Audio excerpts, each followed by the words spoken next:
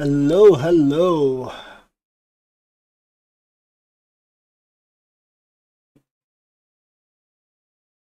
Yeah, I'm just listening whether YouTube is using the right track. It should be, because I made a big effort on putting it on the right track so that no DMCA comes through, but I'm not 100% on it. It appears like I'm not hearing any music, so since it's a bit of a delay, let me just pause. Yeah, okay, I believe I'm good. Wow.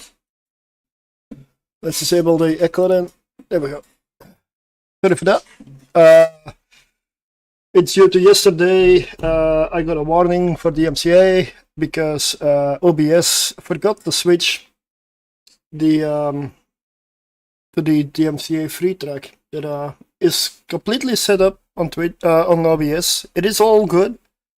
It works. It's just that OBS, or rather the Stream Elements plugin, chose to ignore said track and just disregard settings. So that was the problem yesterday. So if that is fixed today, I'm gonna really make an extensive checklist to go through like 5 times before I even go live for YouTube. It's apparently needed because you cannot trust the program these days to do what they're programmed to do. So I'll probably send a message to Rambo that unless I get cancelled again, it's fixed. Hopefully.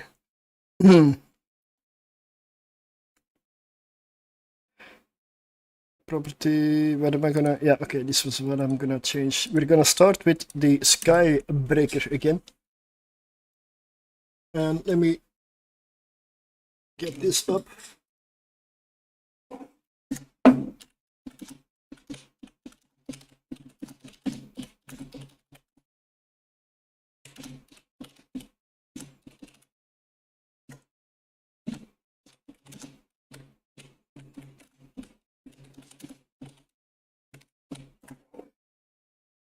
Hello.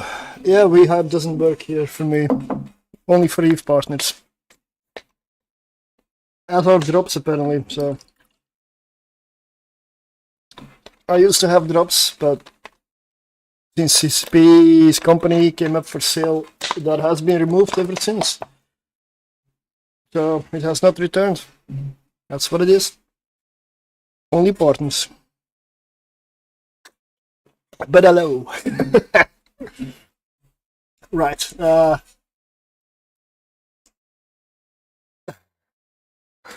know, it's just stupid that they did do the drops and then they just take it away again, but at some point I'm hoping for somebody to tell me if YouTube is playing music, because it shouldn't be. The fact that it's still live probably tells me that it isn't. Because yesterday I had issues with that. That's why. I'm trying to make sure settings are correct. 1. This is only going to be 1. It's only a Skybreaker, so. If I go for 2, I will have to get lucky for sure with the rooms. If I have the wrong rooms, I will die. Let me set my DPS tool to the right character. There we go. Should be tracking. Because the Skybreaker, for one, it has very low DPS. 116. But as you'll see on the meter, it can apply a multitude of this when it hits to all targets. Then suddenly you see a spike like 300, 400 DPS. But on a single target, this thing sucks. There's no way to sugarcoat it. It sucks. The more targets, the better.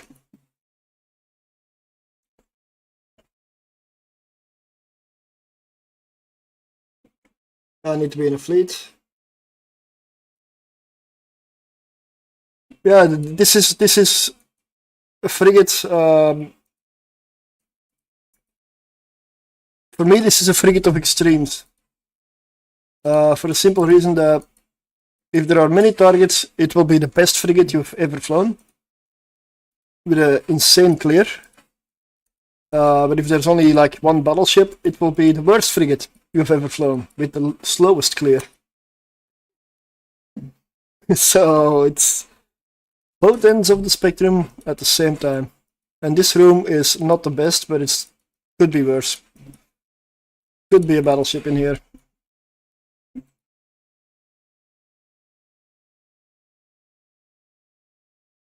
No, wait, this is a sky breaker. 16, right. I was flying a Stormbringer yesterday, so that's where I expected more range.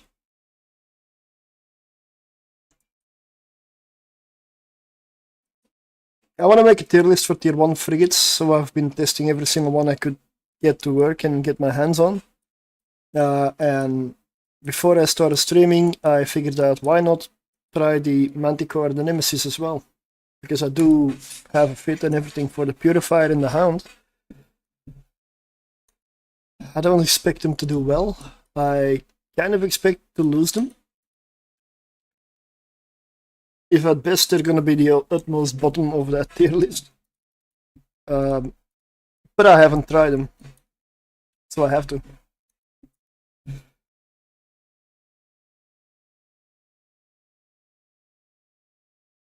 I've already lost 2 skybreakers in this session of testing.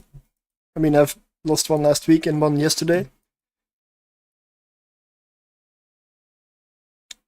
And yesterday I lost it to a Sancha room.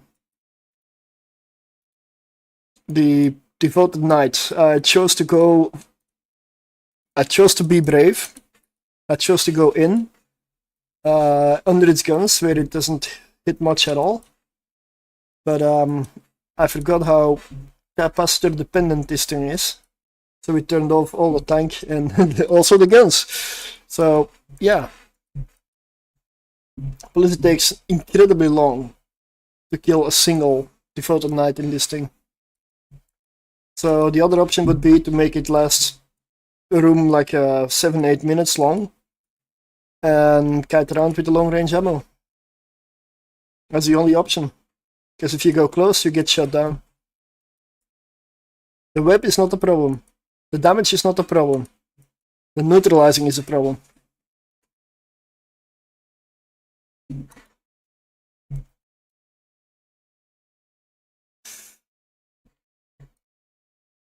So I will not do that again. I guess there's a few tactics to this thing. When I post a fit, I'll write them in the description, of course. Like, this is not a super fast room, but yeah.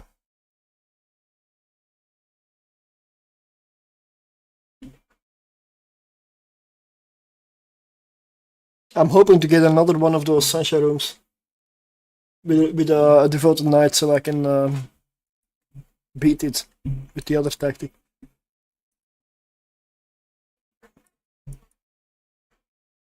Well, let me also go in the right Discord channel.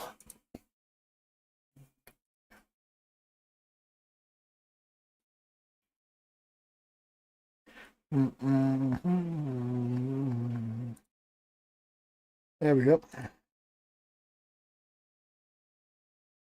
All right, let's get back to the gate.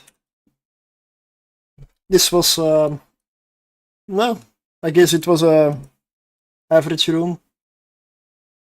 4 minutes.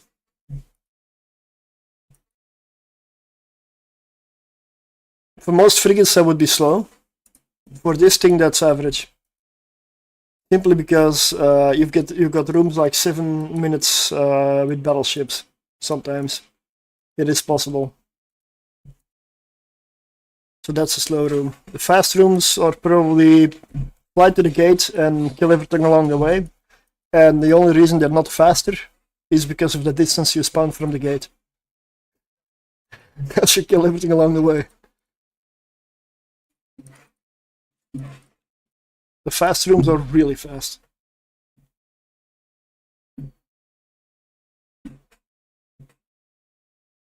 Ah, yeah, of course. What a shack. Hey, hey, hey.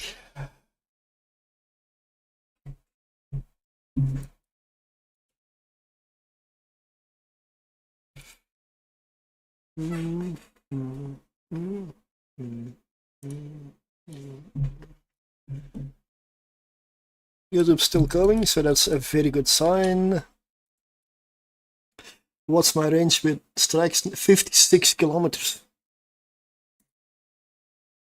Yeah, let me disable this, what is it, warping blur. Yeah, there we go. Yeah, I'm also curious at this point. It's had a few failures, and the bombers will be interesting. I'm 100% expecting those to die. If they don't die, well, I'll be extremely surprised, but happy. And the Magnet Navy issue, which is another one that I want to test still, because I made a fit only yesterday. I'm curious about that one.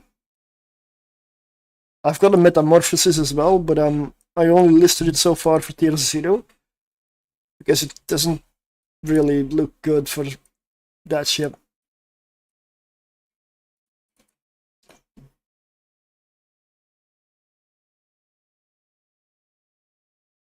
All of the others have been done, and if I have time left, I'll see if I can attempt the first tier list and see how it works out. Because I probably have to adjust some stuff along the way.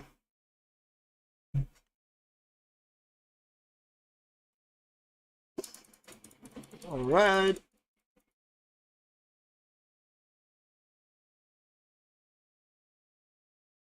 The shack done.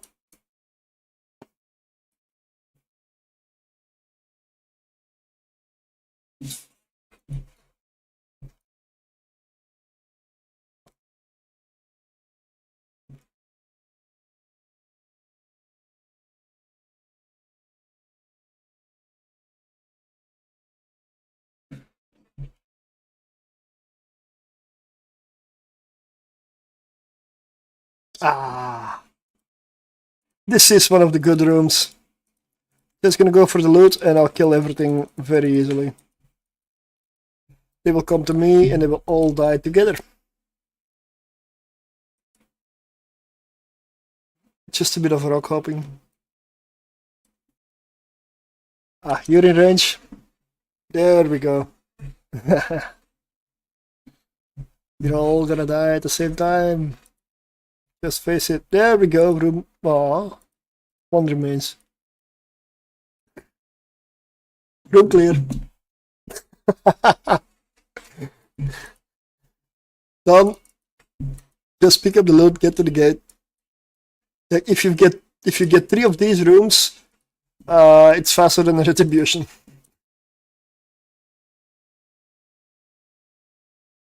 But only if you get 3 of these, because they're the best ones you can get. The more small targets, the better.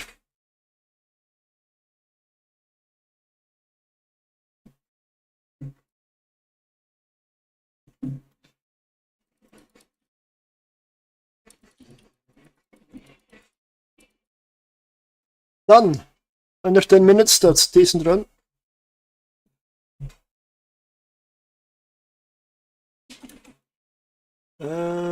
Let's do number 2 straight away. Not gonna. No, I have to wait.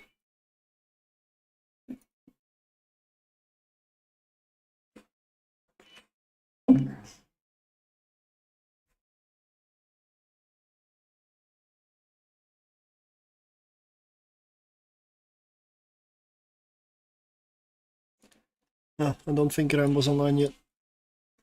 I'll contact him when he's online. Let him know that it worked.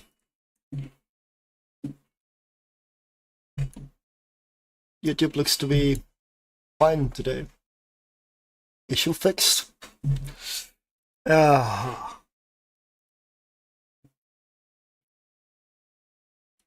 Long lock range though. Oh, did I load close range? Strike snipe is better.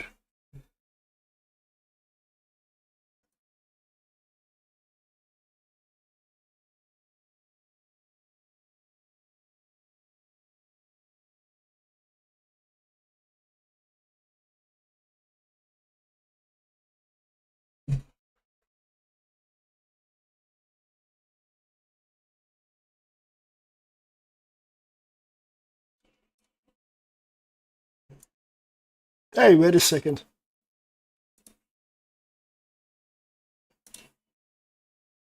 Wait, I only have this skin? Oh.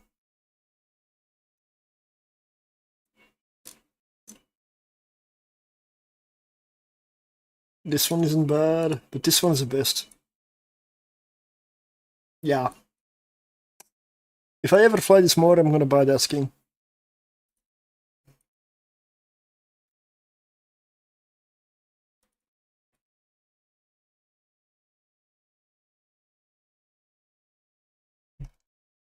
Yeah, I'm just gonna continue to use Strike Snipe. I know it's lower DPS, but the reload also takes time. And this way I can stay on top of the gate. So the moment it dies, I can jump.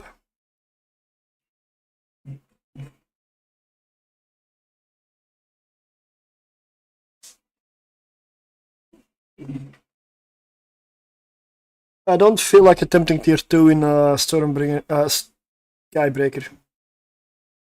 Because it's gonna be entirely dependent on being lucky with the rooms.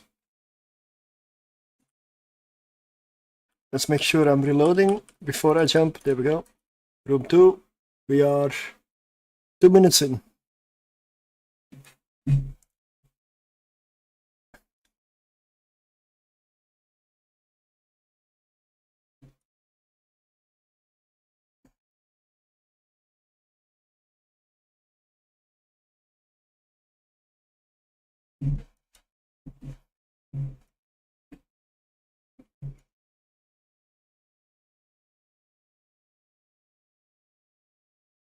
Okay, let's reload to Electro Punch.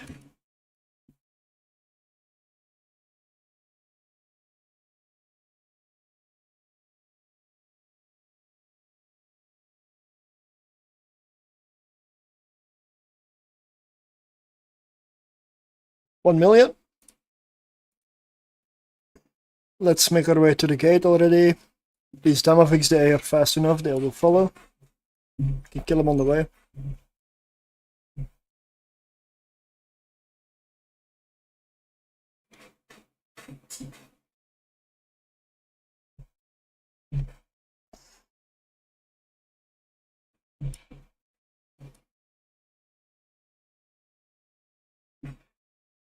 Let's see.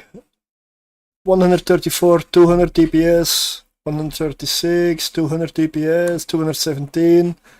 See? The more targets you hit, the higher your DPS is. So single target is the worst. And the DPS listed on here, 116, that is a single target DPS. That is if you only hit one target. If you hit more, it's higher.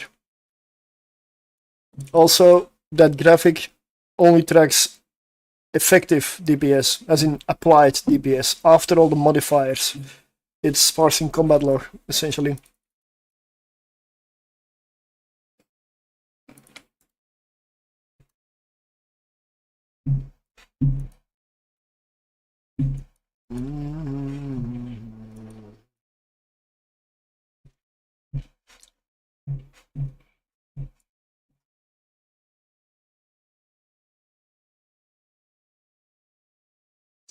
Yeah, okay, they're all spread out. That's annoying.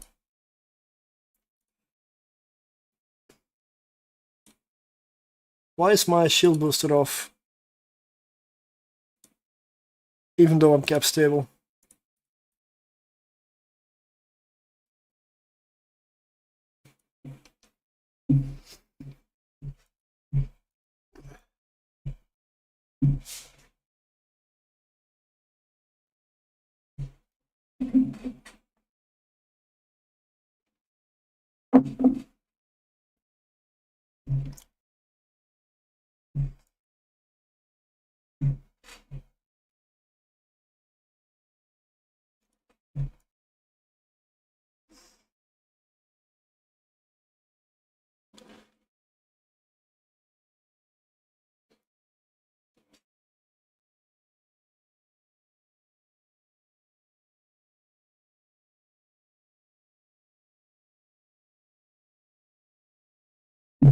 Oh, I need to adjust my news feed, as I see.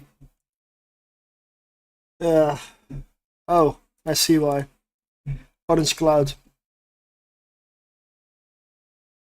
Not that I need it, I'm not taking damage. I mean, not much.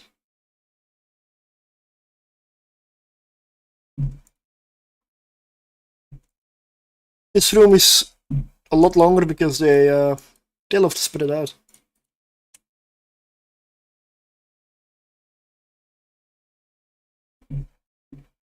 If they stick together, it's much faster.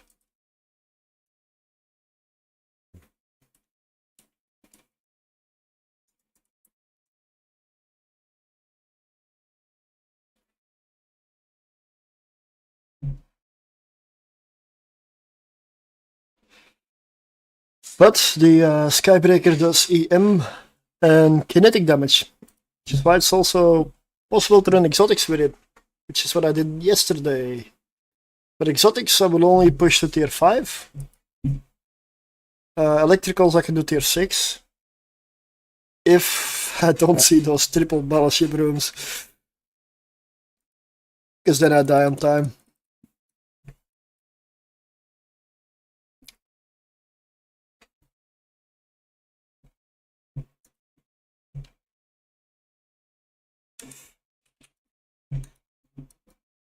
So far it's going great. It's another run done. Yeah, going really well. But I didn't have any hard rooms, so I want to get the Sunshine room again.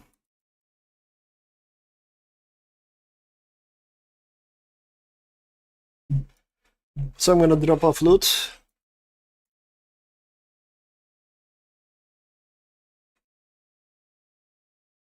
And I'm carrying way too much ammunition again, but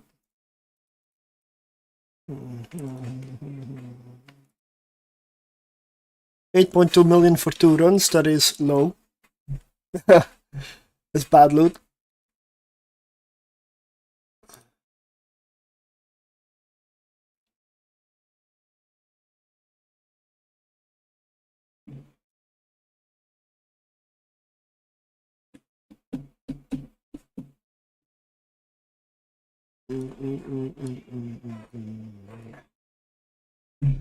No, not 27. I was 9, 3 runs, maybe. Yeah, thank you.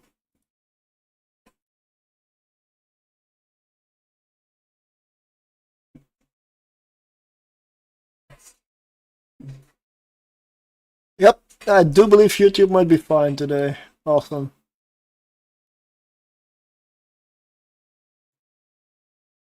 Yeah, I had a DMCA issue yesterday. YouTube is obnoxious with those.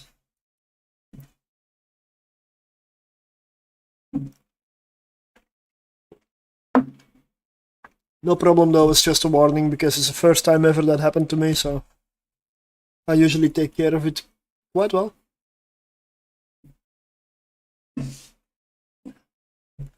Kind of sad though, I cannot even play YouTube music on YouTube. You would think that's in the description. But it isn't. YouTube music is not allowed on YouTube. Funny.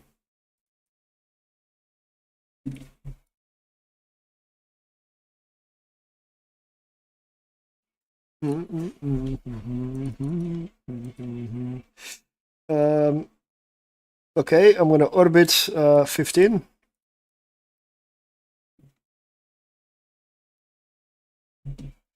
Nope.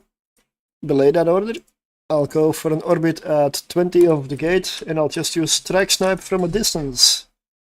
Because if I get too close to this one, it will start doing wrecking shots, and I don't like that. Thank you for the follow. Subscription. See you.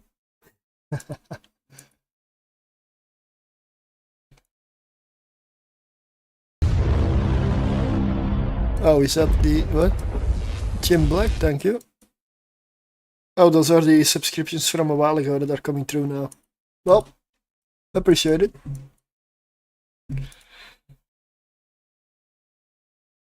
I need to check because I did promise I was going to give away a tier 5 capable cruiser when I hit 250 subscriptions on YouTube. And we're quite close. So I need to keep that updated. 245. 5 to go.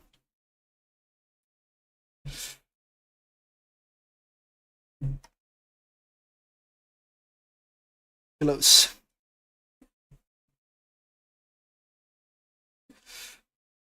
Yep, this is gonna take a little bit, but I have the option to kite and fire from safety with low DPS, sure. But believe me, when you go close to these things, it's not funny. I would die there. They do wrecking shot after wrecking shot after wrecking shot. So just nibbling at them from range is much better than going in, being greedy, and losing a ship. If you have the time, take it easy, play it safe, come out alive.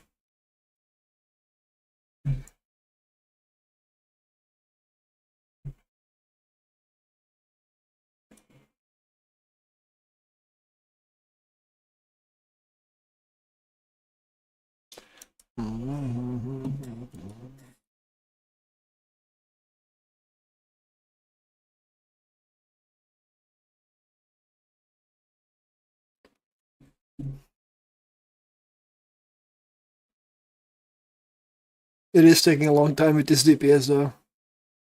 65 DPS for single target with this with strike snipe. Uh-huh.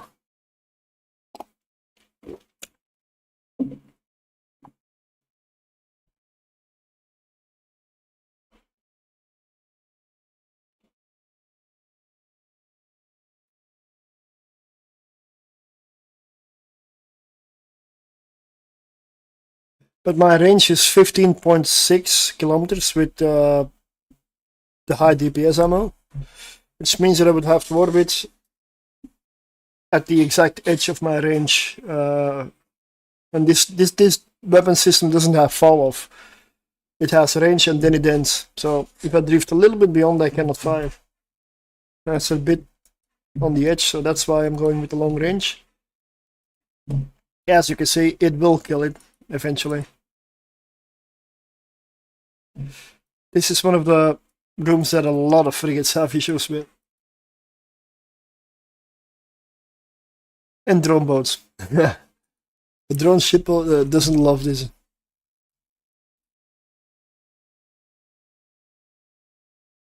Let's go for the loot already.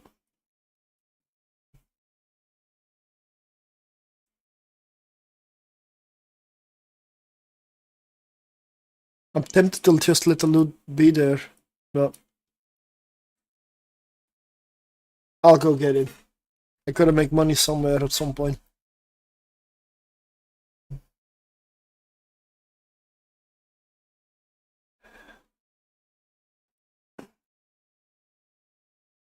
I don't want to do many runs with this. I've already done many runs. I just want to get that Sansharu.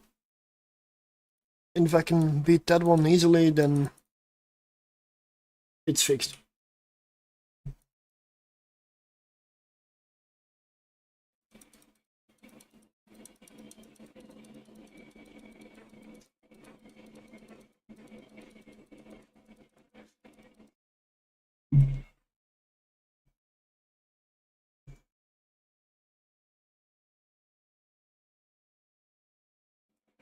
Skybreaker.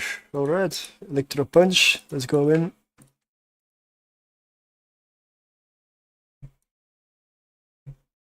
My own kind. If they stick together, that would be lovely. No, don't split up. You do not split up, okay? Yeah, okay. Stay together.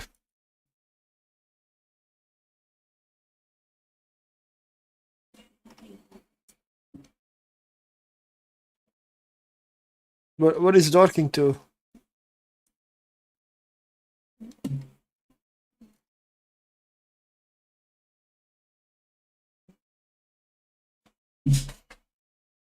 Nice. There they go.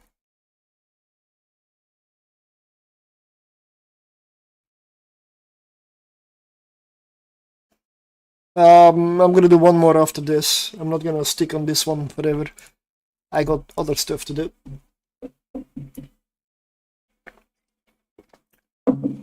Yep, I have 3 more frigates to test and potentially 1 extra. That's gonna be tier 0. Simply because I do not trust the metamorphosis to be any decent ship. 1 million. Nicely followed.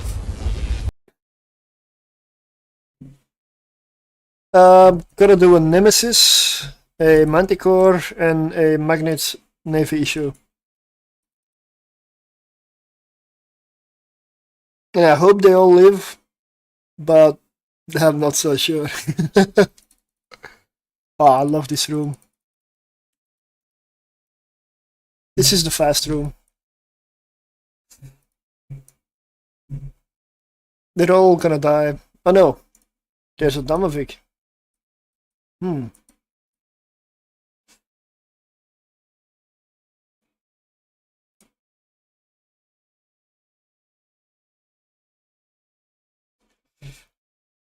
Yeah, the Damavik usually separates from the group, so that makes the room a bit worse. Because it doesn't take the same damage.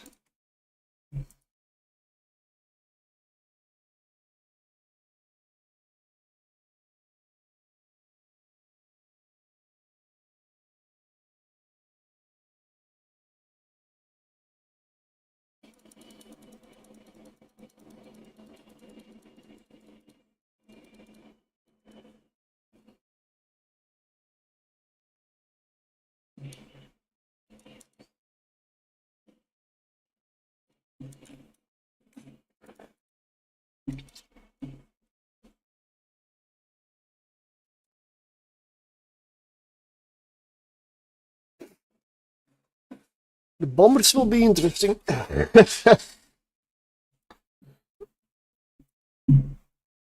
If you run something extremely dangerous like a stealth bomber in the Abyss, make sure the clone is set to the right station. Because it's very important, you will likely end up there. I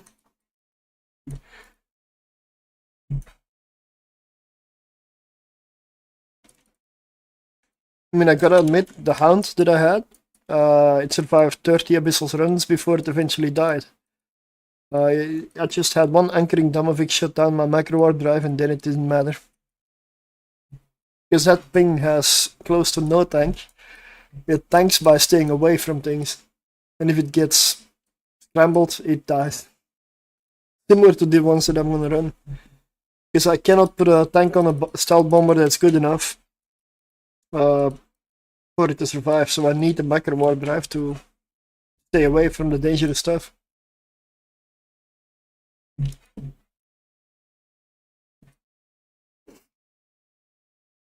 And then the last one, let's see. Oh. Let's try the other setup.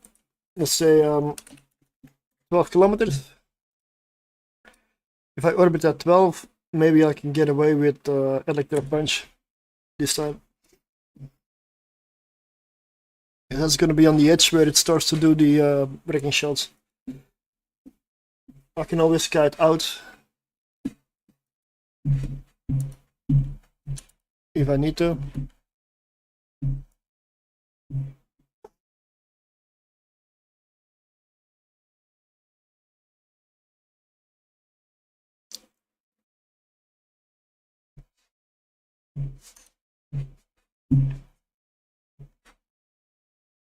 Yeah, it feels good, it feels fine, okay. At least my DPS is, instead of 65, now 116. It's a little better.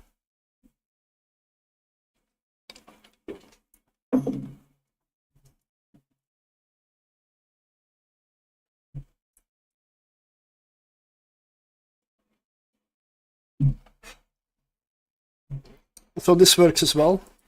Orbit at 12.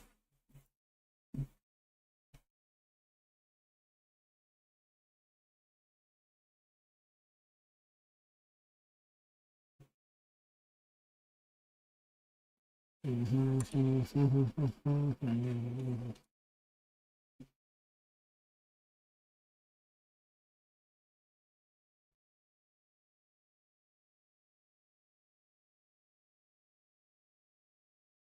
still slow. It's still a storm, a stormbreaker, right? No, a skybreaker. Since I've been flying both of them, I'm starting to combine the names. CSP, please, if you ever come up with a destroyer for this line, don't call it a Skybringer or a Stormbreaker,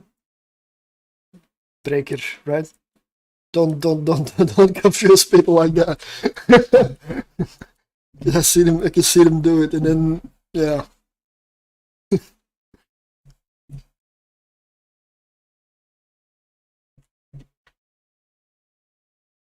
Okay, a bit of flight time back to the gate. But I had to kite that one, or I would die.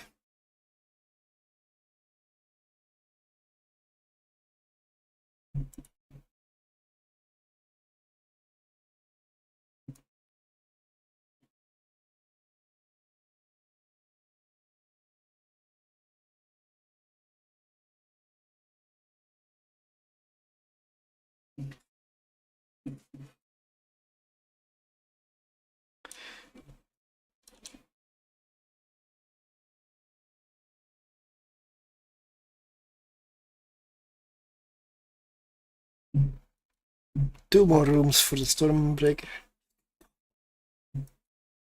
Skybreaker. I swear I'm not doing this on purpose.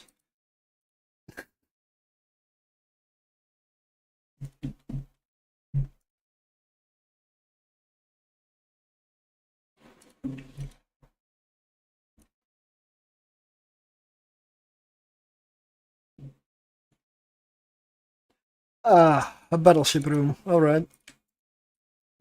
Let's load Strike Snap.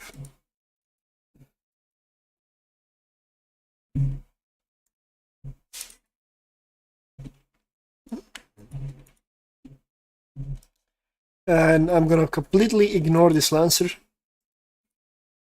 And I'll just fire on the battleship from here. And I'll switch to close range ammo when I get closer, and I'll just use the battleship as a lightning rod for this thing.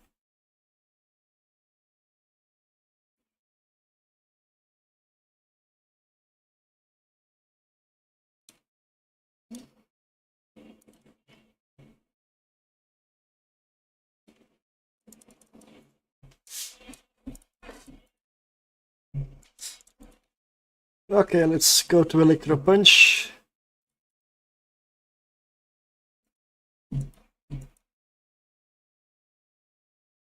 Oh, right. My orbit is still set to the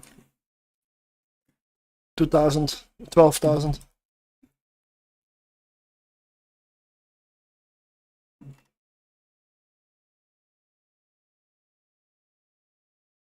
There we go. It should start arcing to the other one as well.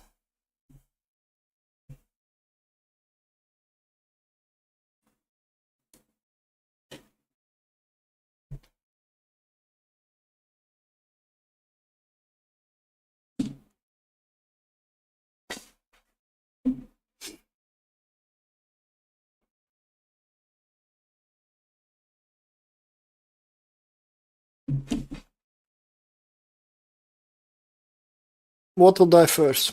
The battleship or the Lancer?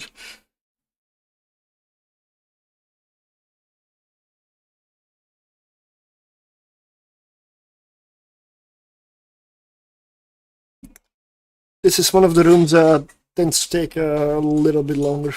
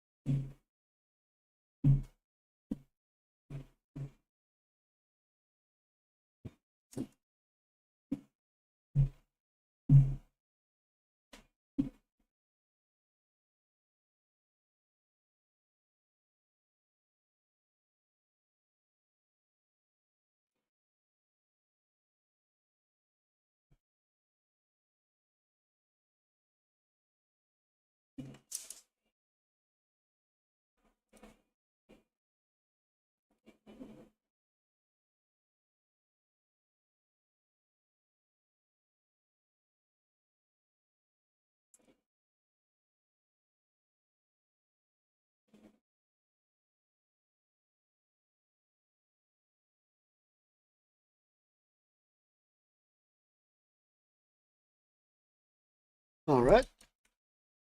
That's room 2 done. Let's go for room 3.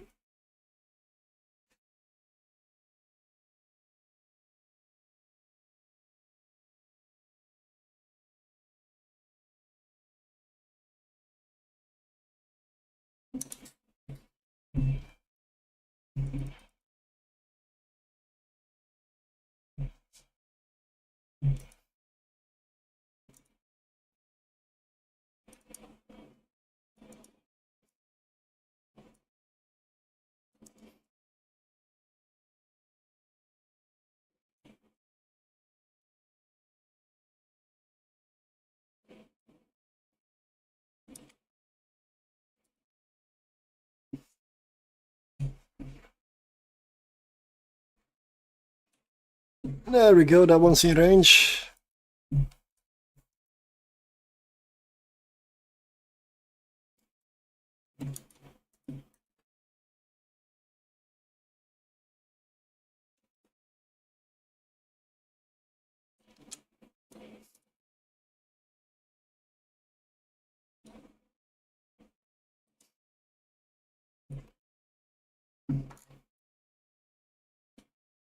Yes, please, stick together. Please do.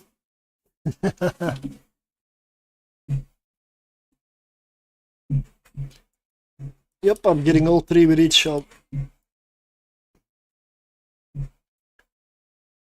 Did I not pick up the loot, really? Yeah.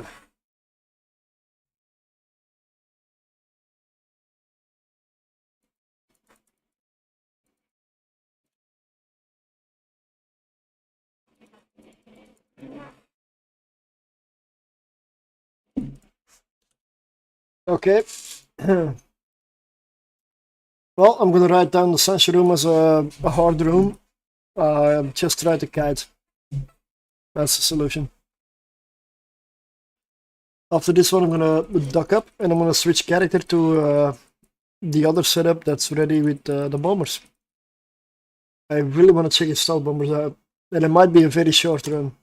Might be a long one.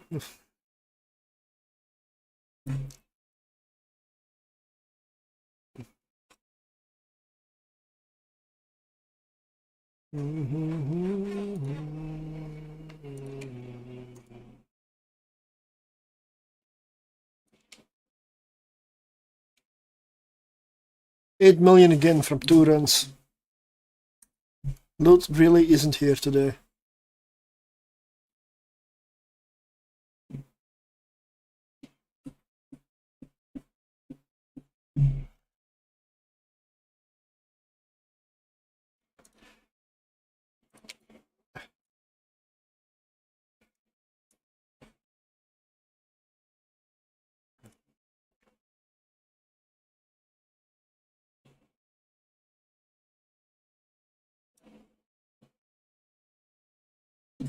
So, here's the next one. The Stormbringer I consider... Skybreaker I consider to work. I've done lots and lots of testing already, like 6 months ago. This was just to wow. Just to revisit it a bit, maybe change the fit up, but it still seems to work. It's just Sunshine Room, definitely kite. Don't go in close, kite. Stay out of the range of the newts and you will be fine.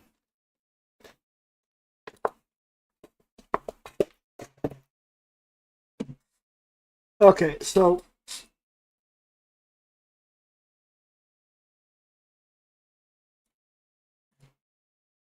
I will have to put some electric filaments in here.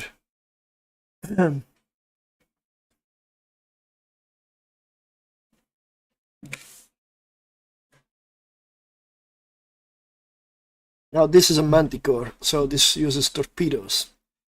Not the best for small targets. If I get battleship rooms, they will cease to be. If I get frigate rooms, there's a chance I might cease to be. I've only placed these two here they're irrelevant, they're heat sinks.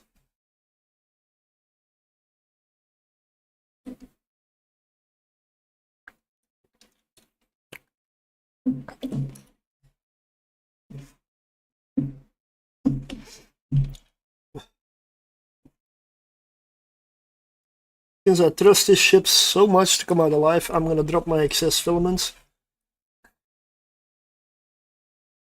And honestly, I'm gonna drop 500 ammunition in there as well, because I don't trust this ship.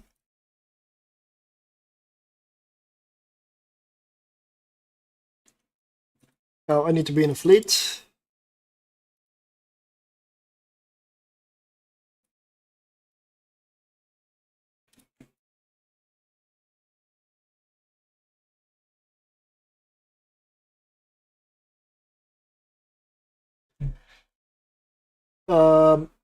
Resistance profile of this thing looks like this. Got 4k EHP, low EM resist, low thermal. Going to an electrical, so EM will be the biggest danger. There's no way to fix it, I don't have the slots or the fitting. And this is all the buffer I've got. Small shield extender. Yeah. I'll link it in the chat. This is the fit I'm running.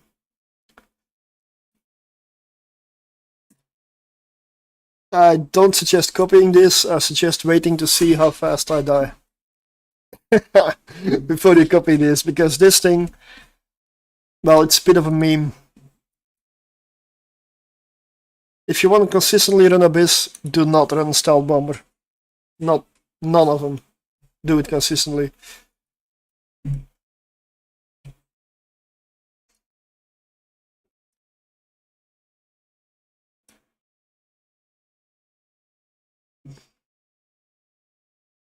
Imora, can you just die, please? Like, get out.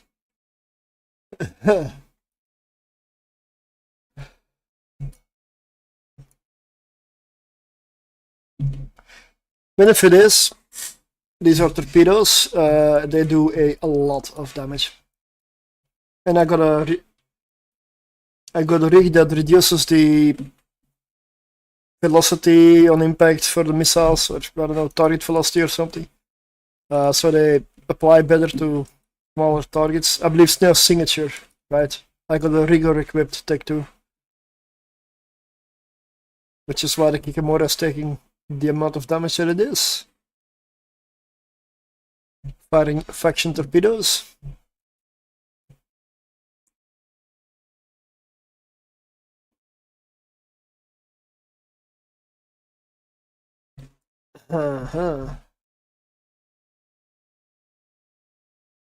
I've got this room.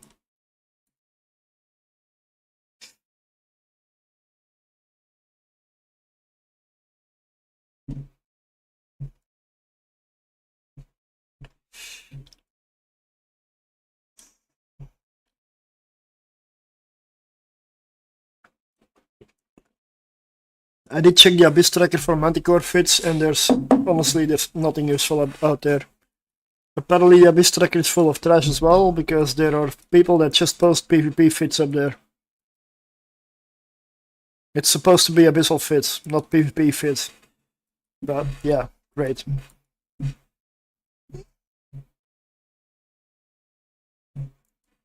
So this is my own creation.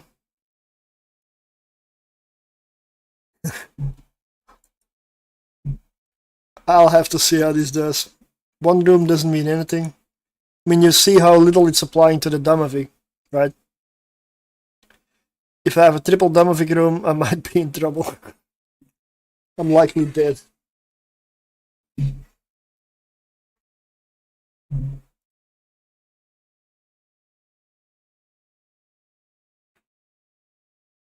And I need my shield booster to run, I need my micro warp drive to run. So I need to be kept stable. Which means that I do not have slots left for a target painter or anything of the sort. Because I also need a tank. Or at least some paper. Thank you.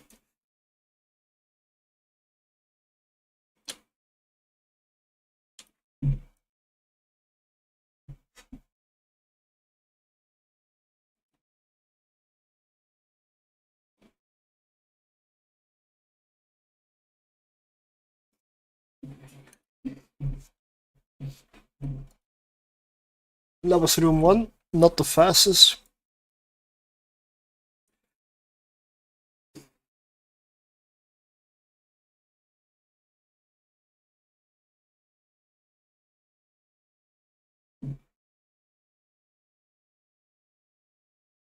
Let's get some capacitor up before I go.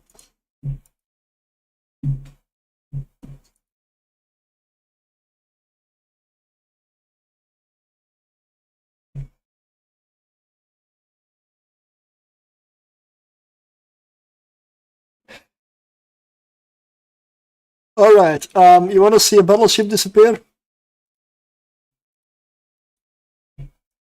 Watch.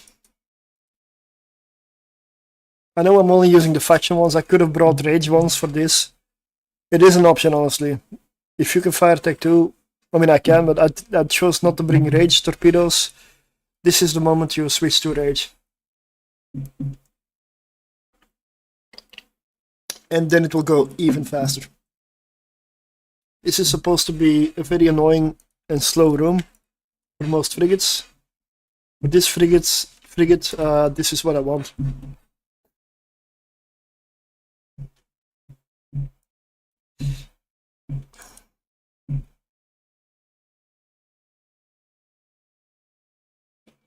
Oh, nobody told me. Let me switch my character over.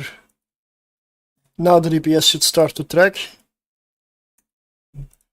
My DPS tool was set to the other character still.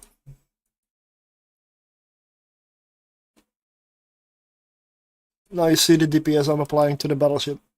And what it's doing to me is the red line.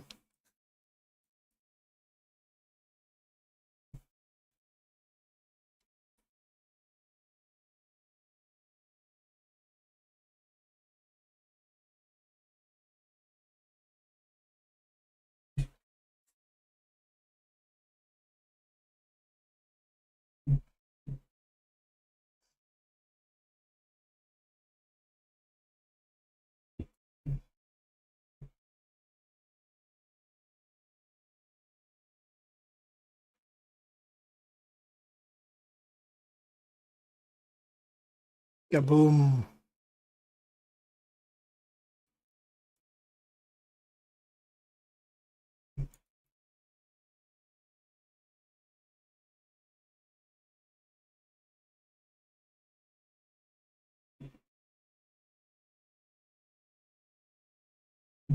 Next room. I'm good on time still. I'm 6 minutes 20 seconds in.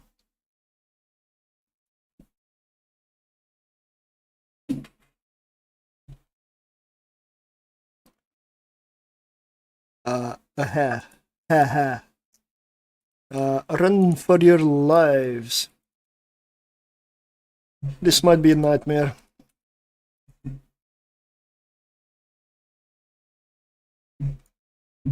Three frigates and the angels, so they are faster than me.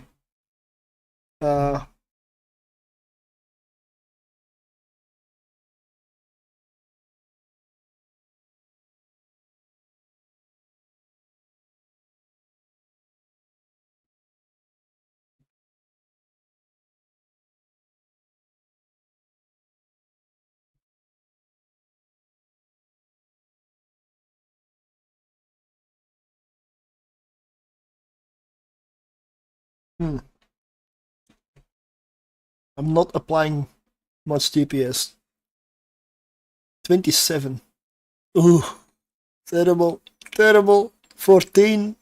Oh. That is what signature radius and speed does to missiles. Yeah.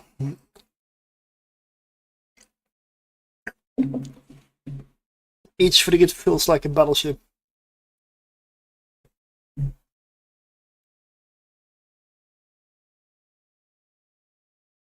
But at least they're not catching me, which is a surprise. Really. Because if they do, because these things love the web also, that would not be good.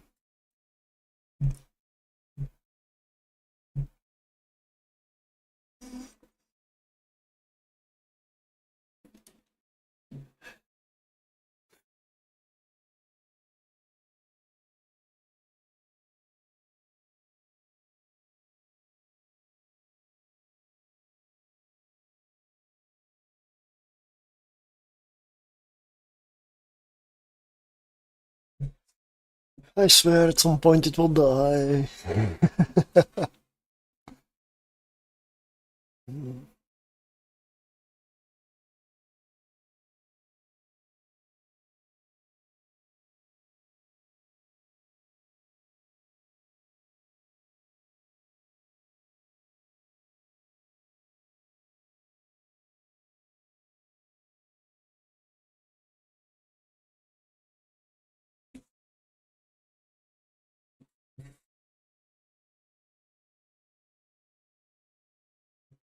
I want a sunshine room though, because my resistance is in here, well, 16%. It's not great, right? And it's all because of this EM shield reinforcer. It's the only thing I could fit. As for the rest, if I lose this, I lose all my buffer. In this, that will make me shut down. Basically no capacitor. I do need the DPS. Hey, one down. It's only taking me about 60 missiles. 60 torpedoes. Salvos. Oh, I need to reload for the next one. Wow.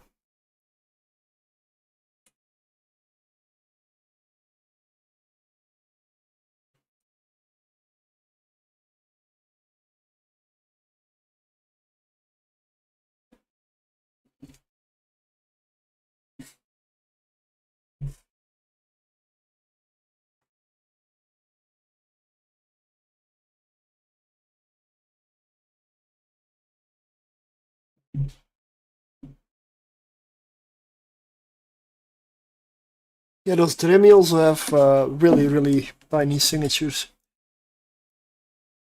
I mean, they're not showing it here, but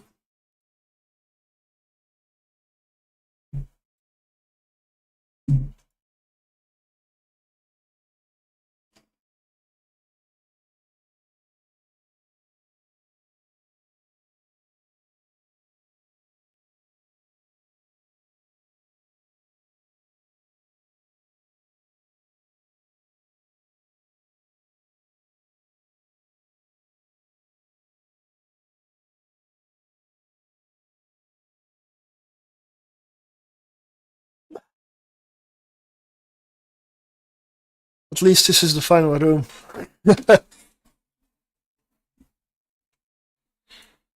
And I'm alive.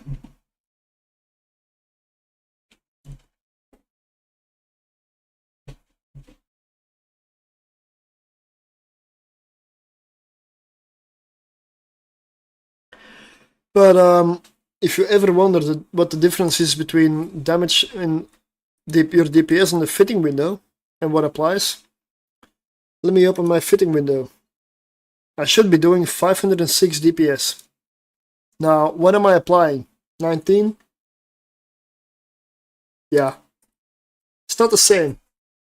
It's why some frigates can get away with a little lower DPS than 150 to clear everything in the fitting window, and some others with 500 still barely scratch it.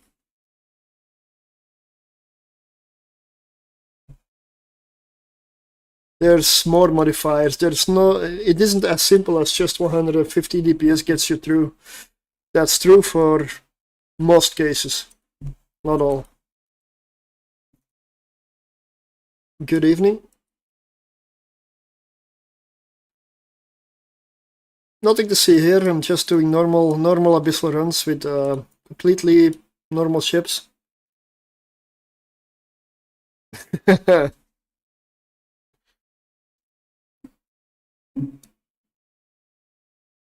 This is taking a long time to kill. I would almost want to be in a skybreaker in a battleship room now.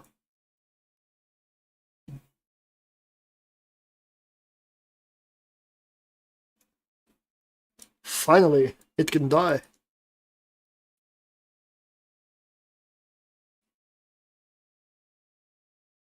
This one is a bit squishier. The Dreamwheels have more hit points. Or a lower signature.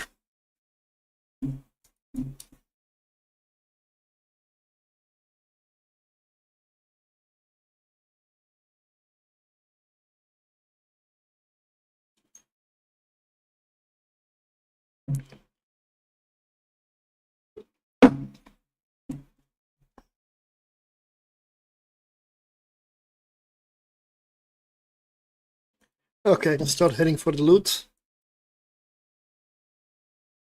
This is not a fast run. I'm not even sure if I can run out of time when I get 3 of these rooms. Probably I can. Got 5 minutes 50 remaining.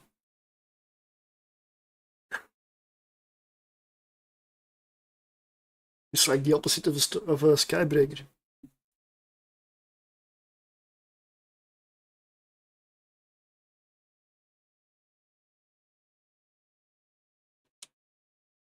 Die, please. Thank you.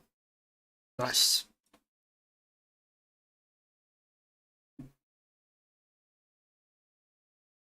Alright. Oh, 10.6 million loot, a raging electrical filament. I do get paid for the effort. That's always nice.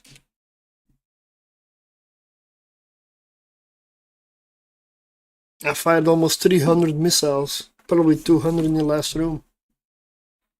Oh. Torpedoes.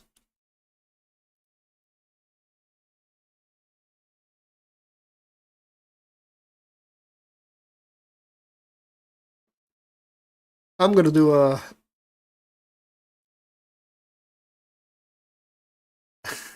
I'm gonna do another run with this ship, and then I'll switch to the Nemesis for a bit, because I still need to do that one, and I expect the Nemesis to be extremely similar to this one.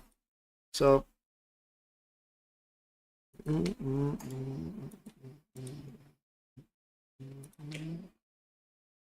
So we've got 13.6 million. Jettison, yeah. Then we're gonna go do another one.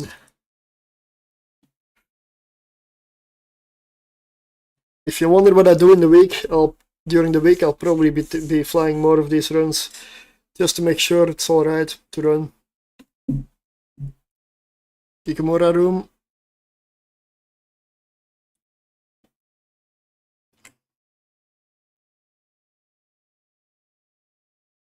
Straight up, killed Kikimora first. It has the biggest signature, it does the most damage.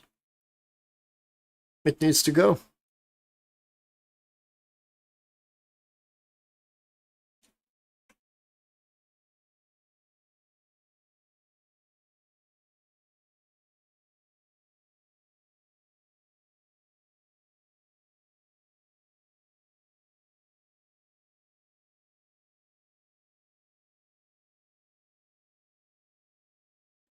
Benefit of a stealth bomber. I've got 77 kilometers of range. They're not gonna escape me.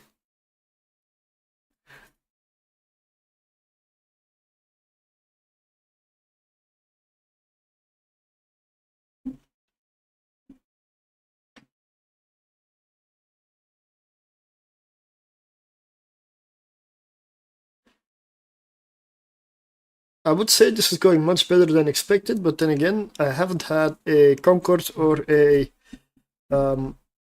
Sunshine room yet. So that might be very different. Because I remember Sunshine being very, very annoying in my 2 other bombers, the Purifier and the Hound.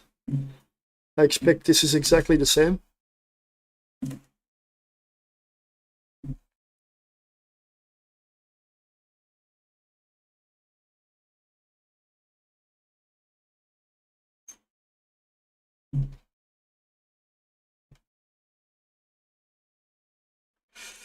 I had hoped to be able to start going over the tier lists and maybe comparing the frigates a bit in preparation, but I found 2 more ships that I hadn't tested yet. And I hope that stops. Because I want to get through them. I've been hoping to get to the end of this, but every time I'm almost there. Oh, what about this ship? Right, this one yet? I should have done all the frigates now. I mean the non-special, non-AT ships at least.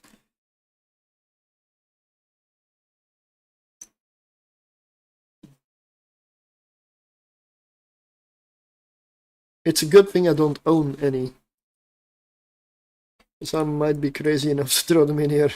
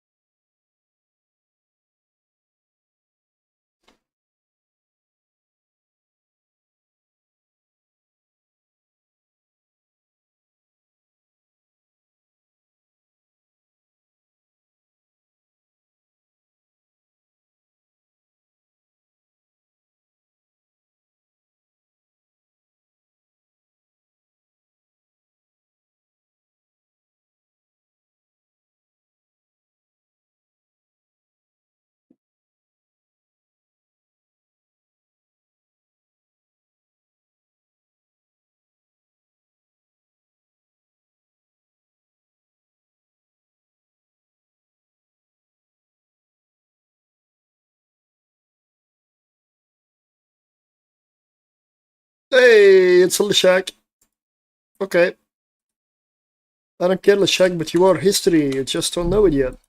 A battleship versus a stealth bomber? We all know how that one will end. This room is already over.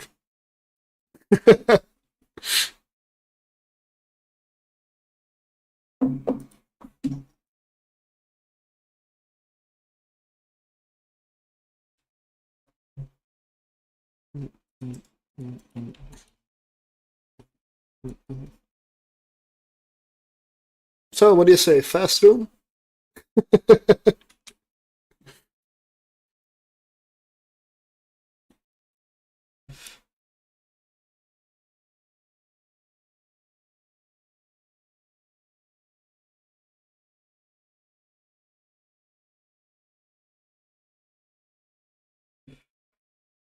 Yep, room 2 is done at the 5-minute mark. With the stealth bomber. We have 15 minutes for the last room.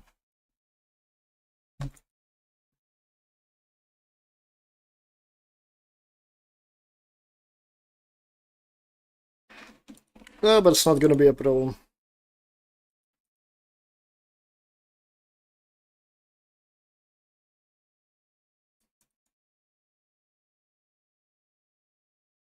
The nice thing with having 77 kilometers of range is I enter the room and I can open fire. Straight away.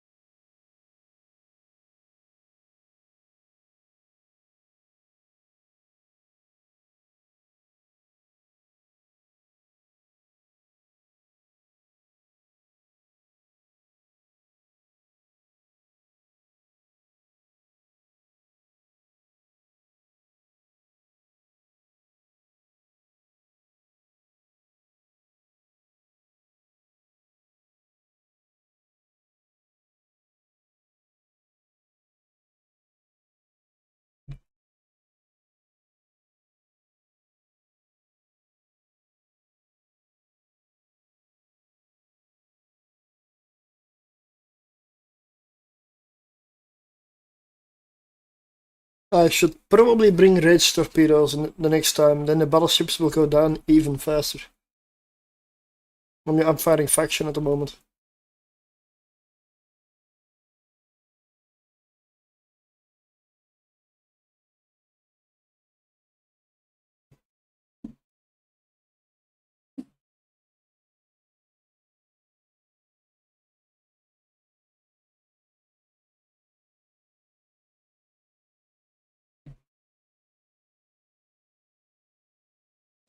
As long as you stay outside of, what is it, 12 to 15, 10 to 12 in dark, it shouldn't do any wrecking shots on you.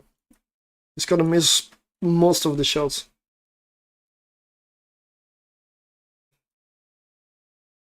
So this room is stay at range and kite. That's the way to do it. Aloha from Hawaii. Oh. Saw some great YouTube videos of yours. Thank you. I'm trying to round this frigate testing up so I can make a tier list for it. But yeah. I need to stop finding new things that I haven't done. There's too many ships in this game. Nano carrier. Wait, what? For what? How? A carrier? I didn't do anything with carriers. I honestly don't even like carriers. This is not the game for running out of new things to do. Exactly. Yeah, that's true. That is true. I guess that's why I'm still here.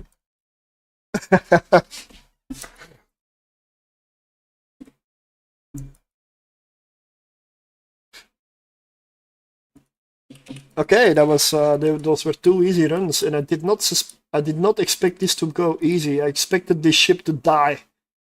Really, I really expected this ship to die. It didn't. But it's only two runs, so I'm gonna take another ship in that's extremely similar. The Nemesis, and maybe I'll come back to this one.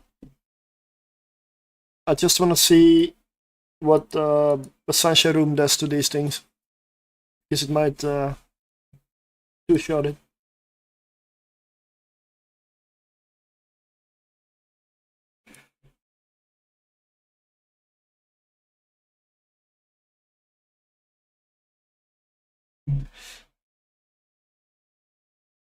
Like, this is the fit I'm running.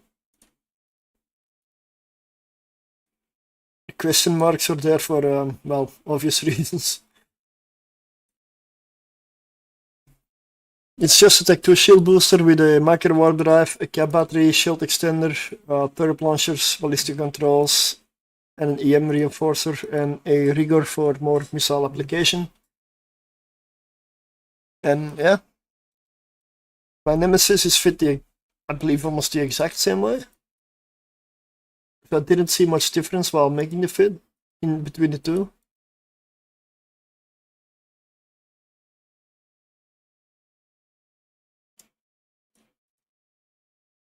Oh, that's my ship. Yeah. I figured that was my item hanging. And I already fired like half the missiles I supplied in just two runs. So you need a lot of torpedoes for this.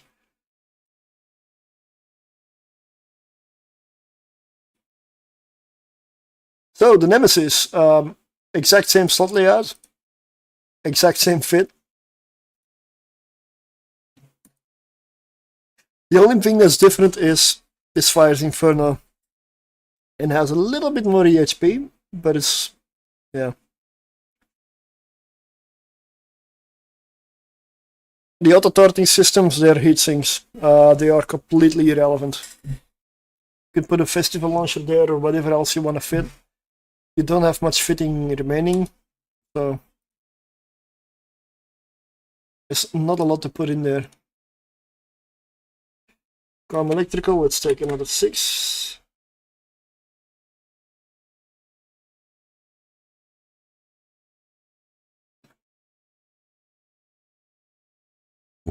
Nanite. Feel like I'm gonna need it with this one.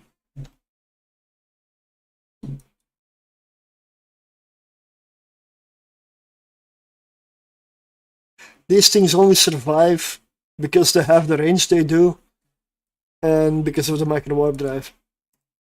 That is why they survive so far.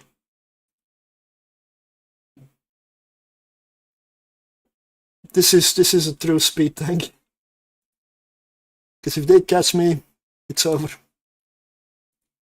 Do I have? I don't have skins.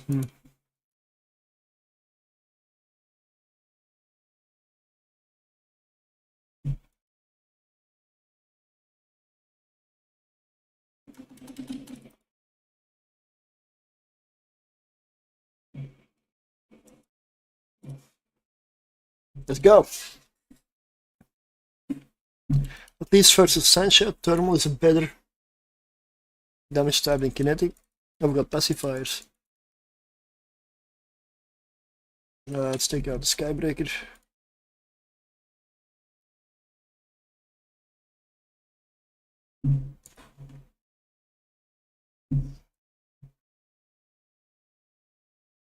Oh, look at that hit. Oh. Does Skybreaker have a massive signature or something?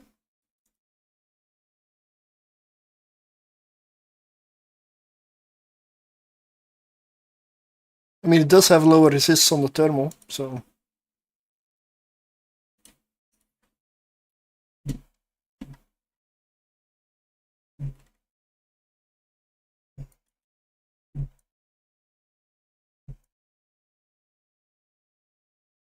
But on a serious note, how the hell am I running this so well?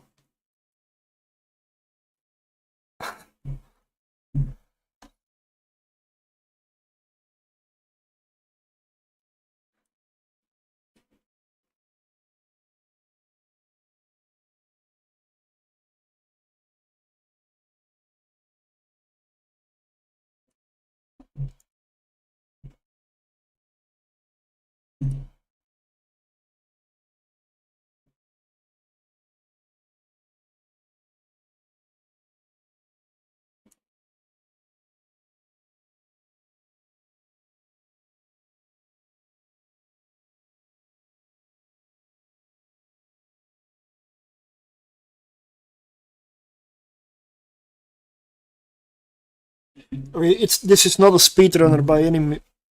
This is not a speedrunner at all, but so far... The hardest room was the Angel room, because it came with 2 Dremels, which took me about 5 minutes to kill.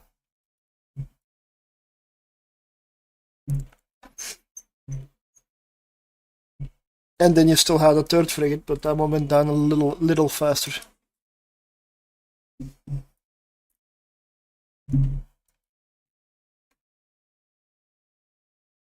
So far, the tactic I've been using is very easy. You set up an orbit of 20-25 kilometers around the gate and kite and fire. So far, it has worked in every room.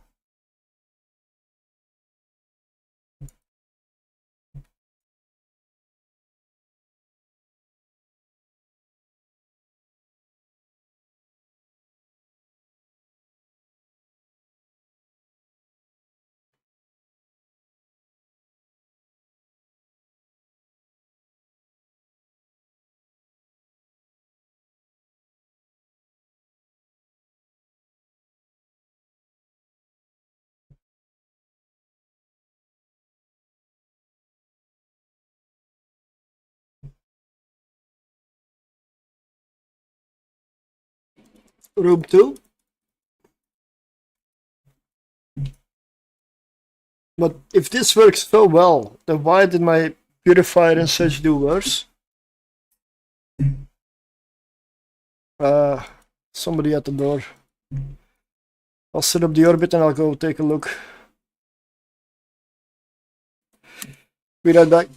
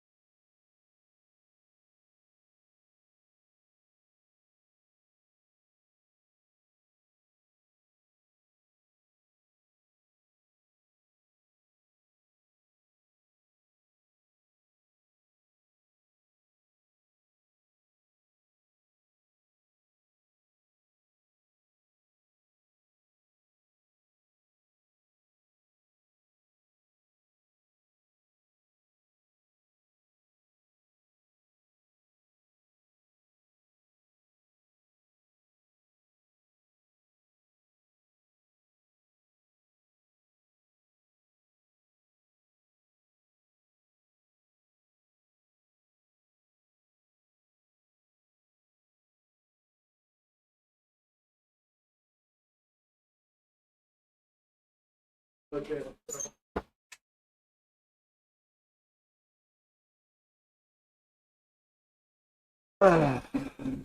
So, oh, I didn't die yet.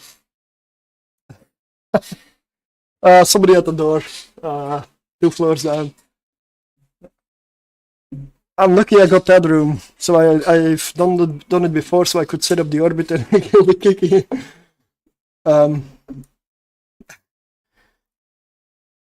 It's not a good time to go AFK in the abyss, you know.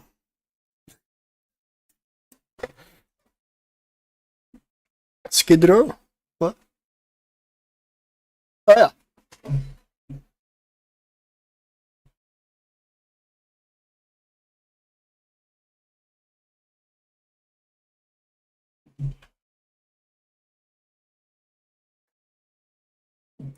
I'm lucky to be alive right now. There's definitely several ships and rooms where I would have died by going AFK in a frigate. For sure.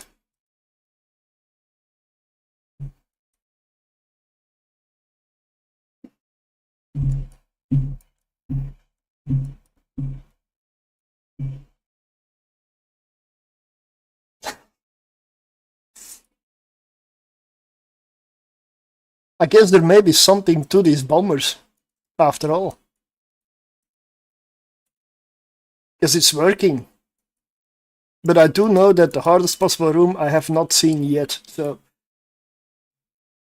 I will say I do want to get it and beat it. But then I know it works. Because both the Manticore and the Nemesis have very similar EHP.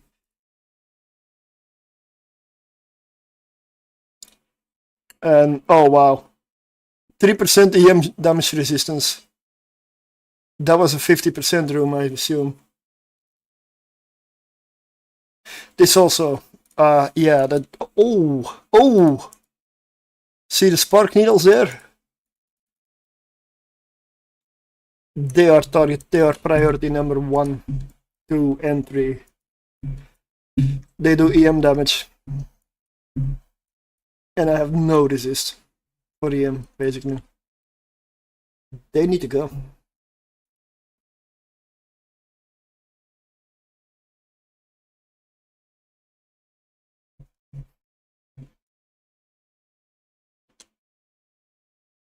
Oh, wrong one.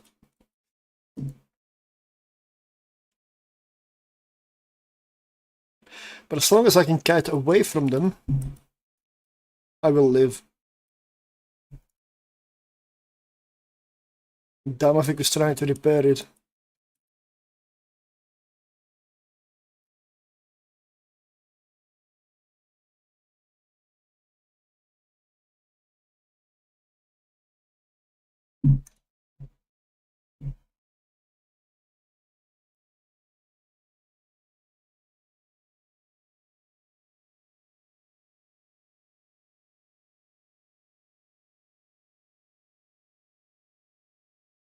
We'll be fine.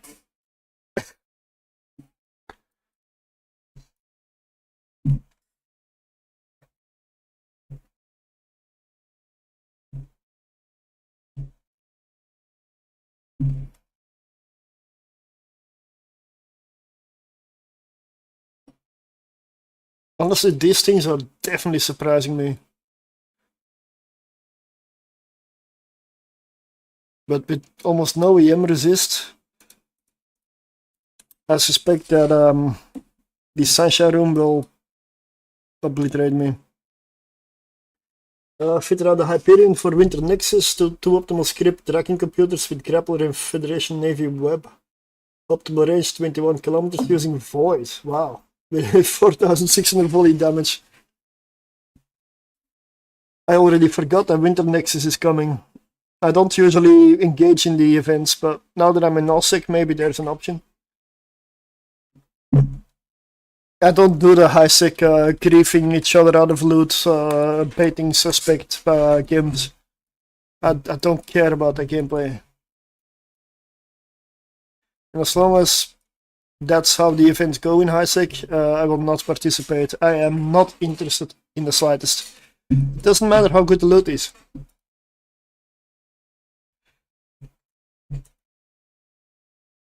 But it's awesome to see other people are. I just cannot be bothered.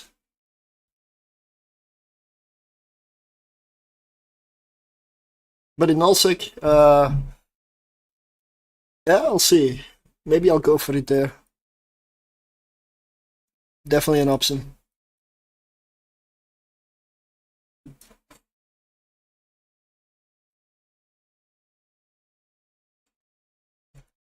Oh yeah. I had the ship, so I figured I'd use it instead of keying for the Marauder.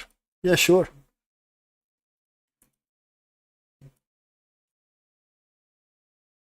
Sure. I mean, the Hyperion isn't a bad ship. I find it a very weird ship. For PvE, it's a really strange ship to fit. For PvP, it's quite good.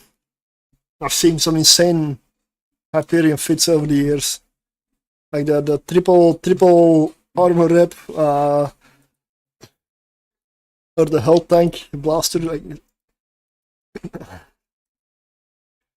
can do a lot of good stuff with it. 122k EHP. Yeah. But for PvE, it's a very strange ship to fit. It's one of the ships for when I was going through the level 4 mission lineup, I had the most trouble with finding a fit that was good enough. It just, there was always something wrong with it. Always something.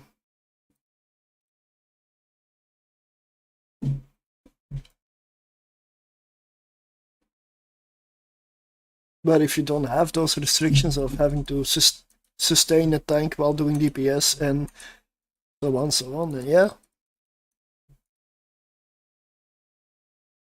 Then you can fit it much easier. Alright, that was I on number 1 or 2? I'm lost track. 1, I guess.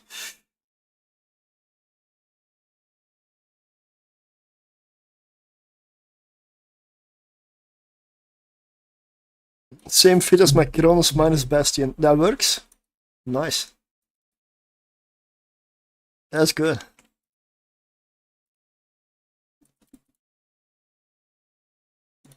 Okay, going in straight away for another one.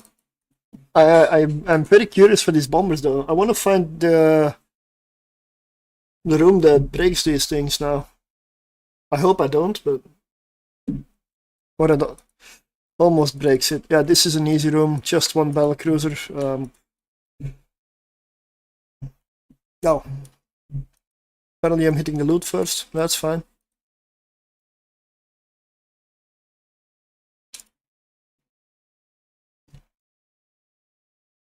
Let's not orbit and be greedy.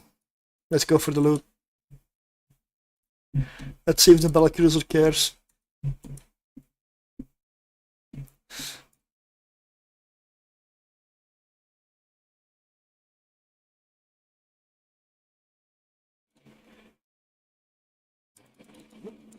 It's hardly hitting us. It's hardly hitting me. Yeah.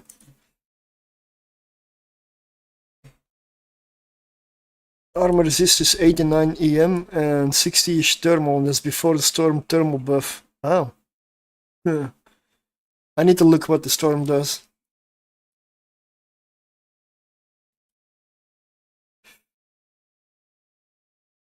I'll take a look at it when I go for nullsec. Sides. I'm not gonna run highsec. But I'm also looking to set up mission running in Angel nullsec. I want to go for that as well. I've never done that before in the game. Proper NPC missions. I've done some level 1s and 2s in Delve, but that was it. And yeah, not when I was a resident. More like when I was an invader.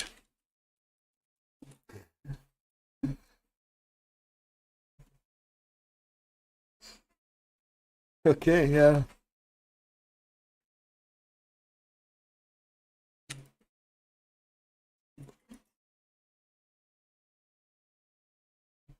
Sounds like a good time.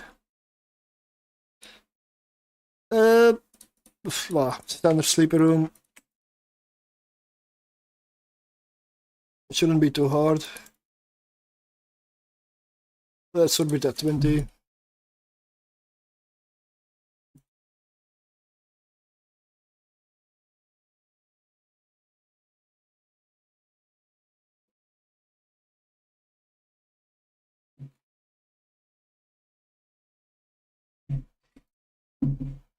Benefit with FLTs, cruisers, they do not have a lot of hit points.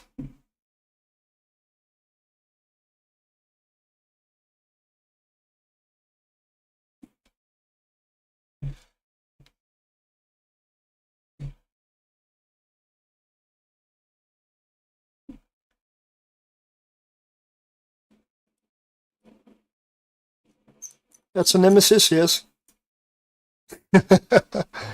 Flying stealth bomber. I did the Manticore earlier, but I may go back to it. This is a stealth bomber. Hey, they're on the list, I gotta fly them.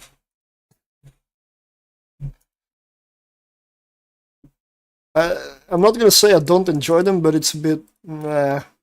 if you get a frigate room, it's so annoying.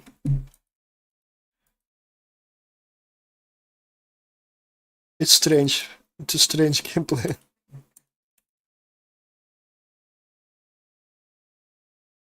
Hello, good evening, good afternoon.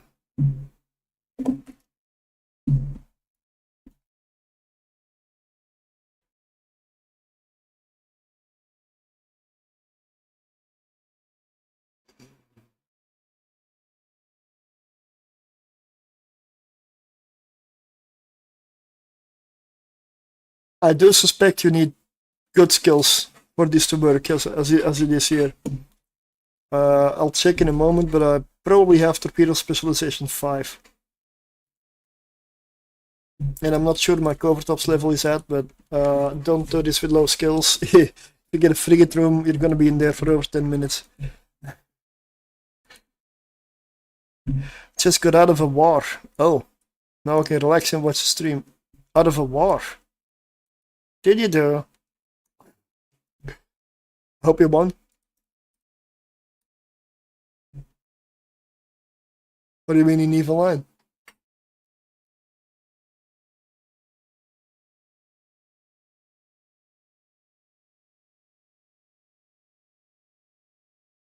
A big war in Eve. Oh, okay.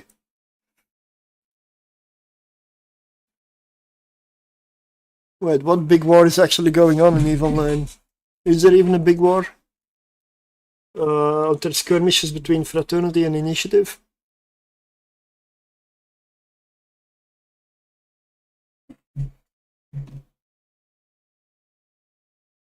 I don't believe there's much else going on, right? I mean, maybe in high-sec some structure bashing and trade hub camping, but I don't really consider that war. That's just legalized ganking. Essentially. I mean, if you bring a fight to those people, they run anyway, so... 500 pilots in the back. Yeah, okay, that's good. It's sizable. A nice fight. Oh man.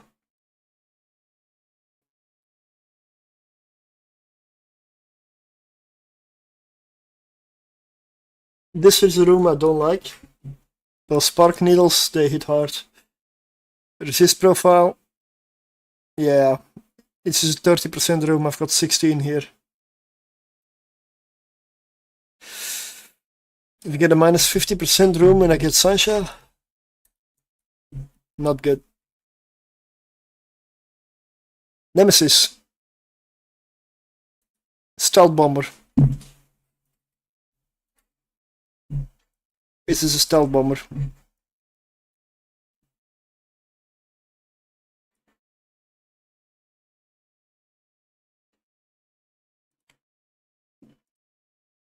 Oh, oops.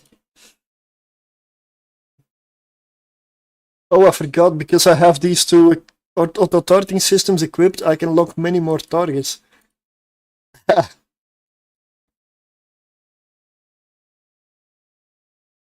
Well, I've done the Manticore, but I'll go back to it. This is the Nemesis, the Galito one. Manticore Scaldari, The Hound is the Mimitar one. And Purifier is the Amar one. But I gotta double check the slot layout because the Manticore and the Nemesis have the same slot layout. So I can put the same tank on it. I do believe the Purifier has less mid slots, which is why it feels squishier than this thing. And I've only the Hound as well, so I've only flown the Hound and the Purifier, and they didn't feel tanky at all. And with this, I actually feel like I stand a chance, but that's because of the extra mid slot. So these two might actually be the better ones. The ones I haven't even checked yet. And the abysstracker doesn't have anything useful for these fits, for these ships. There's nothing there.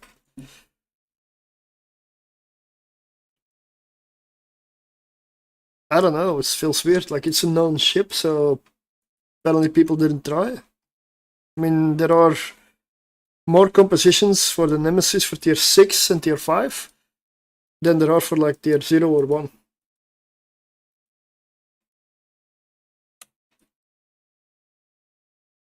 Nobody flies this solo.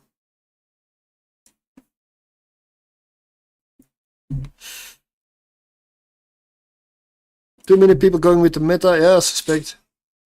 This is definitely off meta. Quite off meta. I fly what I want to fly. I don't care anymore. I've been around the game long enough. I don't need to prove myself. I don't need to try hard. I don't need to min-max other than for fun in games. I'm good.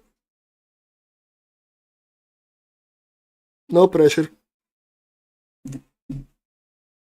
And it's liberating. I can tell you this much.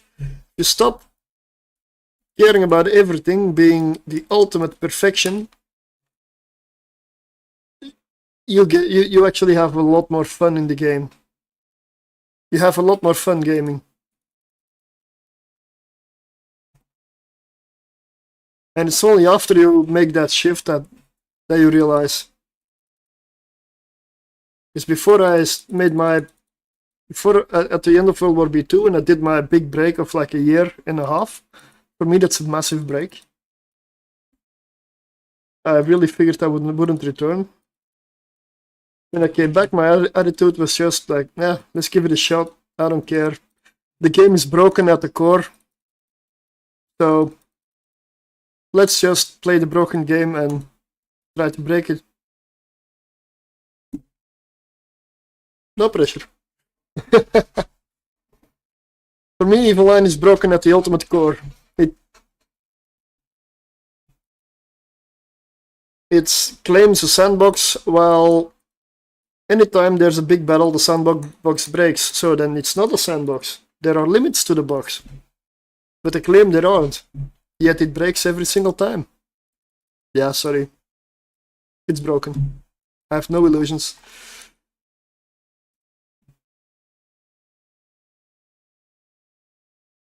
And I'm fine with it.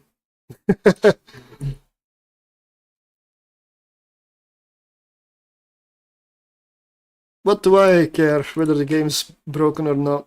I'm having fun, then it's not broken for me. Those were 2 runs already.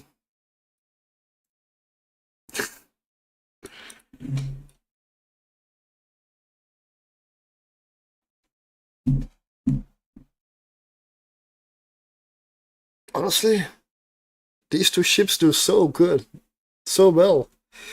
I need to do more runs with these because I wanna find the room that breaks it. Because if there's no room that breaks this, then these 2 will be the first stealth bombers I put higher than like D tier, like bad. Because they're not breaking. It's strange. So strange.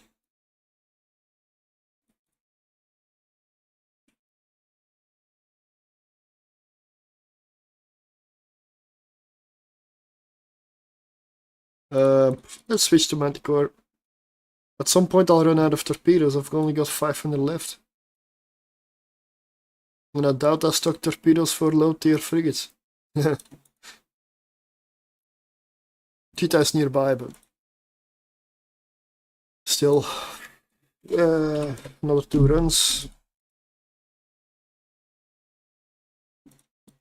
Let's go Manticore this time. It's a new meta, yeah.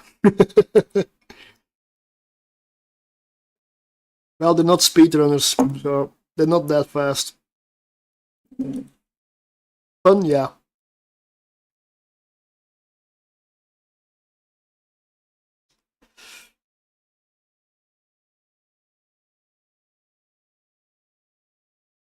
This is the fit for the Manticore.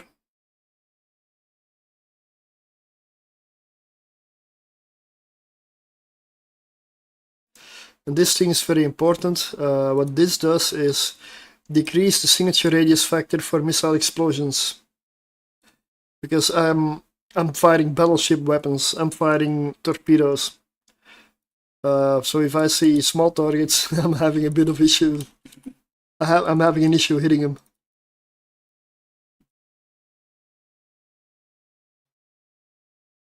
Depending on how many torpedoes I need to fire, I'll do 2 runs or 1 before I need to resupply.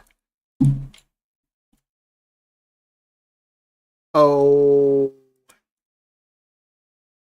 Hello, Sasha.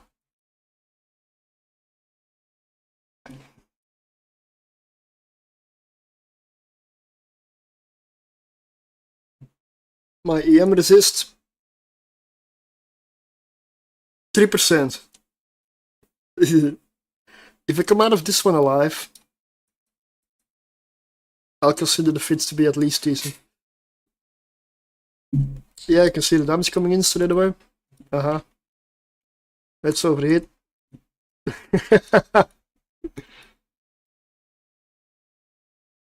I use the auto-targeting systems instead, but yeah.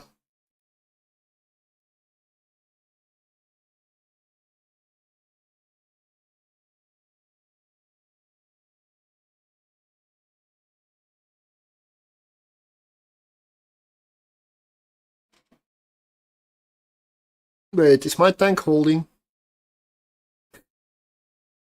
I've got no resists for EM, like 3%.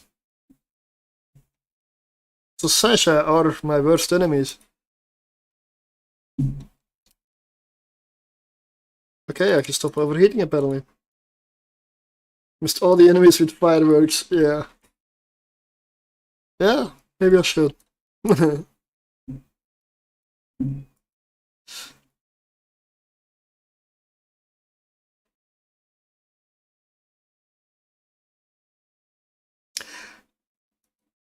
Am I seriously beating this room?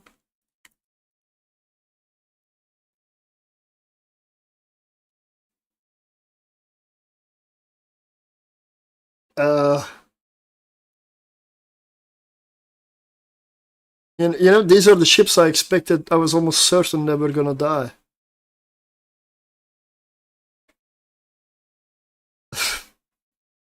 Awesome.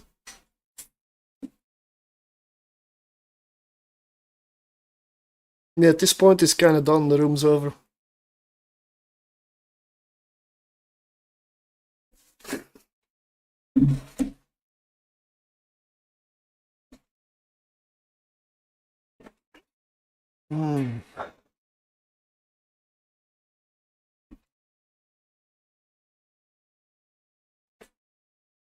Yep, stealth bombers in the abyss. I'll take a look at the other 2 now when I'm done with this one, because I want to know what the difference is. Because these things seem to do much better than the purifier or the hound so far.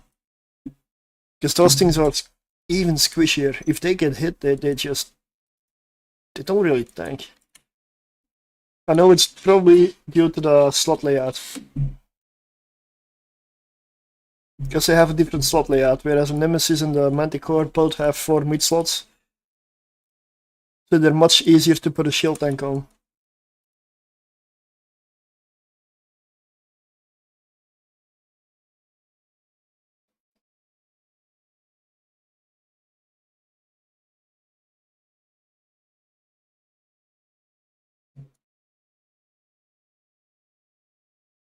Let's repair the heat damage. Guess you never know what the next room brings.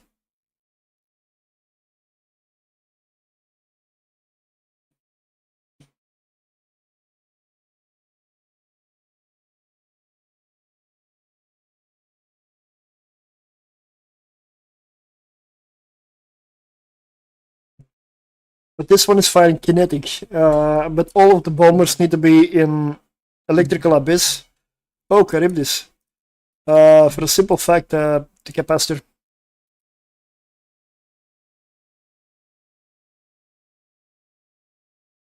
No. Ishtar Ishtar is one that I've tried and it actually died fairly fast. I am not super confident in running Ishtars through the abyss.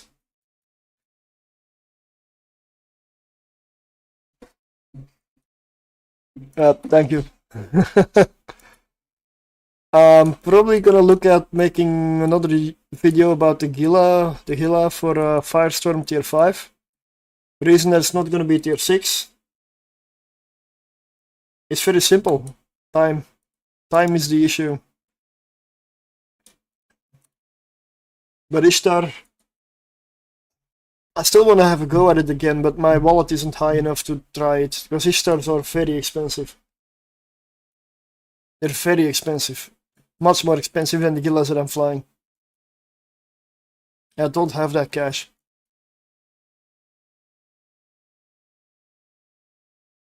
And I know if I test it out, I'm gonna lose a few, probably. Because the Ishtar isn't... I'm not comfortable with an Ishtar, really. I'm sure they work. Most of the time.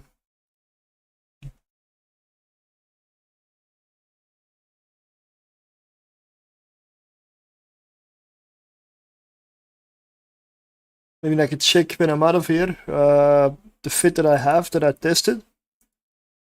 But I did die in it, so...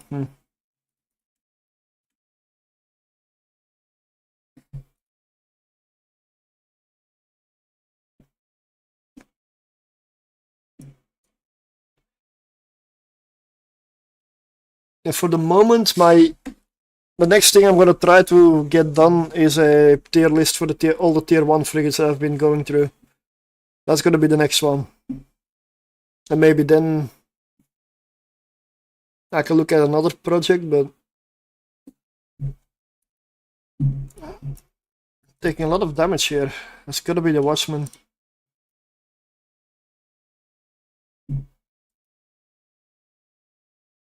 The problem with cruisers is I do like flying them. The problem is they're all so bloody expensive. And I need to focus on making ISK instead of finding more efficient ways to lose it. I don't have access to the Singularity or the test server, so I cannot exactly go there. If I lose a cruiser, I lose it on Tranquility.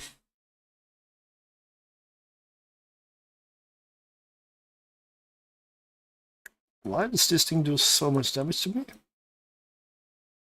Besides the fact that I have very little tank, but... Details. Still holding though.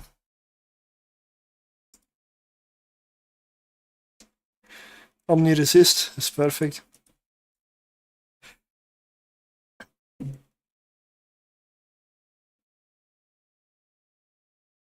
But honestly, making that Gila video, I don't know how long that took. 3 weeks? Oh, I should overheat now. Definitely 3 weeks or more. Of every evening almost running tier 6s. Simply because I needed to get footage for all of the rooms. And the game was just like, nope, you're not getting that one. You're not getting it. Don't bother, you're not gonna see the room. So I just had to keep running him. And nothing is truly vetted if it hasn't hull tanked. So here we are. We finally become a man with hull tanking.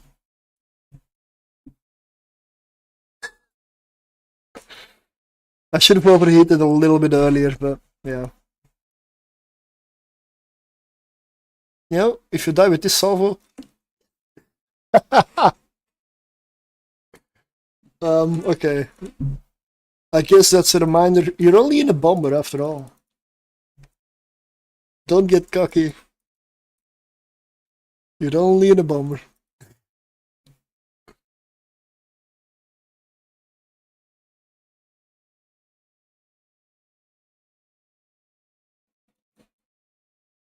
As with the purifier and the hound, going into hull was regular. Quite regular.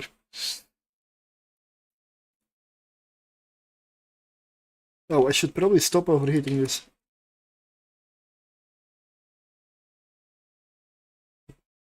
Wow. I've been closer. I still remember that 27 HP hull remaining. I believe that 1% hull. That might be the closest one, the closest I've ever gotten. Yeah, 27 hit points. Is there a structure here? Yep. Let's repair the damage over there.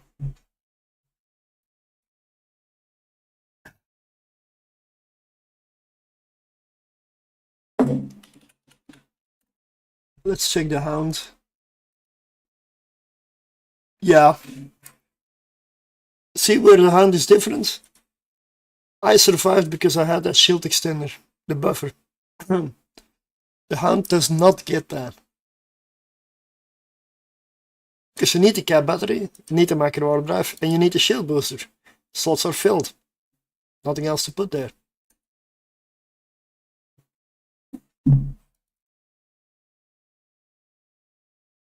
Oh, I went 2 ballistics. I did add a missile guidance enhancer. That might be why the hound still pulls through. Because it gets better hits because of this. That might be the reason, but it doesn't offset the tank of the shield extender. That's why with this I'm always in hull. With this, not always.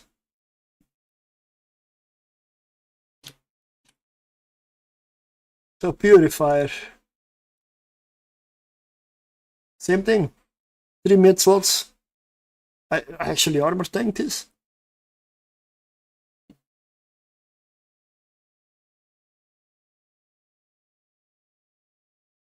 Oh wow, even lower HP.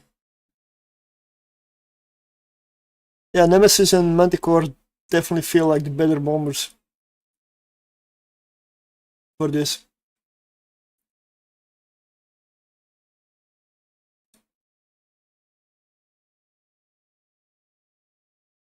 And target painter.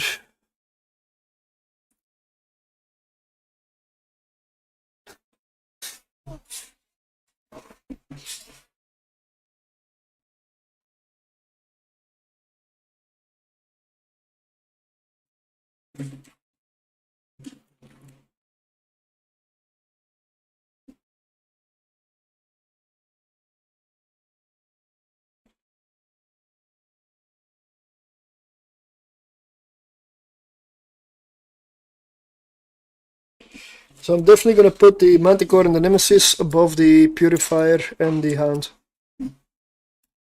Just for the fact that they can survive much better. With these things, survival is paper thin.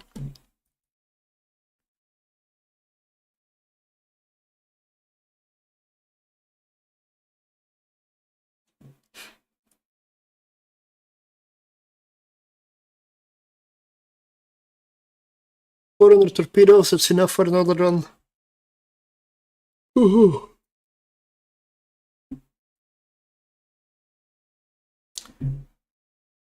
I'll do one more run, and then I'm gonna go for the Magnate Navy issue.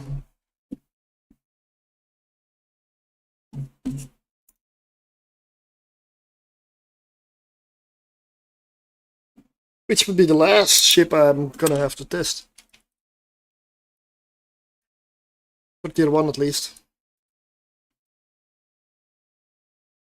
Yeah.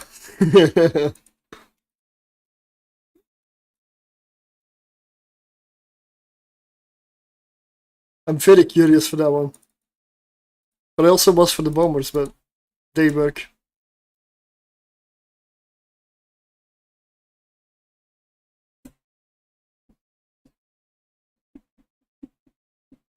I mean, I didn't overheat my torpedo launchers, so could have done that.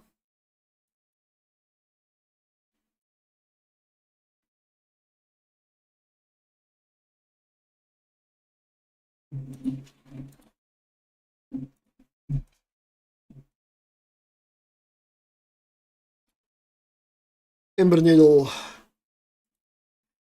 Thermal resist 40%. This should be a lot easier than the EM ones, the spark needles.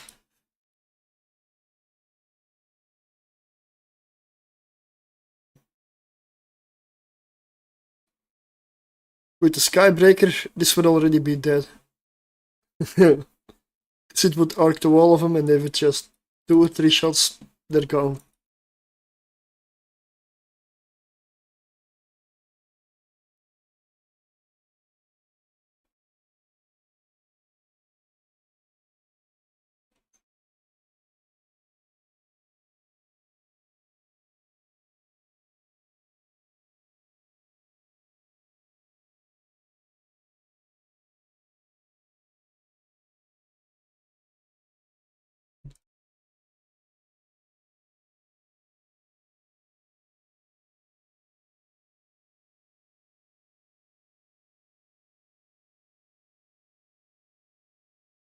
Sometimes I wish torpedoes would cycle faster. That would make this a lot more pleasant.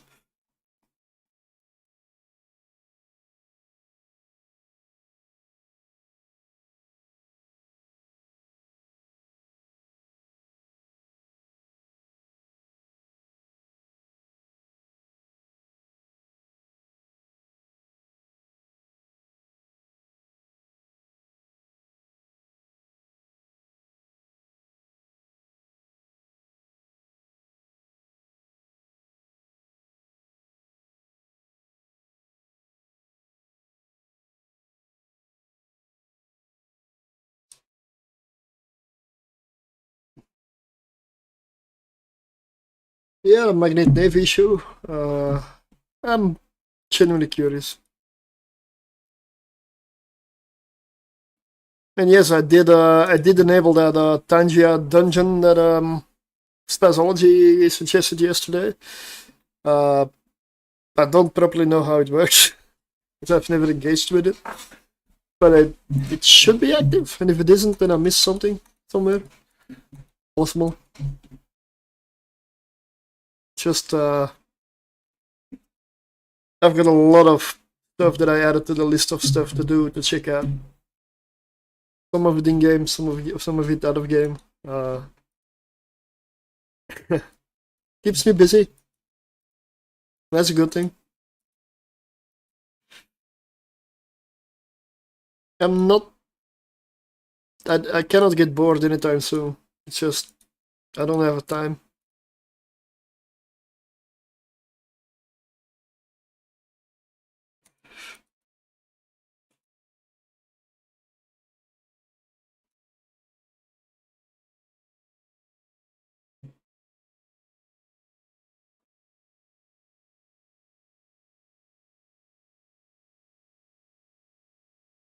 But yeah, I'll replace these two with festival launchers. But I make the fun I seek for. No boring day unless I'm too lazy to make the fun. Yep.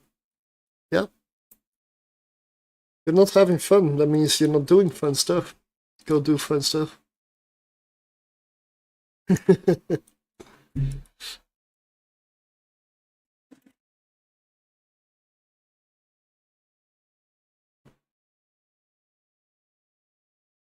Oh, I love this one. Really good song. Oh, no, no, no, no, no, no, no, no, no, no, no, no, no. Yeah, okay. Kill Cinnaball.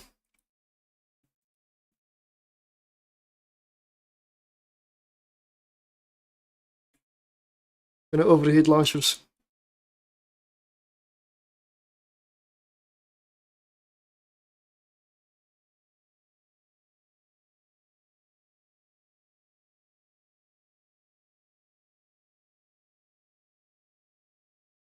No! That's gonna kill me. That and this cloud. It's over. I'm dead.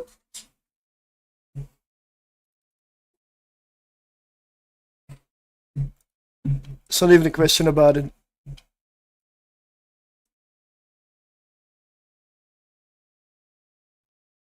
A Cinnabon is extremely dangerous.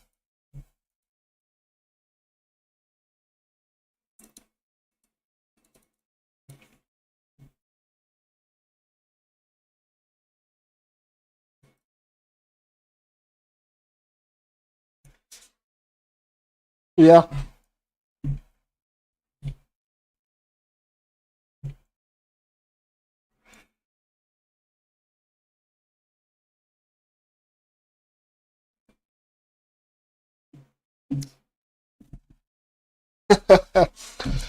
Just remember, you can always die in the abyss. Just when I was getting quite confident in the bomber ability.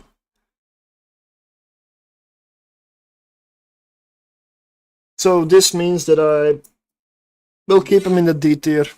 I will keep them all four together in the same tier. But I will drop the Manticore and the Nemesis in front of the Purifier and Hound.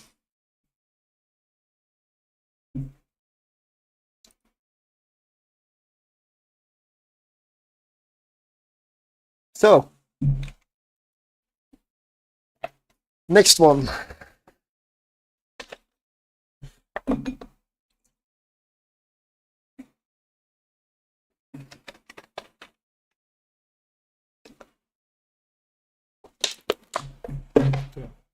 Okay.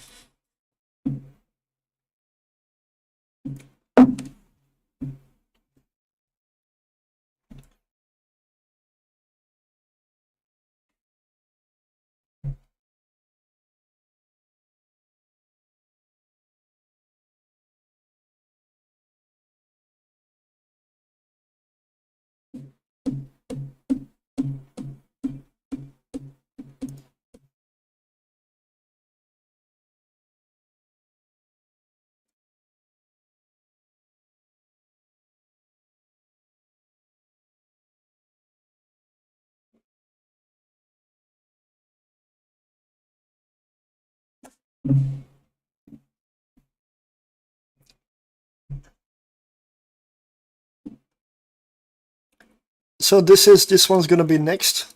That would be the Magnet Navy issue. Like all of the faction frigates, the faction exploration frigates, they all have this weird outline trait of damage bonuses. The others don't get it. Tier 1 doesn't get it, Tier 2 doesn't get it, the faction 1 does get damage. And a little bit more hit points. So that makes these ships uniquely qualified to run Abyssals. Because they all do it. Imicus Navy issue does it. Probe Fleet issue does it. Heron Navy issue runs Abyss. This is the one I have not tried yet. I had a fit before and I chose not to even try it because it looked so bad. But this time, I mean, yesterday we succeeded in coming up with a fit that at least looks like it should be possible. So that's why I have it here. And if this works, that would mean that all 4 faction exploration frigates run Abyss.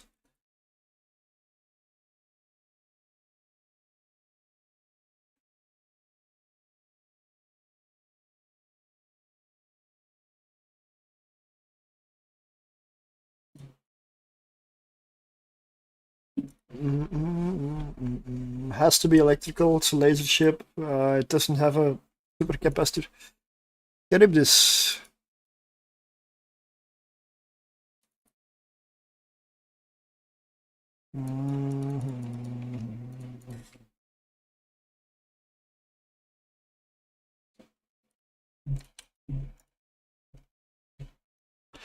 I had the option to go with Pulse or Beam. I chose Beam because of the range.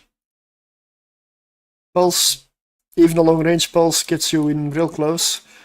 And that means Tesseras will punish you for it. So instead, went with Beam, and I added a tracking computer because the fit allows it.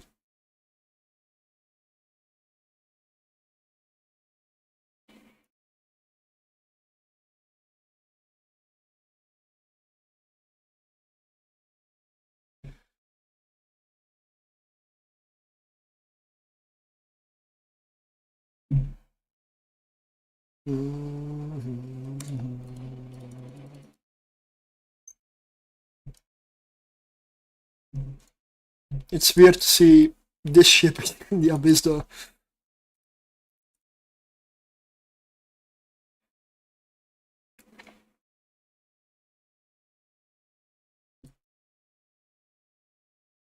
But 195 DPS with Gleam.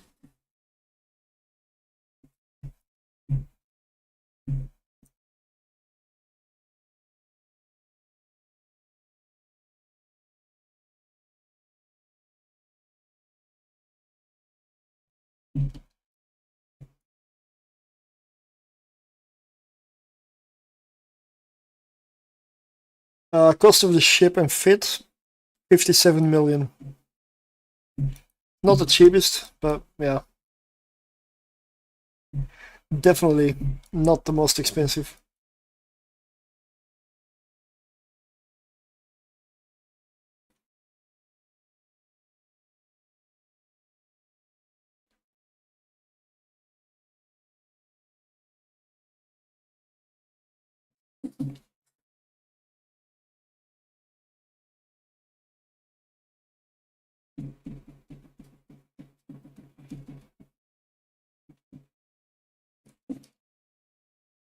Benefit of lasers, you don't need to reload. It's instant.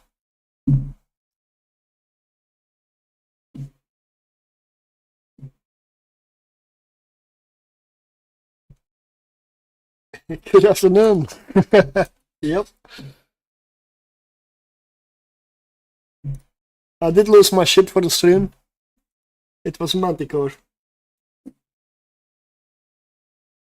Oh.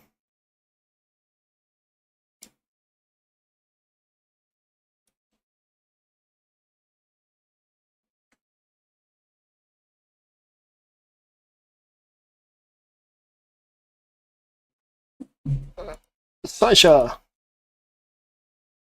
Now, this is good and bad. Actually, it's okay. My resists are still 56%. So that's fine. Because I also should do a good amount of damage to this guy. EM being only 25% on the shields. Armored hardly has hit points and structure, so it's the shields and EM is best. So I'm good.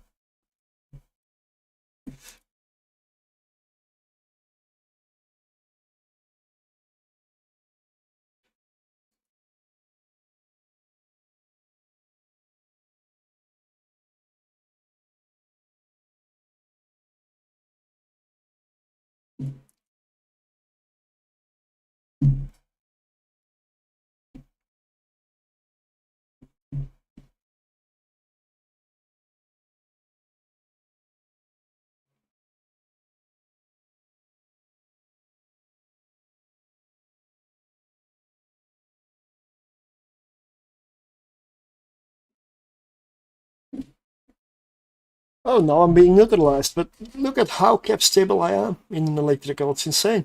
So it'll be good.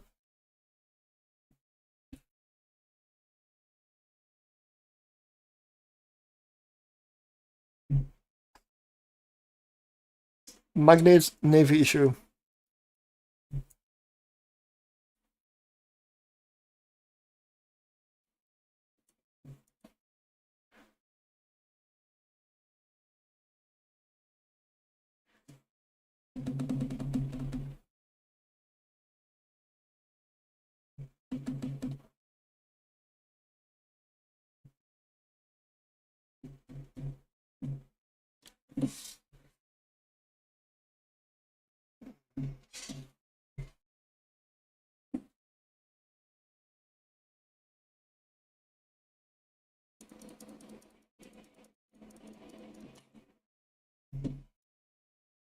Okay, Sasha room checked.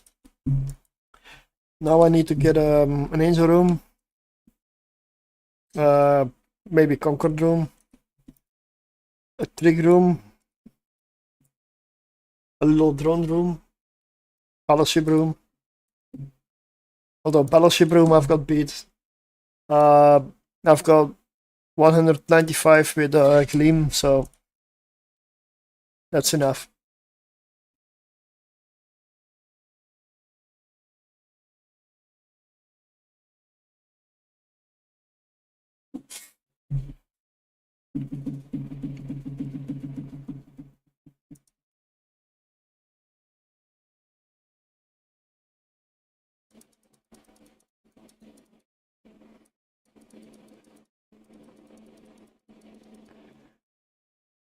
I should probably turn Evil Line sound on, right?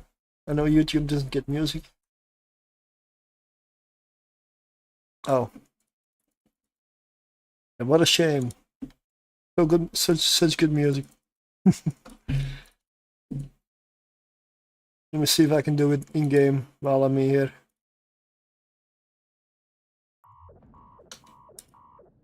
There we go. Armor alarm. Shield, sorry.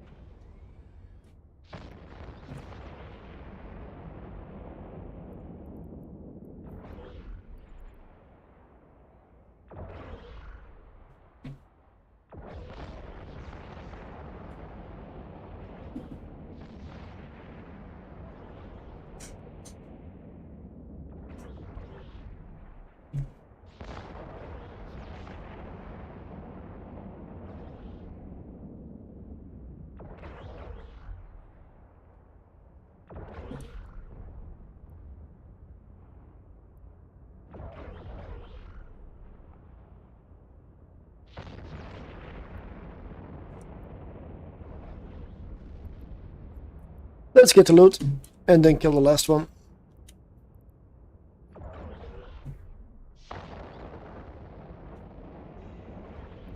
$1.5.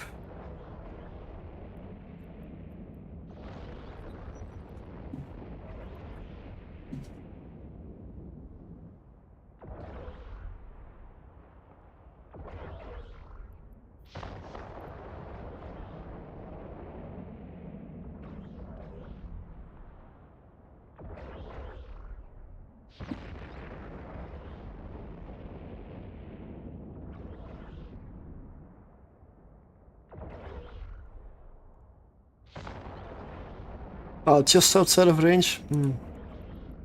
Multi-frequency should be better then. Yeah, that's perfect.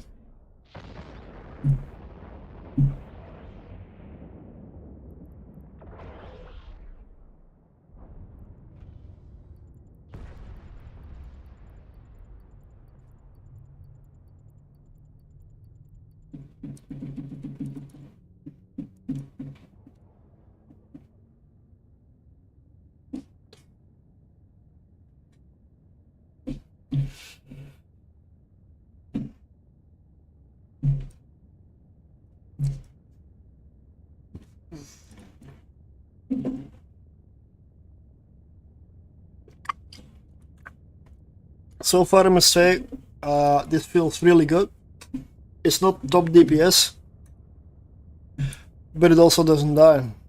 It can take damage, it can tank, it can deal damage. It runs good enough. It's not special, but it's average, but it does the trick. It works, and I'm quite sure of it, even though I didn't get all the rooms yet. The way it dealt with the rooms so far, I do believe it definitely works.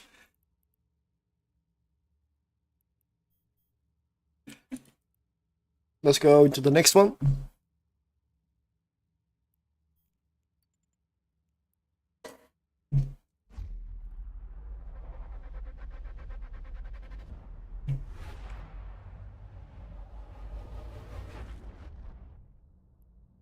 Kikimora.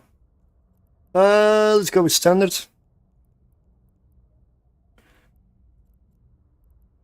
And kite.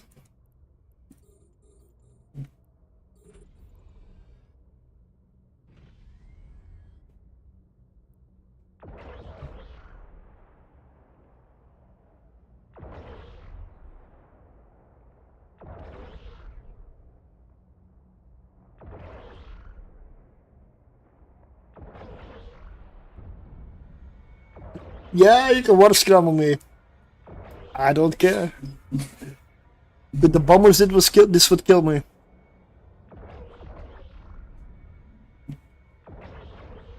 Okay, I need to go for Aurora.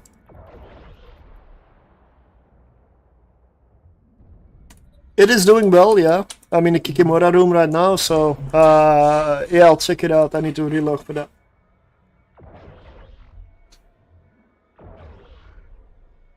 It's something I'm gonna do during the week. Figure out new like prize wheels and how to do it, the whole setup for the giveaways around Christmas time. Because this year I'm home a lot in the holidays, so I can do a lot of stuff. Last year I had to work most of the time.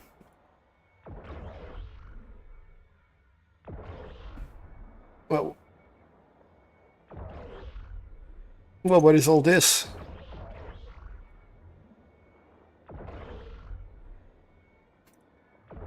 I got like 50 war notifications when I logged in.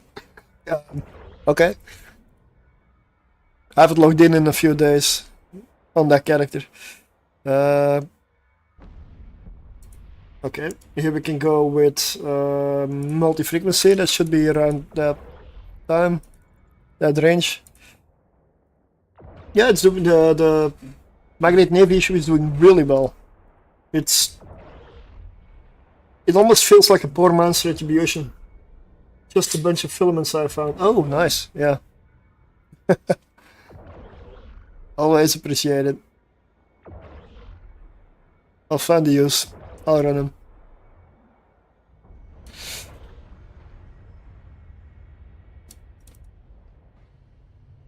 Oh, that's a lot of filaments, man. Whoa. Yeah, okay.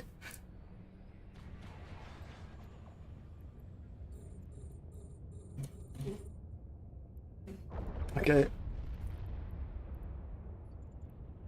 Well, this is technically the last ship I wanted to test. The last ship out of all of them. Yes, no sec explode. I need to get started with that. I mean, I've got the pacifier set up. I've got a widow as backup set up. I've got a Sano on my pacifier and everything. It's all figured out, but they haven't undocked. So I want ratting ships as well. They haven't undocked.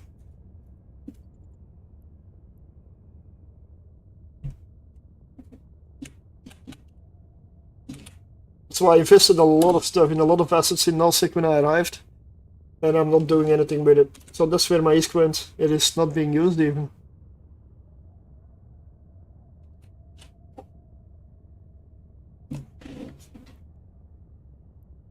That was the worst thing I ever heard. It was terrible. Horrendous. Well, it wasn't that bad. Oh, yeah? There were parts of it I liked. Yeah, I liked a lot of it. Yeah, it was good. It was great. It was wonderful. Oh, bravo.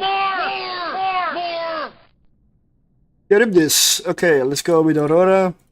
Let's pop the loot.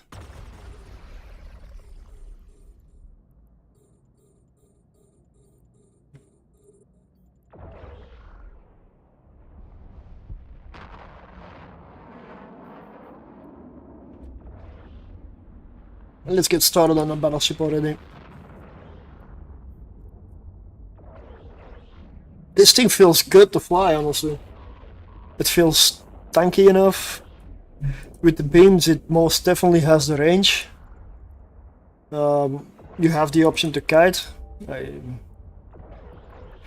It doesn't have super DPS, but this is an overall average, solid good ship. Does not stand out in any way.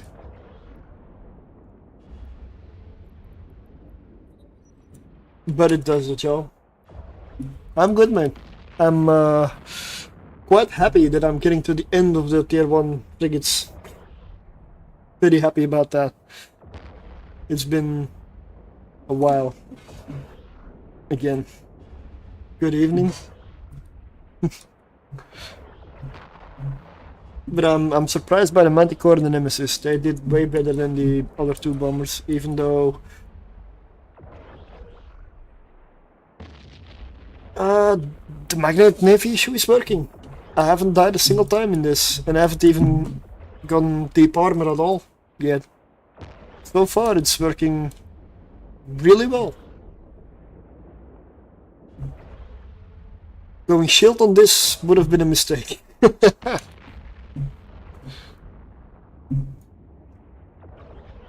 And the beams are a very good choice. With pulse it just doesn't get the range.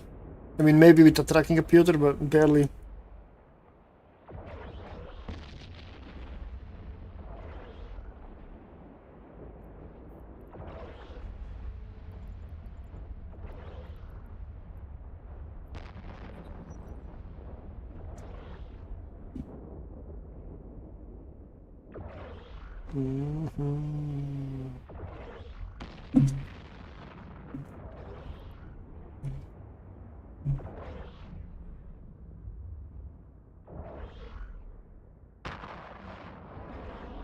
Oh, you mean the, no, this is not 500 DPS. That would be insane. On a magnet navy issue, wow, no. 195, max. The bomber did over 500 though. But that's torpedo, that's sheet DPS. That is if signature isn't a factor, resists are not factored in, it does way less to small targets. Oh, the display. Oh, I didn't follow. Yeah. I have 195, well, sheet DPS, like fitting DPS, theoretical DPS.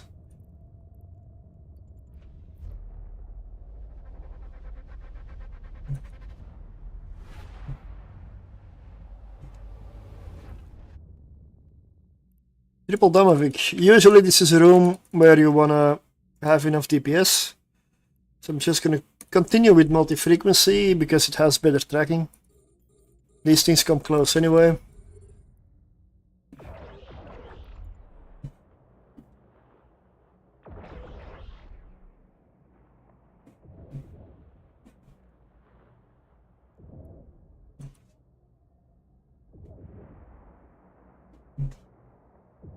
And I haven't even realized that I put a tractor beam on this thing. Yep, I have the room, because why not?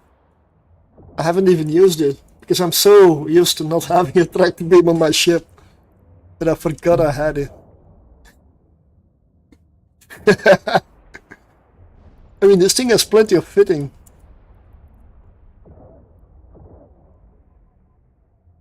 I still have 1.4 power. Okay, it's close, but it's even a tech 2.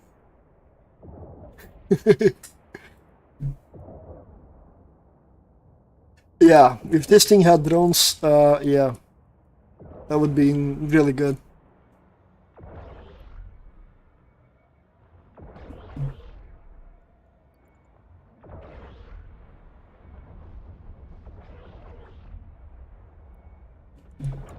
But it easily clears it.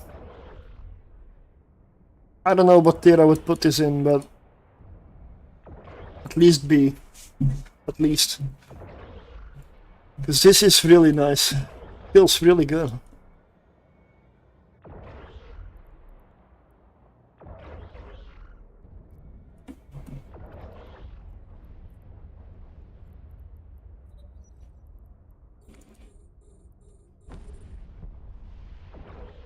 Yeah, it is. I am surprised. You know, let's use a tractor. This tractor beam is quite overlooked, because you can save a lot of time with this.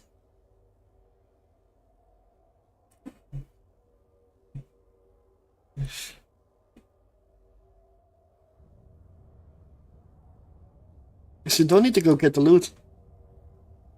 You can just make the loot come to you. There we go.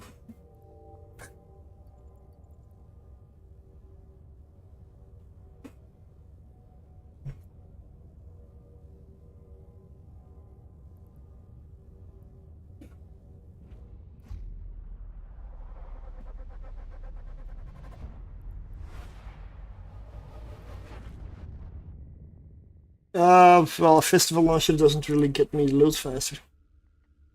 But you can put that there if you want, of course.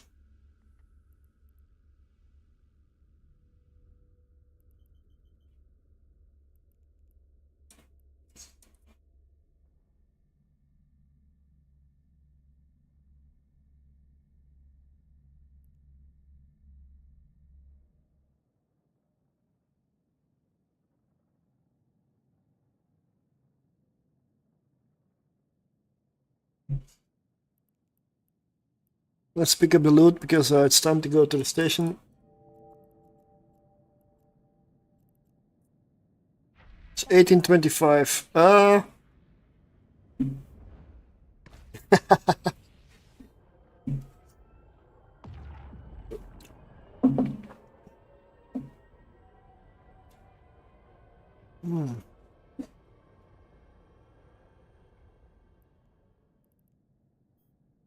Docking permission requested. Docking request accepted. I'm so happy I got the music working. Because yesterday, the DMCA YouTube issue. The bait's not there. Much better. But this thing, I am impressed. And 57 million. Okay, I know it's a little bit more, but yeah, the Republic Fleet small cap battery does give a nice amount of neutralizing resistance. It is something I usually take if I can in the Abyss. It's really good value. And that's the only faction thing on the ship. So, nice.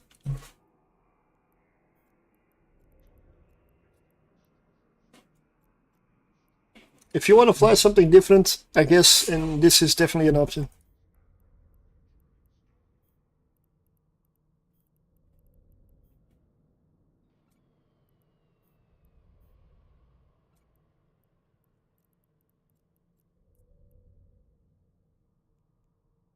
I'm gonna do one more run, and then yes, it could set for lasers. There is no set for lasers. There are implants that reduce capacitor use of energy turrets, tracking, fall off, and energy turret damage for beams and such. There are specific implants, but a set that's more to depend. You've got the crystal set for armor tanking. The what is it? Asclepian set for no armor. 5.5 per run on average in ISK. Sometimes you do hit a jackpot. Sometimes you hit less. It is random, but on average it's about 5.5. Well, it's okay. If you're incredibly fast, you can get up to 60 million per hour. But that's if you're fast. But they're nice to run with a low investment, because the ships you use to fly tier 1, in general, they're not that expensive. So, I mean, if you go for tier 6 with a cruiser, usually you're gonna pay multiple billions. So, yes, you make more, but need to invest more. Oh, Dragoon. Yeah, destroyers get less loot than frigates, and cruisers even lower than destroyers. Yeah, exactly. 50 mil per hour is nice if you're a newer player. I mean, it's pretty good. It beats missioning and mining, you know? Like,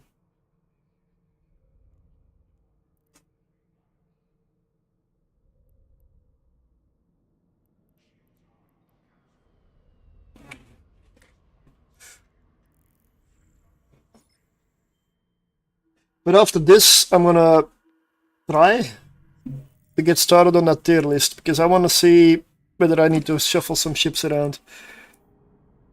I'd rather do it now than off stream tomorrow.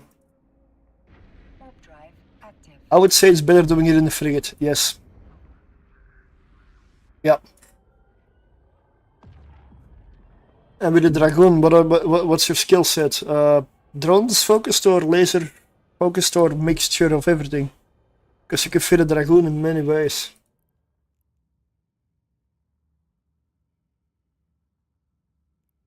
You need a World of Warships account? What do you mean? I don't need World of Warships accounts. I don't buy or sell accounts, and I have my own. I have my own account. Or a clan. I am still looking for a clan, yeah. I am still looking for a clan, that's true. If it moves, I can fly it. Oh, I don't know. This is the one that I used to use. Destroyers I haven't gone over recently. It's been a while, this is an old fit.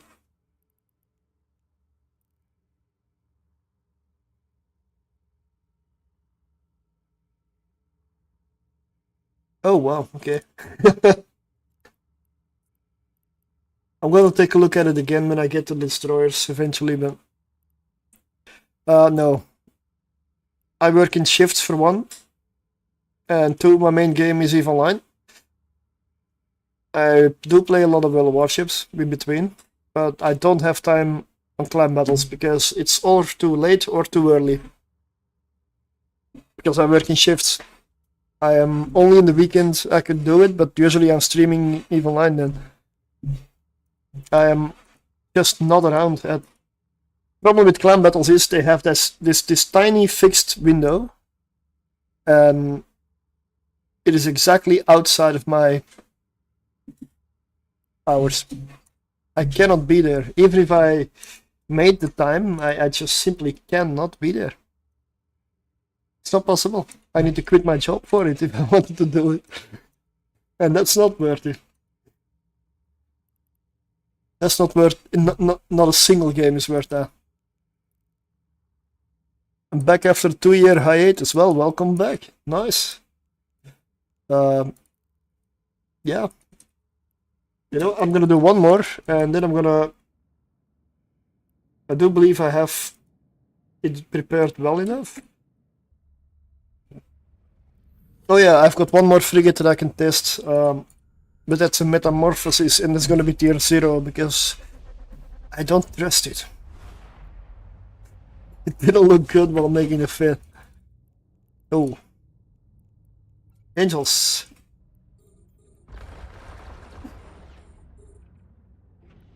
I don't like neutralizing. Too bad for you.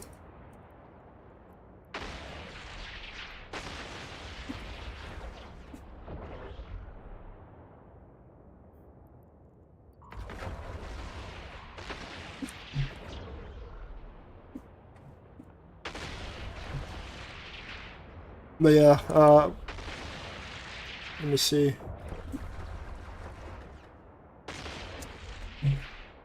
That is a spreadsheet I've been working on. It's also the reason I'm testing. I'm writing everything down in there.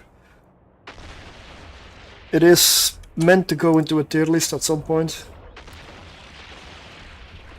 But there's a lot of fits there that do work.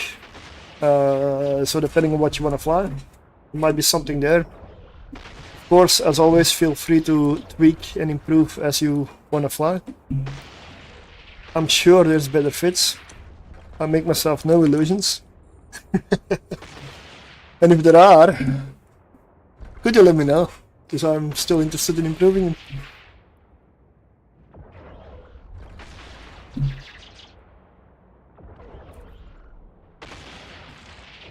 But this ship feels solid, good. And yes, I know I have a lot of skill points, so I'm probably close to the maximum potential for the ship. So it might be a little bit slower if you're not high skilled. But this thing has stats to spare, so the DPS is high enough that if you don't have the last few percentages you can squeeze out, it's still gonna be fine.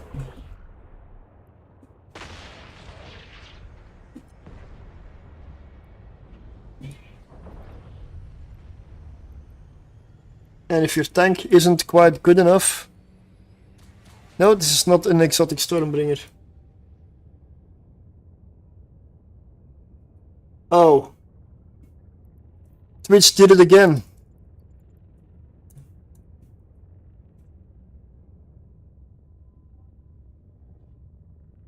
Did Twitch do it again? Where I just changed the title. And Twitch just somehow uses the previous one.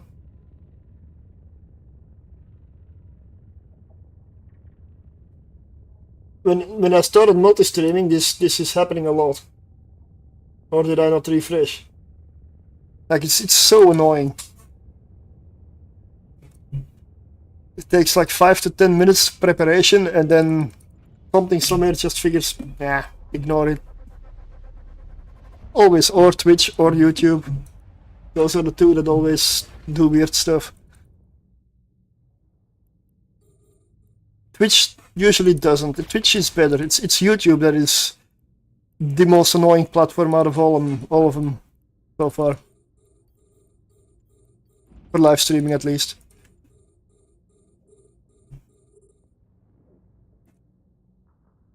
Tonight, we dine in hell! The title should be updated now. Sorry for that. Yeah. I can show you that exotic Stormbringer if you want. I was yesterday, but I'm not in position to run it, but I can show the fit. At least. It worked very well. It really worked well. It's for me definitely a keeper.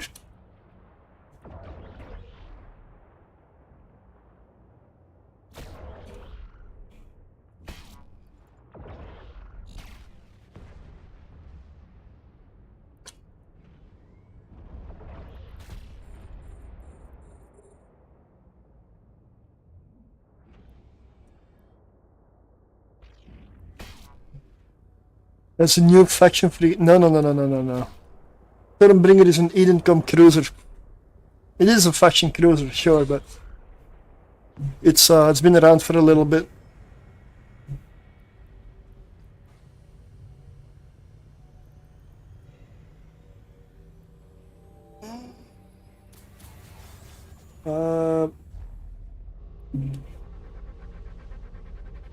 I'll look up the fit when I'm out of the abyss.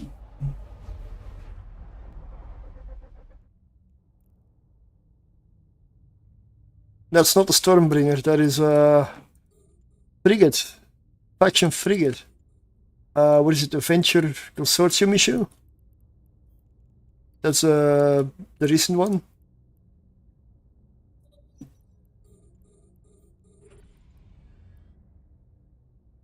Venture Consortium issue. That's the only one. You've got the Pioneer Mining Destroyer and the Pioneer Consortium issue Mining Destroyer, like the faction version. And you also get the... yeah... you also get the Outrider. Command Destroyer, Mining Command Destroyer. The Outrider is good in the Abyss. If I've trained the skills on 2 characters for that, I might dual box it. Feels nice.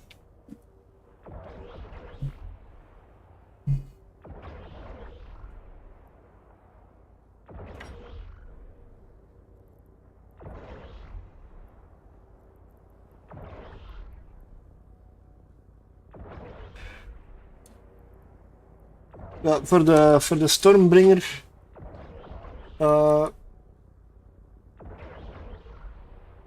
Yeah, sure. Of course. I don't know. I don't have a dual boxing fit though yet. Didn't try that out yet.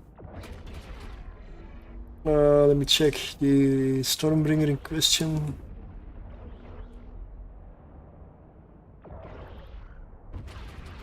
That would be this one.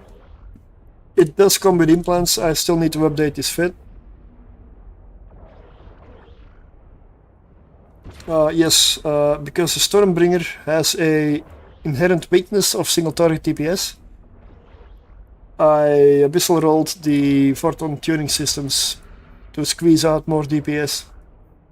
I only get like 10 extra DPS out of them, but 10 extra DPS is a lot. Because this thing is incredibly fast if there are many targets, and it's incredibly slow if there's only one target. Let me keep track of the thing there.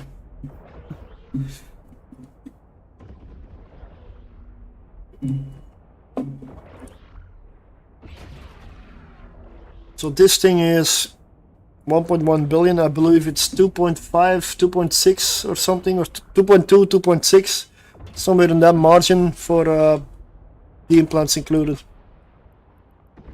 It is. These are the implants. That's another fit, but these are the implants.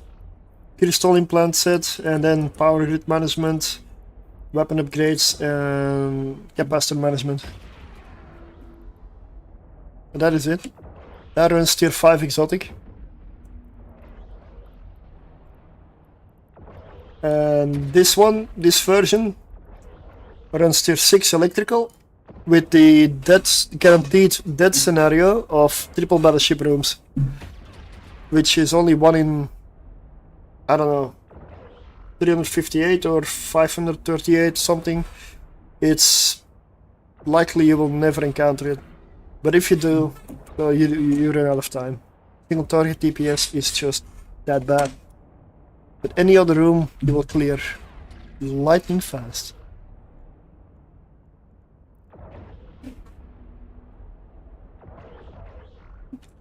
And the Outrider, that would be this one.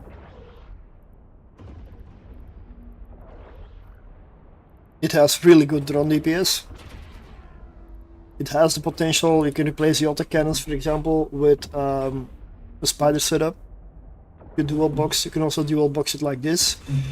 But the problem would be, one of the two you may want to tank a bit more than the other. Because the one that goes in first gets all the aggro in tier 3. Might take significant damage in the beginning. This total fit is 365 still. It's not that cheap, but it's mostly the shield booster. Looks really cool though, this ship.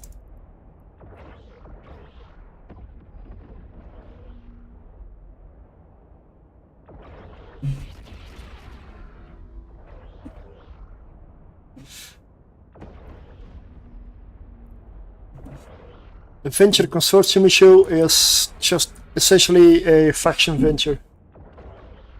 It does tier 1, I believe, I need to double check that, but barely. It's not good at it at all. It's also a mining frigate, so it's not meant for it.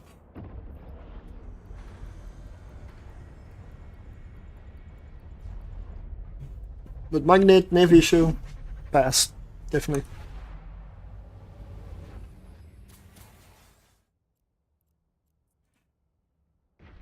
Drive active. And now I'm gonna do a metamorphosis, tier 0. Only one run. Just because I want to get like a basic feel. Because I'm not gonna include that in the tier 1 list, because that's... I don't think that runs any tier 1. Docking permission requested.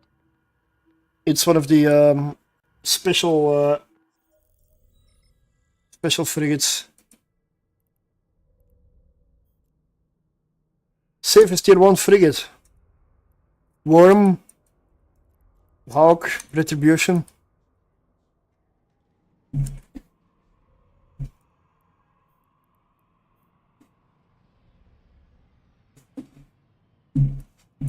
Those are the three that I consider the best ones.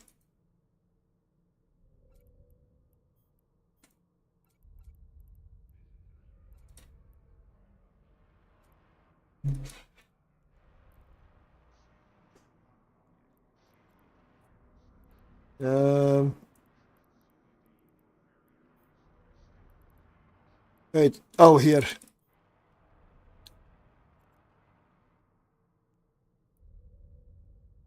You know this thing? You know this thing?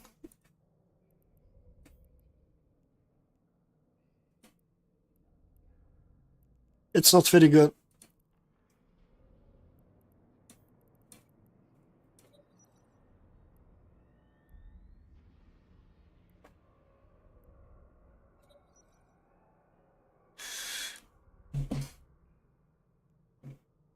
Like the EHP 3100. Yeah, this is tier 0.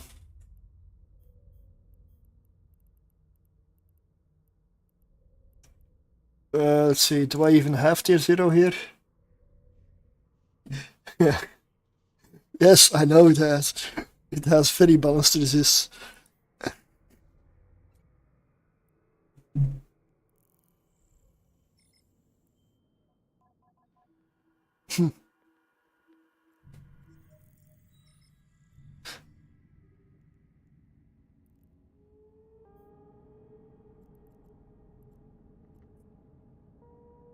Warp drive active.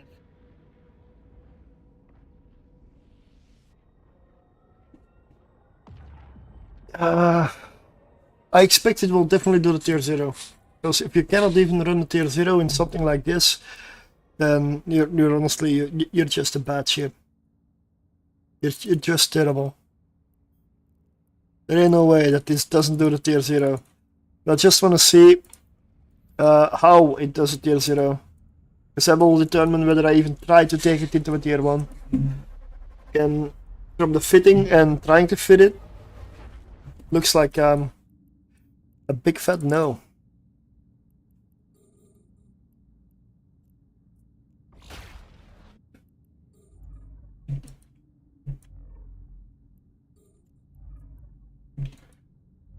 "38 kilometer lock range, okay.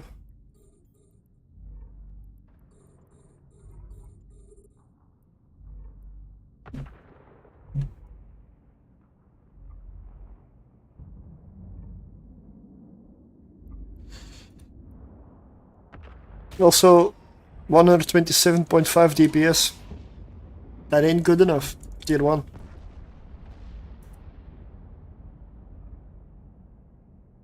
And I also believe the tank isn't good enough for tier 1. So...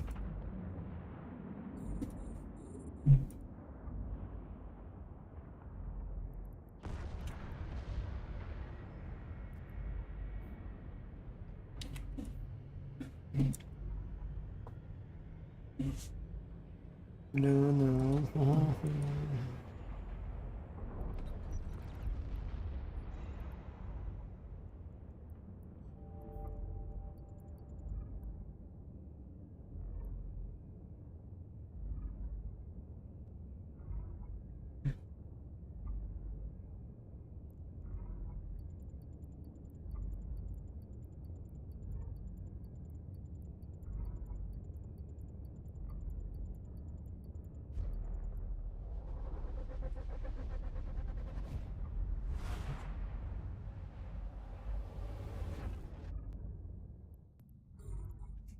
Okay, well, tier 0 I guess is not really...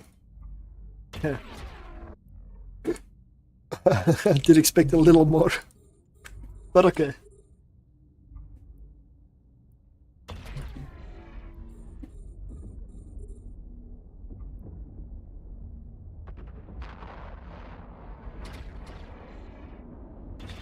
I mean, the price of this thing... Nah. No. 80 million. Are you kidding me? Tier 0? 80 million? No.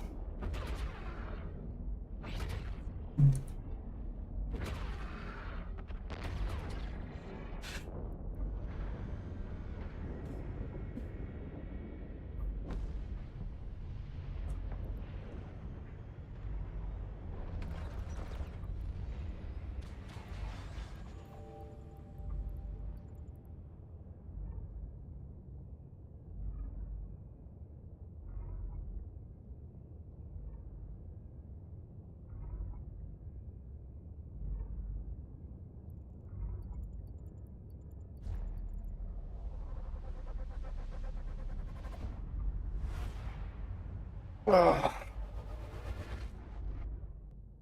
Oh. Oh. Need to stretch every now and then.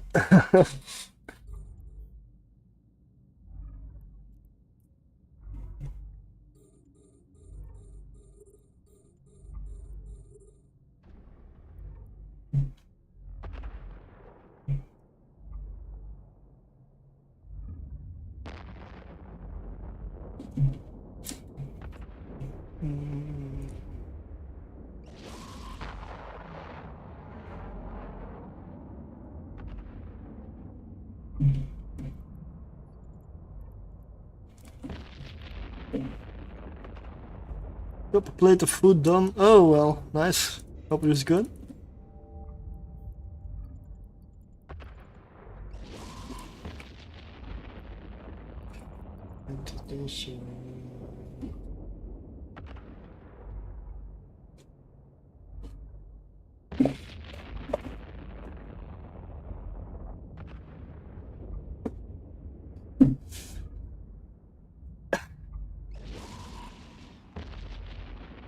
Yeah, this is tier 0, so it will do tier 0 for 80 million price cost.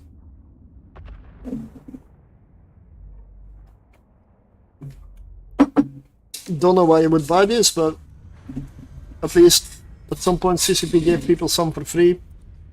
So there's that.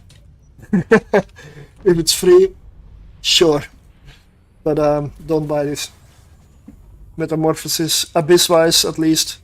It's probably really good in other areas. I just don't know which ones. Don't buy this for Abyss.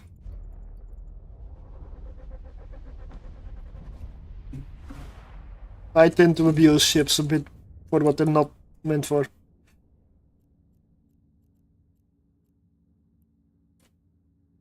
Warp drive active. The Enforcer in the Abyss I do not recommend. It sucks. The Pacifier does it fine, but it's overpriced. Docking permission requested. It's not as good for the price. The Pacifier has better uses, where it shines much better, like exploration, for example. It's just not that good in the Abyss. 3 of each from FanFest? I've been to FanFest last this year and I didn't get anything. Yeah, okay, friendship skins, but feels like that's a downgrade. 3 of each. I mean, like Pacifier? Don't tell me you got 3 marshals. That would be insane. In that case, we're definitely being screwed over recently. But I don't think they would have. Nah, exactly. Exactly, yeah. That wouldn't feel right.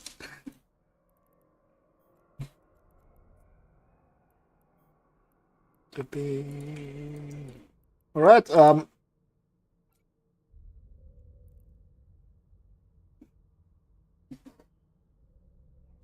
gonna get myself some tea, and then I'm gonna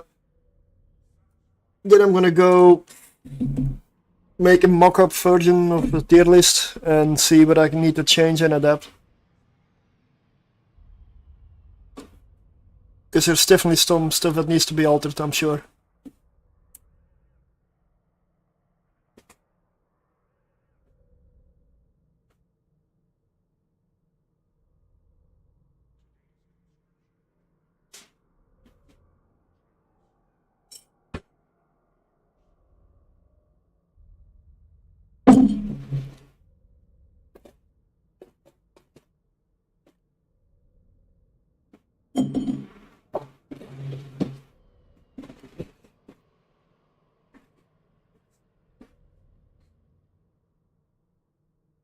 And this tier list, oh man, I'm so happy I can start making it.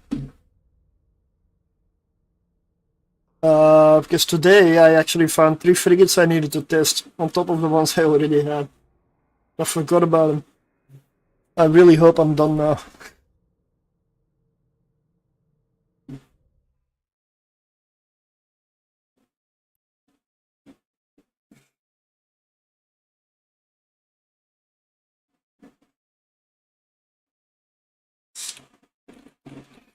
I will link the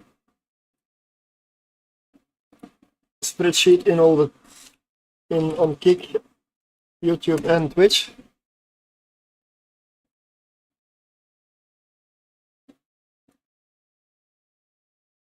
Then you know where I'm getting some info from. That is that sheet. That is what I'm going to use to make a tier list. It's where I put a lot of notes and fits and everything down. So, because obviously about so many ships and so many variables, I don't think I have a bad memory at all. But it also isn't that good. And the point of it all is for it to be as correct as possible. So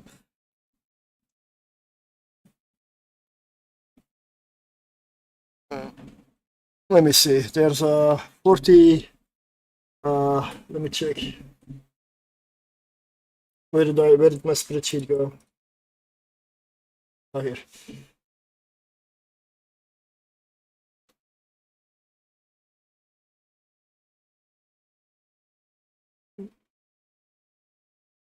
Many more frigates than I expected. If you disagree with anything, please let me know and why. So I'm gonna go alphabetically because that's how my sheet is ordered. So these are all the frigates that I have here. That includes the new one.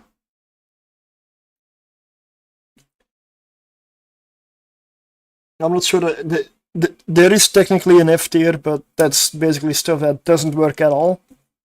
I just chose not to include them because that would be a bit stupid. All the logistics would be there because obviously solo logistics, you don't really have the tank or damage.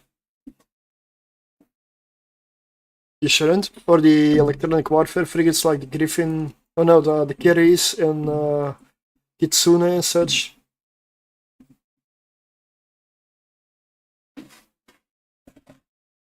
They're not included.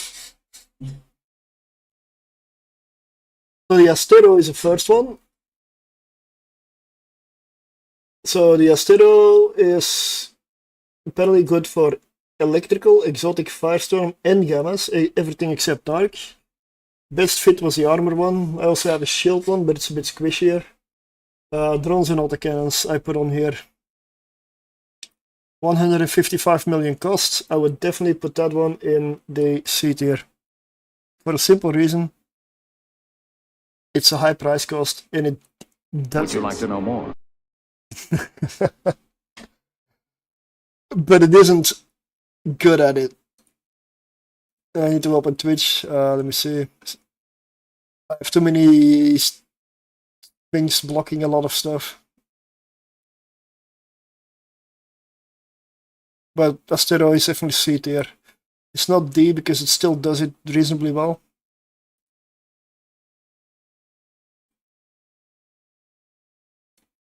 There we go.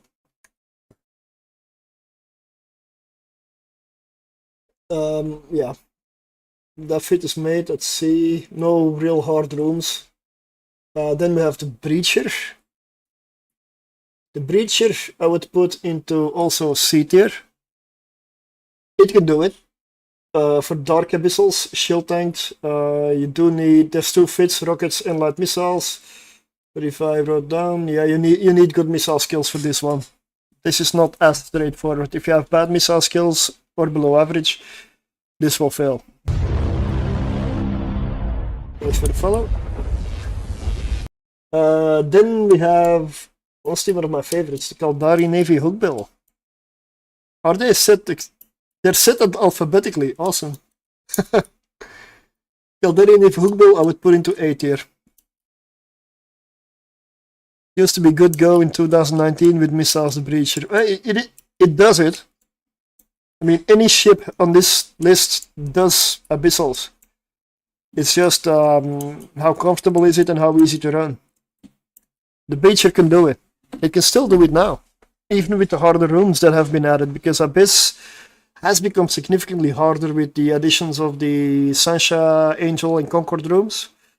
And at some point they added Ingame into them as well, which made it even harder. So the breacher is still there, but it's probably just down a little bit because of those rooms. A lot of ships suffer in those rooms. Then we have the claw. So the claw would be, let's see, I ranked it as also C tier. Claw is an miniature interceptor. Not all interceptors work quite well, and also if you want tea, you better put your tea bag in the water.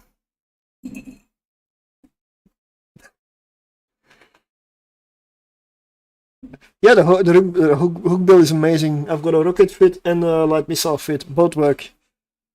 But the rocket fit is much better in dark than in exotic. If you go exotic, you are better off with light missiles. They also work in dark, but rockets is up close and personal and faster. More DPS. So shield, about 20 million average cost, but that probably depends because I use some stuff here and there. Hook bill, very good ship. The claw, I've got it armor tanked with artillery, about 30 million cost, runs electrical. I would say average DPS. Does not care at all. That's me.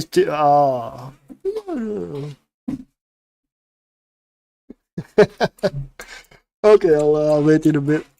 I'm gonna make a YouTube video. I just want to make sure that there's no weird stuff happening, like a bomber at the same level as a retribution.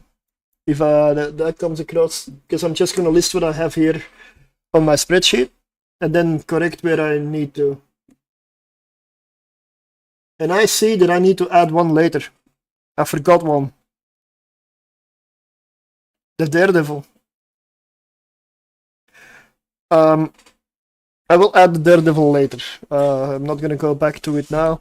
I will add the Daredevil later. Because I haven't found a working fit for a Daredevil as of yet.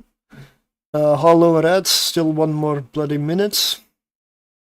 Yeah, ads are amazing. That was heavy sarcasm. Just saying, I don't like ads. Don't believe anybody does. Embrace the darkness. Thank you very much, mate. Enough is enough. Thanks for the sub, mate. Yeah, I mean, I run 3 minutes of ads every hour on Twitch. That keeps pre-rolls off, which is something that I cannot stand. Yes, I know it's a long block, but it's only once an hour, and I try to minimize it. It's just bad when it happens in the middle of something, and I didn't see them coming, so it's, yeah. I'd rather have no ads. I know you get revenue from ads, but still, I'd rather have no ads. I hate adverts, so I don't like doing it to others. That's simple. I'm not here to live from this. Like, they would have to go it very differently. I've got a job, so not that I like it very much, but that's something else. Whoa! Thanks for the gifted sub and thanks for the sub, man. Oh, hype train.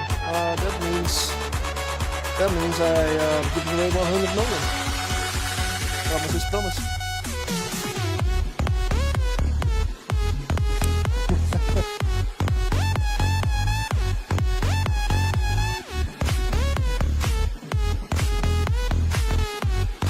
So let me set that up. Clean the giveaway.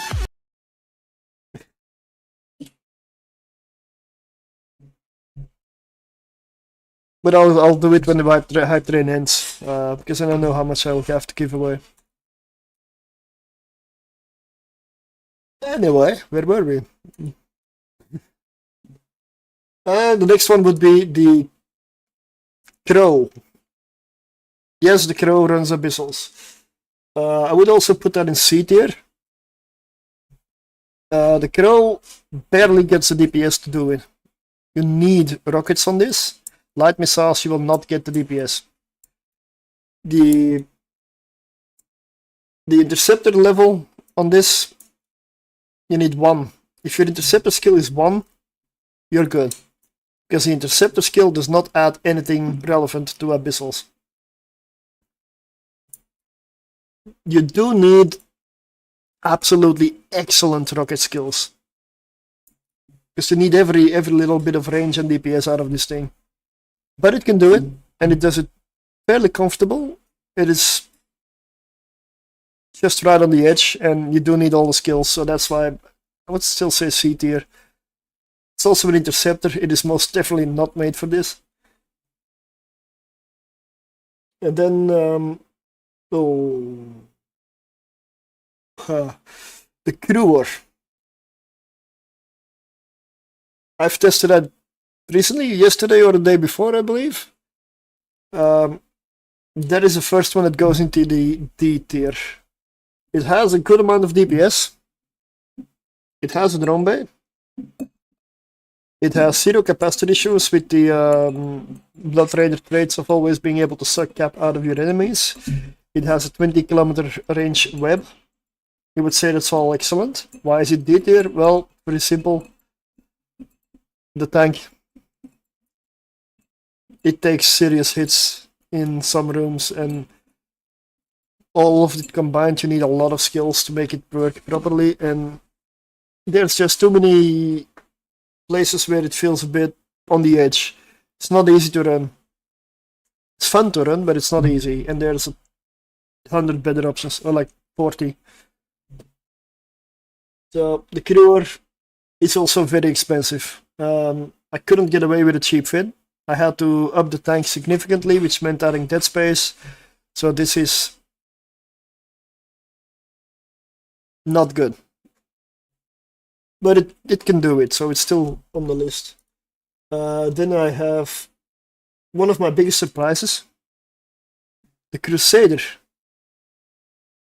It is a pirate ship. It's a pirate ship, but it's definitely focused on keyboard, yeah. Yes. My biggest surprise was a Crusader. I'm gonna put that interceptor in the A tier, because this thing has a very good tank, super fast, does really good DPS with the lasers. Because it's lasers though, it is locked into electrical, because the capacitor is not that good. It is still an interceptor. It's not a retribution. But if you use electrical, it is one hell of a ship.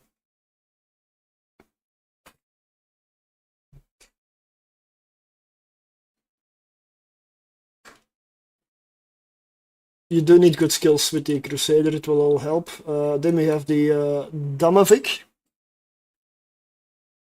I have 2 different fits for this, 4 different filaments. It can run electrical or firestorm and gammas. That is also A tier. This thing is really good, it runs it very well, it's great. And if this is A tier, I'm starting to wonder whether I should put a Nurgle. Because I believe I also put a Nurgle in A tier. Because a Nurgle has issues. The same issues the Damavik has. The exact same issues. I'll do the Nurgle and at the moment then, like the Nurgle, let me check. It's a bit out of the way here. Yep, A tier. I'm gonna put it ahead of A tier then, I guess. I would see this as a not solo. Not solo. This list is only for solo. Nurgle can do tier 6, yes, if you add a retribution and a deacon. Solo? If that were true, CCP would have nerfed it to the ground like many patches ago. And they should have. Not a single frigate can solo tier 6, no.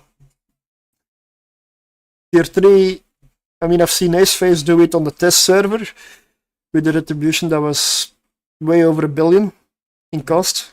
And I believe his comments were even that barely possible. Barely. So I would say no frigate can do tier 3 solo or higher. But it definitely deserves front of A tier. Tier 3, yes. But I was on a test server and it was, I mean, you try to get a frigate over like 1.3 billion. You have to put some crazy stuff on there. And what it doesn't show is how many times he died. Because you don't have to show that, right? Because I see a lot of videos that when I try it out, I die in the first room. Yet they somehow have a video and footage of it. So some videos out there, I have my second thoughts on them. Like some stuff on YouTube does not work anymore. That's possible.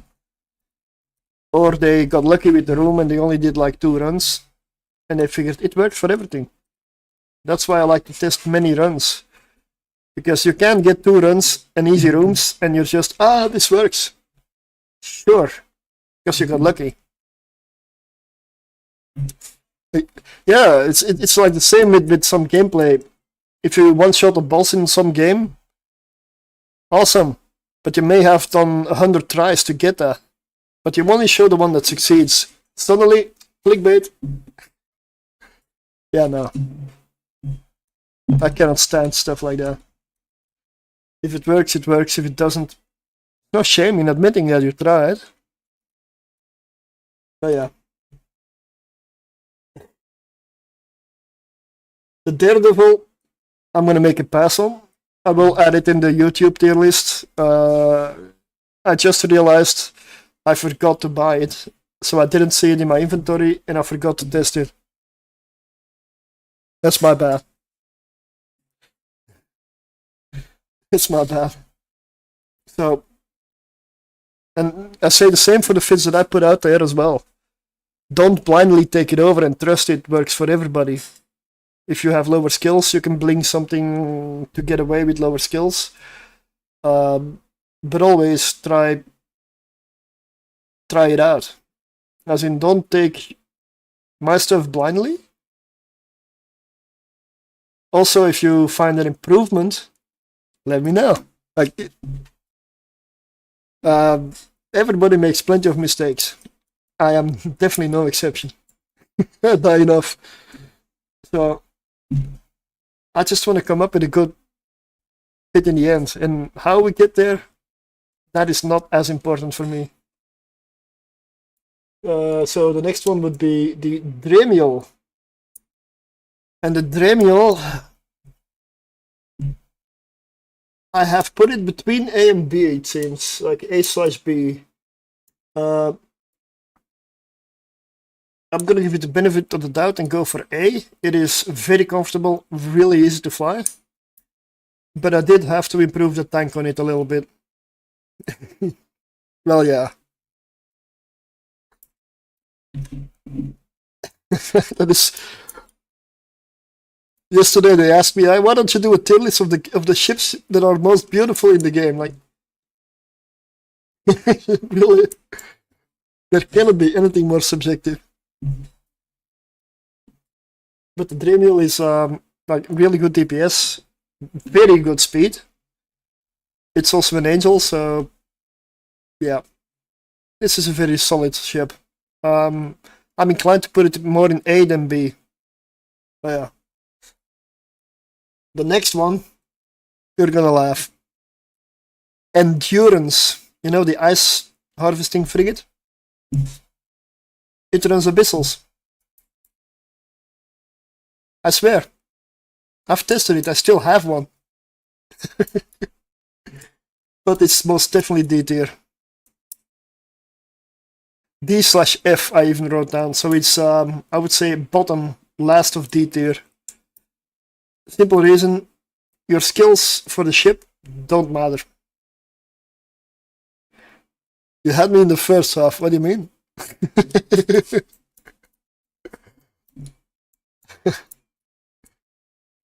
I just find it so funny that this thing actually does it. But you need maximum laser skills. I thought it was going higher. No. You can simulate the ship for yourself. It is in the tier list. Just simulate it and or check it out, and you'll see why exactly. This thing barely has a DPS to plow through it, and that's only if your skills are maximum. You need also near maximum shield tank for it, or it will not even survive. And even then, there are rooms that will definitely push it into armor if not hull. So overheating is key. Yes, it does get 3 drones, which is why it's here, because the drones carry it along, really. So if you lose your drones, you lose your ship, because you don't have the DPS anymore. Definite D tier. Back end of it. But I've done over 15 runs in it. I only lost 2. It can do it. And those 2 I lost because I was doing something stupid, testing it out. So, but need maximum skills for anything relevant. The ship skill, the mining frigate skill, expedition frigate skill, doesn't matter. Its bonuses only relate to industry and mining. There's nothing useful there for this. And then we have the Enyo. Where would the Enyo go? A tier, of course. Enyo is an assault frigate. It is very good. Z tier, yeah. I'm gonna put this in front. Honestly, in front of the Nurgle even.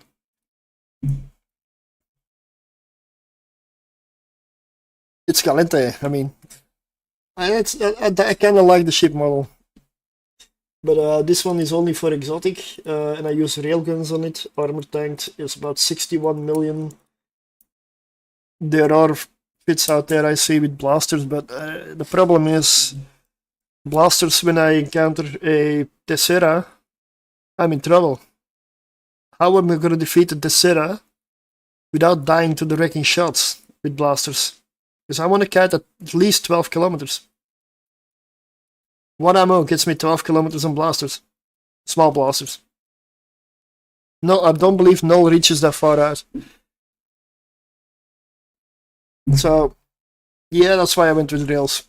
And rails feel really good.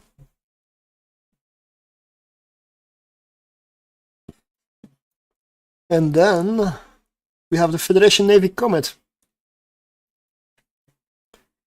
which is a fit that I also succeeded in upgrading the second pass of testing. So this has become a lot better. Definitely, absolutely at home in the A tier. Triple drones that you can launch, like 3 drones. Main damage is still the railguns. It is reasonably tanky, decent kiter. Also comes with a web. So if your railguns cannot track it, just web it and then you can. It's a solid one. And of course, then we have the Garmer. Now the Garmer is an absolutely fantastic ship.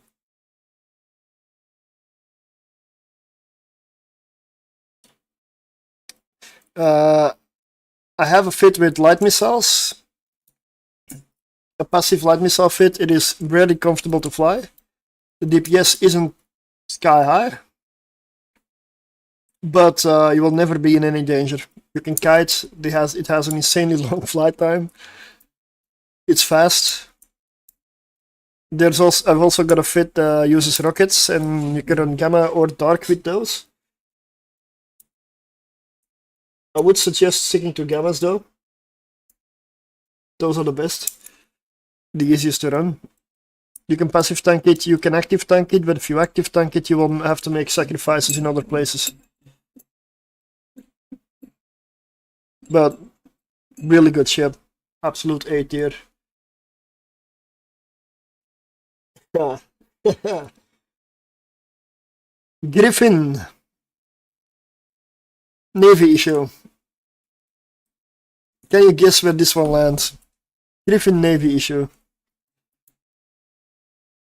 This is the only Griffin on the list. Or hull. Because a Kitsune doesn't cut it. Now this one gets a D tier. It barely hits the DPS threshold. Barely.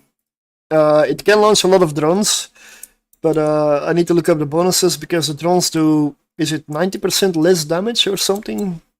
So the drones are good for popping loot in the distance, and that's about it. The tank is decent, but not great.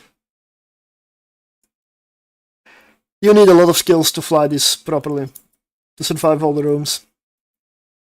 This is definitely D tier. It's on the list because it can still run it, but not recommended. Then we have the...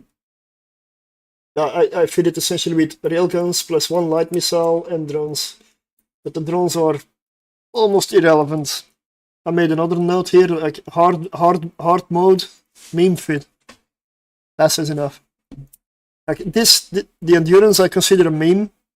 The Griffin Navy issue I consider a meme. Then we've got another good one, the Harpy. Harpy, for me, goes in A tier.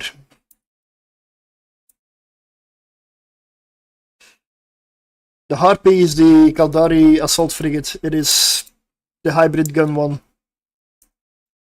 The Venture is not on the list because the Venture doesn't run tier 1. It does tier 0. Also barely. It even does barely tier 0. The Venture's not worthy of tier 1. It just dies. It's not even worth trying. It just dies.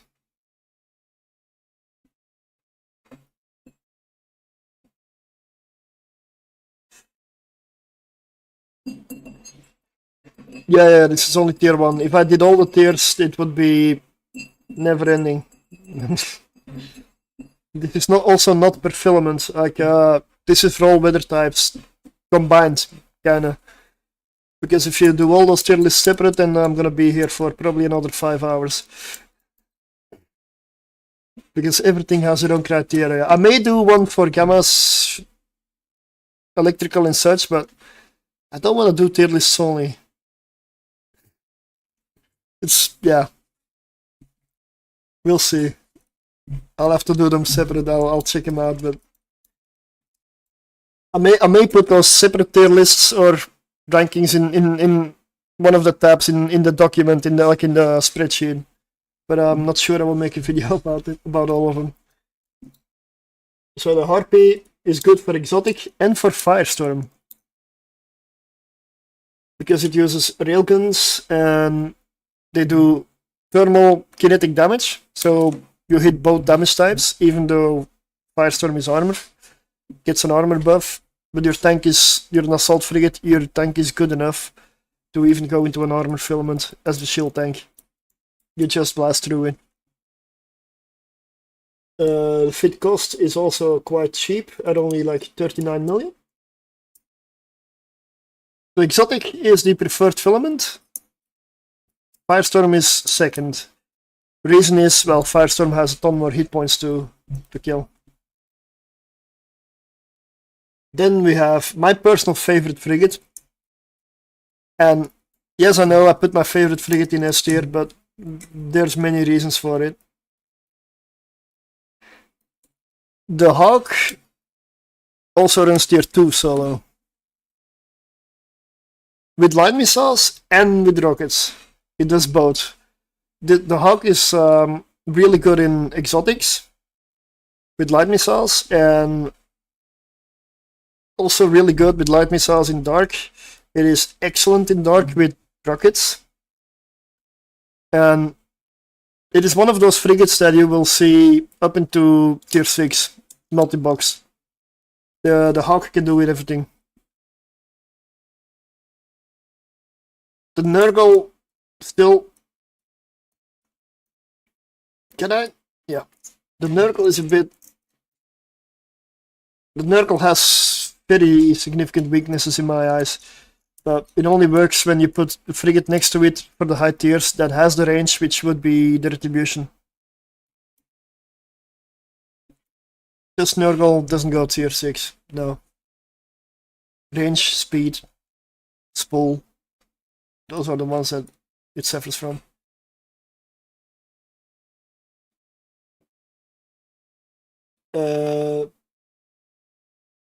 Then we have a Heron. Navy issue. And I don't have a Heron Navy issue here, so I'll have to fix that. I'll just use this one. Yes, not all of them use it though, but you can put it on. Most of them that run solo use damage modules.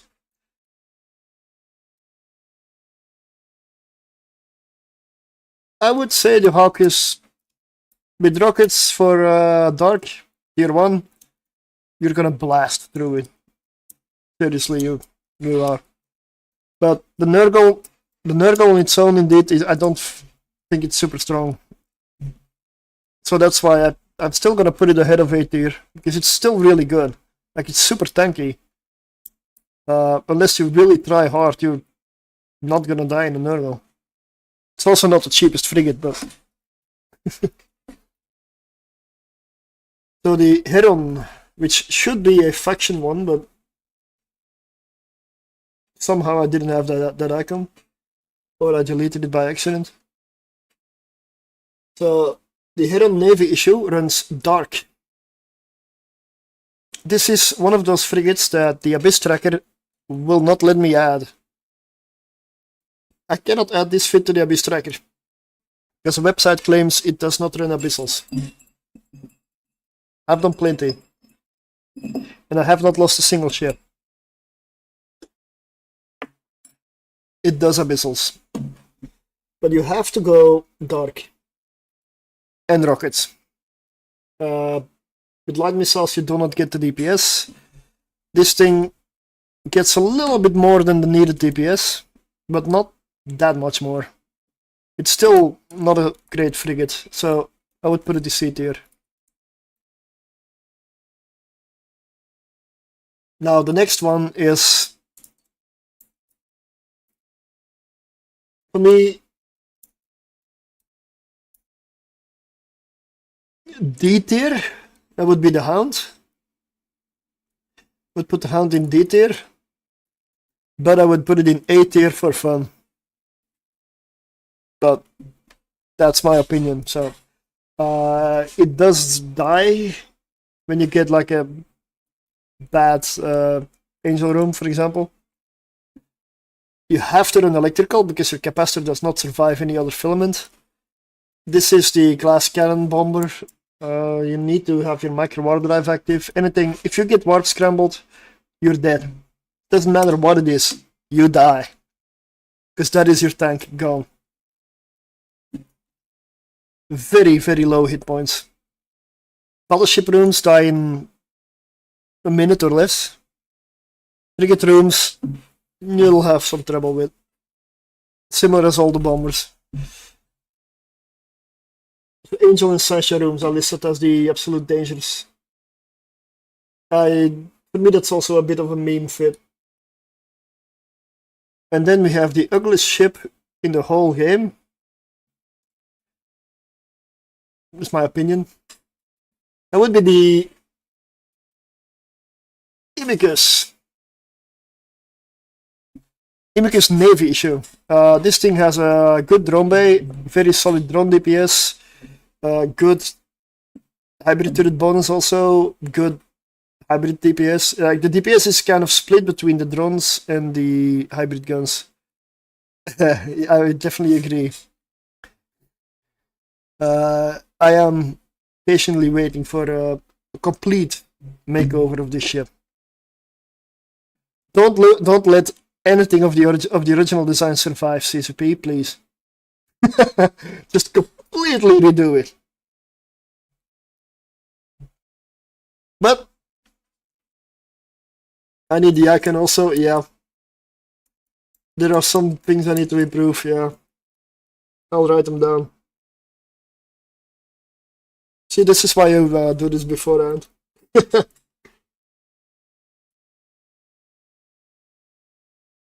Imicus Navy issue. Heron Navy issue. Yeah, I see all of them.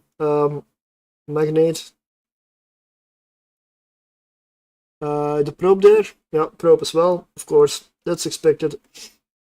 Probably overlooked it. It's all 4 of them, so. Oh, the Aeon. Yep. The Aeon's a special one, yeah. Now, the Imicus Navy issue you can do, it has very good DPS, and you can kite. Because your DPS is rails and drones, so both have range. It's as ugly as I find the ship.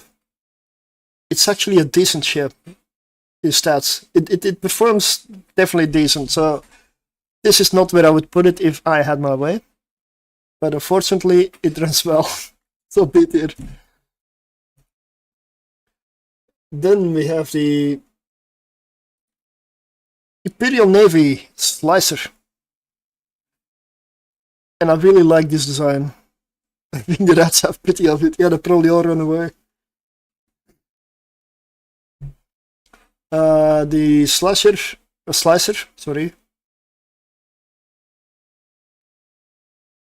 I will put it behind the hook bill. I mean, this is not completely ranked, but the Imperial Navy Slicer really runs smooth.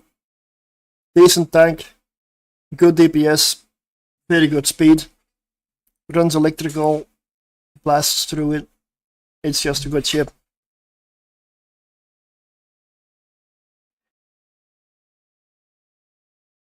Slicers have issue with Sunshine, Concord, Disparu. Oh yeah, the neutralizers.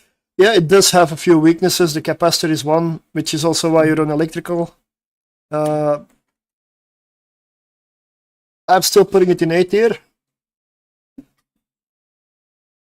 I've beaten those rooms with it during testing.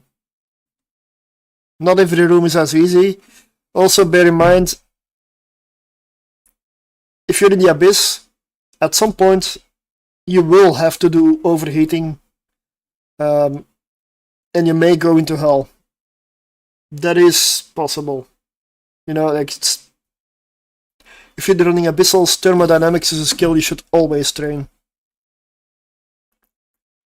It will save you. And that also happens sometimes if you make a piloting error with a hook bill or a crusader. It can easily happen. And I feel this is also the case there. But neutralizers, they should be priority. Yes. And the next one is one that I absolutely love to run. I completely redesigned the fit in the recent testing. That would be the Ishkur. Now this is the other one, the other Galente assault frigate. It's focused on drones and hybrid guns. The guns do, I mean, I put rail guns on it because blasters, a lot of the fits I see out there have blasters. Problem I see with blasters is most of the time they're useless. In my eyes, because I like to fly this kiting, because there's a lot of stuff that comes for you and you want to stay away from. You have mobile DPS in your drones, and if you combine like five light drones, and then you have blasters. So you're gonna send your light drones to the other end of the arena, and then you're gonna have to fly over them behind your drones to do your damage. I can send my drones over there and just shoot them from here with the railguns. It's not easy to get it fitted, but it works and it is a blast to fly. So very good speed tank, very good armor tank, decent hybrid gun DPS, but the drones are the main DPS here. I love the Ishkur. So A tier. And next we have the Jaguar. Once again, A tier. It runs really well. If you can't smell your opponent's farts, you're too far away. Yeah. See, in the Abyss, that also means you're gonna smell all their wrecking shots and stuff burning. Which would be your ship. And that is also the weakness of this Jaguar. Jaguar's weakness is the Tessera battlecruiser room. You can beat it, but you want to stay at the edge of your range, deep fall off, and just slowly kill them. Don't be tempted to go in close where you do full DPS, because so do they, and their DPS is higher than yours.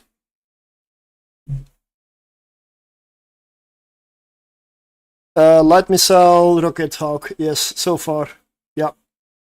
I consider S tier to be really bloody good. There's not a lot I'm gonna put in S tier, in general. It's like far above the rest in my opinion.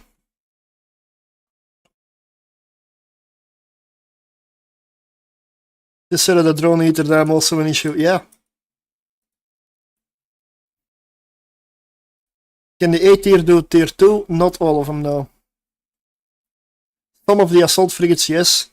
The others, well, we'll get there. The worm can do tier 2, but a lot of these cannot. Like a slicer, it dies. Karmer, not sure, but it probably dies. Damavik will die. Comet will die. Hookbill definitely dead. The Harpy I'm not 100% on, but I suspect it's not going to be easy. Nurgle, definitely yes. Enyo, I don't know. Most of them cannot. The Dremel cannot. No. This is only tier 1.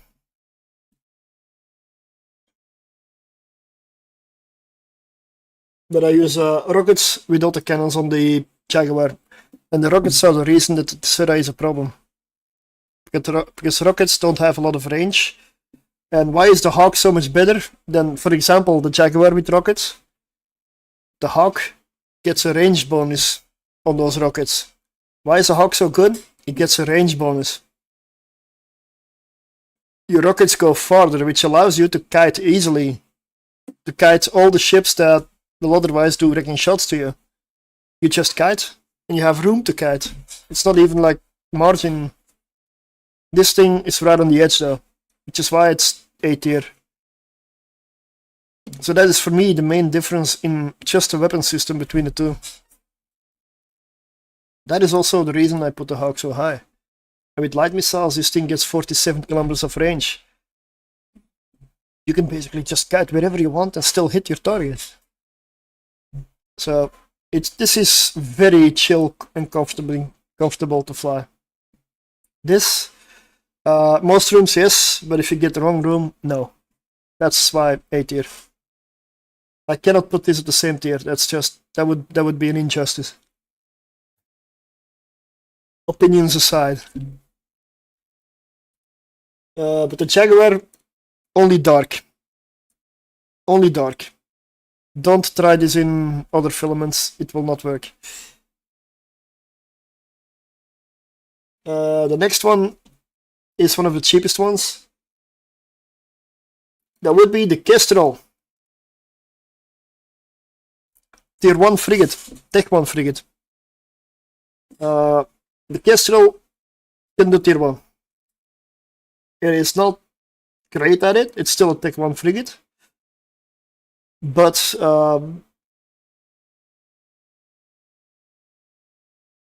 I have it listed as your fleet Suetonia. Yeah, CCP Kestrel now. He loves his Kestrels.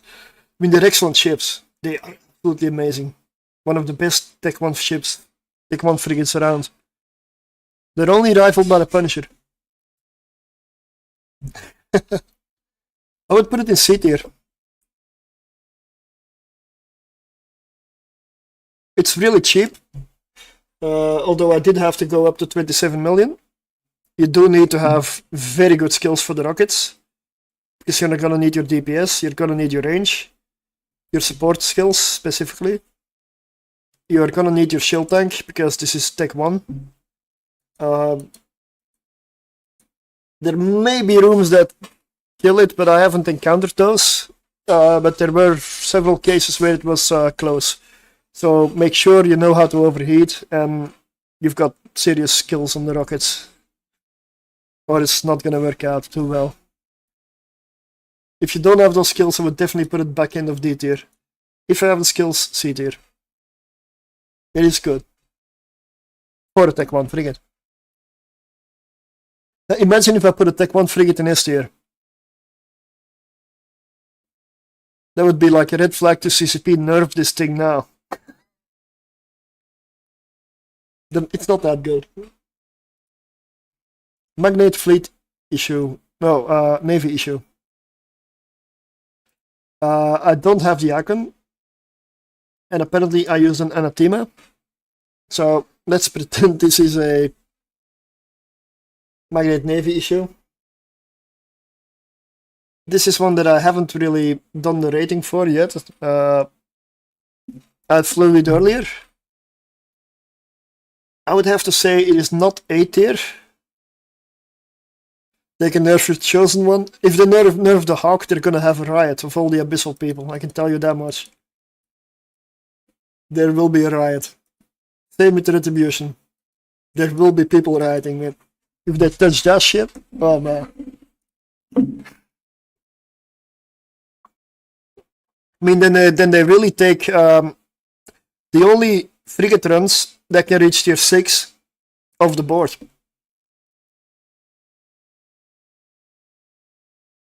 That's what you're doing then. You're removing frigates entirely from tier 6 when you nerf those.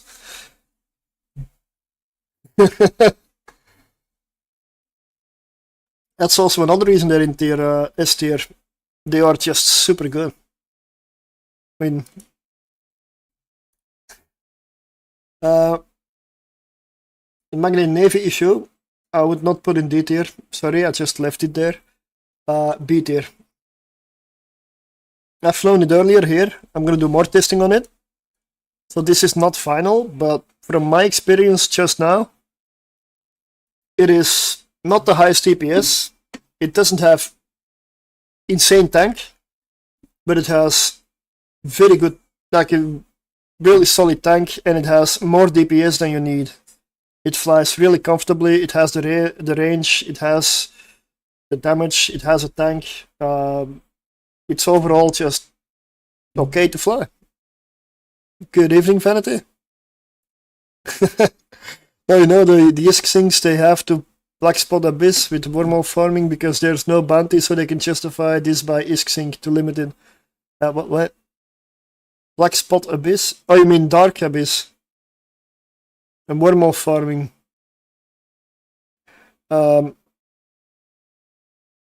There are bounties in wormholes. Oh no, they're not. They're actually the blue loot. The blue loot and the surveys for abyssals.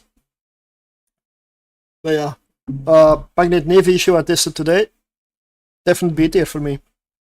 Does not deserve the same tier with an Astero. No. It's also not as good as an Enyo and an Ishkur and Harpy. No. Then we have something I've tested today, the Manticore. Yes, I did lose it in the end. Manticore, I find this a tough one.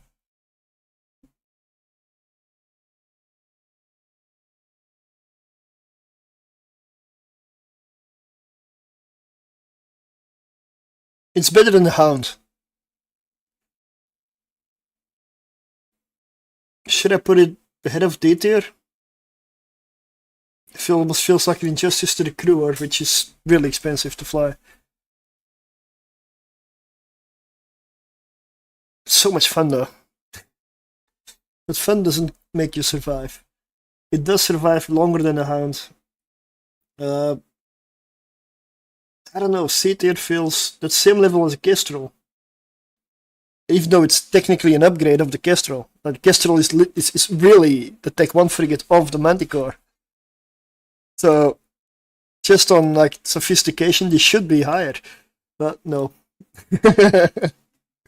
Not for this. It has torpedoes. It really cannot handle small targets very well. And if you get a Cinnabon room, it just dies to the Cinnabon. You need Kestrel to make a Manticore. Yeah, exactly. It's kind of funny that the Kestrel is better than the Manticore for this. If you have a big target, yeah, go Bomber, go Manticore. I'm gonna leave it in D tier, but I'm gonna leave it at start of D tier. I feel that's better because it doesn't quite get this. Like, and I'm starting to wonder, like, there's kind of a hole in B tier here. Yeah, it's not clear cut. Like, a tier list is one thing, but that's why you should never take a tier list that somebody makes or as absolute. It isn't. It never is. It cannot be. It's always bias creeps in. Also, if you're the ultimate enjoyer of flying a Manticore and you fly nothing else, then for you this is gonna be up here. But from my experience for flying it, from stat-wise, like from I think they did not nerf it because of Sutonia. In that case, why is the Punisher so good? Because the Punisher is really good. Even for tier 1. But I'll leave this here. The next one would be the Maul's Navy issue. This is one that in the past I would have put in B tier, but my recent experience, I'm gonna drop it down to C. Didn't feel as good as I remember it to be. I really love flying this ship. All the ships in the Punisher line seem to be good. Yes, they do. They are. They definitely are.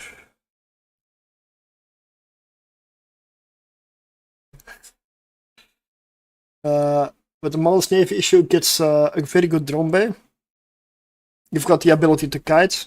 Yes, I shield tank it, so I only use this for Gamma. It doesn't have a lot of slots. If I armor tank this, I don't have any DPS. And then I also cannot complete the Abyss, so shield tanking is the way to go here.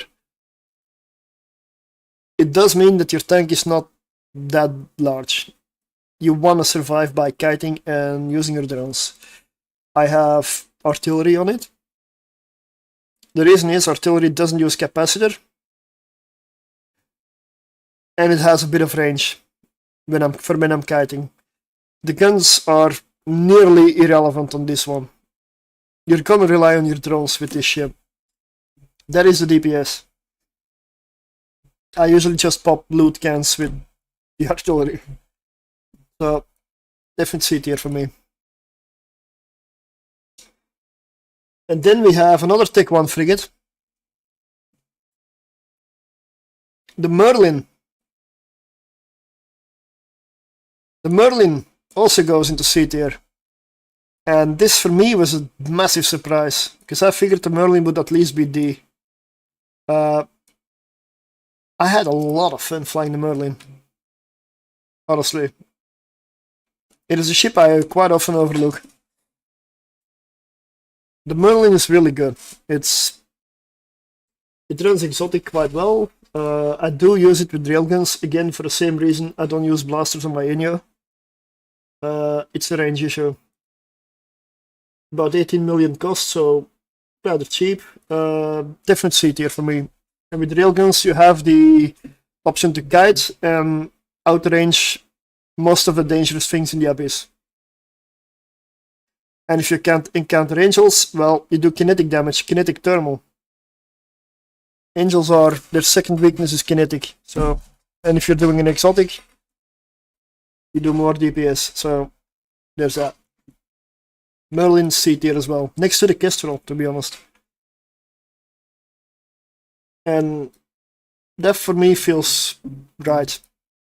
Neither of these are overpowered. They both do it quite well. And then I have another stealth bomber. That would be the Nemesis.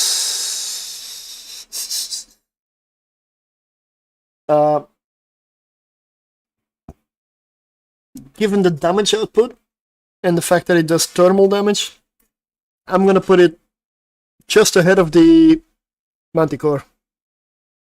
It felt like it did a little bit more damage because of the different damage type.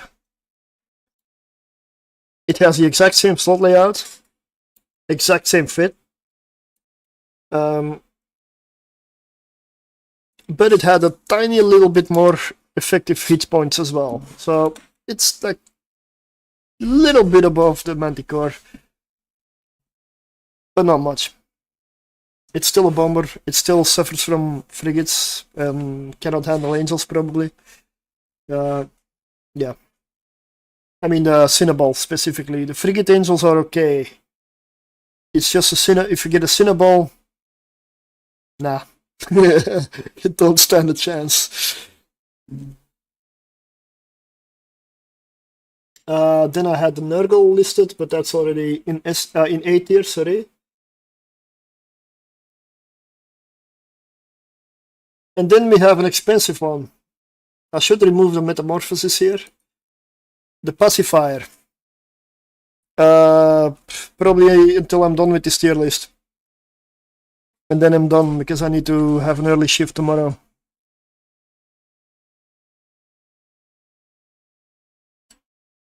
Next week I have an early shift, so I won't be super late today. I wanted to get this done, like to get an initial tier list going, so that I can really take a good look at it and see if there's anything out of place, like a frigate that's in it relative to others next to it. Yeah, I don't have the time, not today. Sorry. I'm really happy that I'm about to get to the end of this. I'm not gonna cancel it midstream and then cancel the stream to do something else for half an hour and then log off, because that's all it's gonna be. I'm not online for much longer. Sadly, I gotta sleep. I don't like it, but I have to. But thanks. I mean, thank you for the offer, and I'm sure I will take it up someday. Because I want to, but I just don't have the time today. Right. After the pacifier, I'll set up a giveaway for 100 million. So, exclamation mark 100 in the chat to enter. There was a level 1 hype train earlier, so I'll give away 100 million. I'll find the character that has it. My wallet is getting insanely low now. But yeah, pacifier.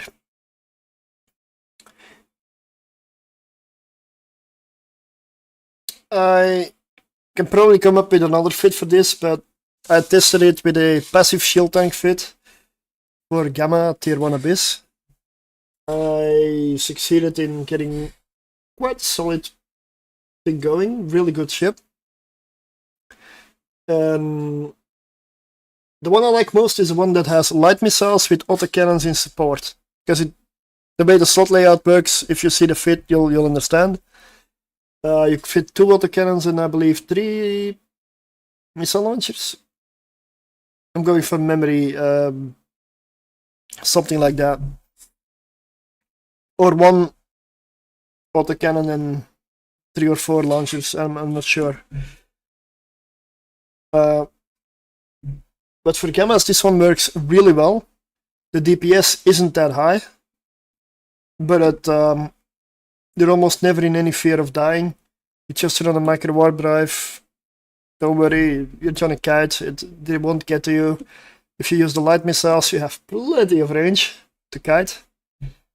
The other version was the artillery one with a light missile support.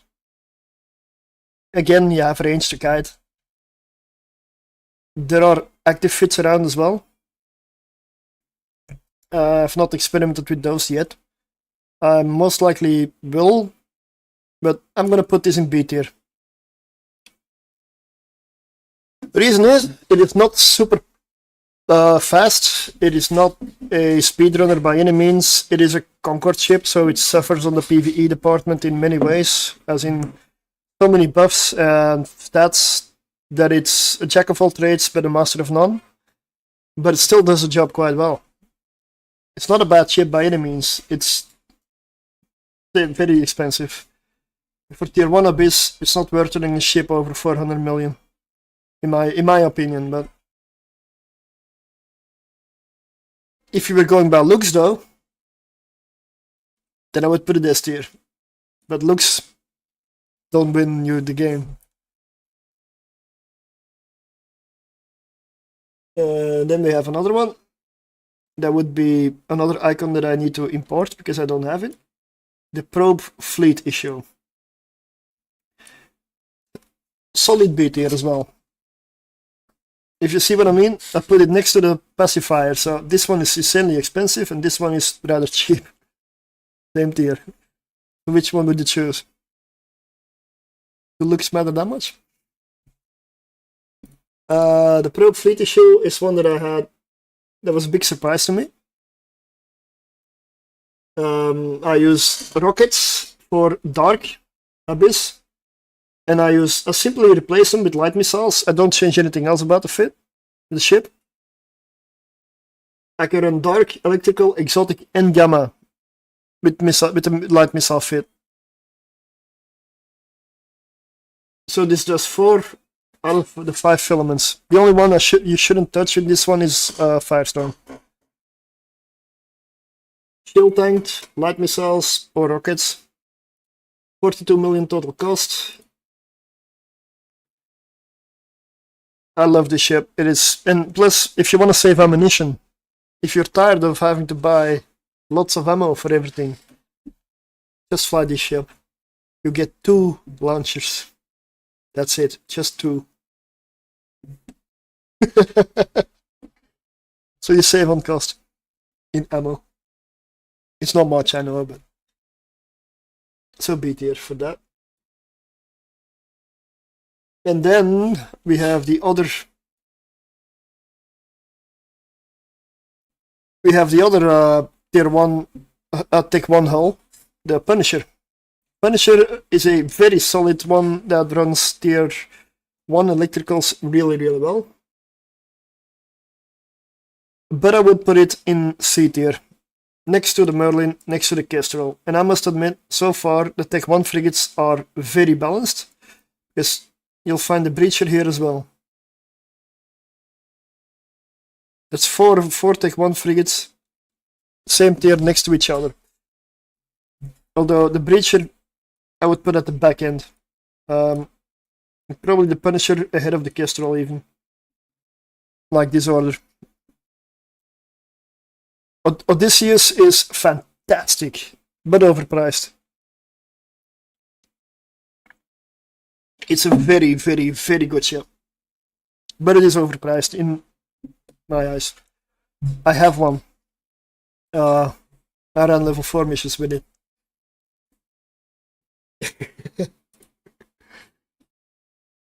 Somebody's got to do it.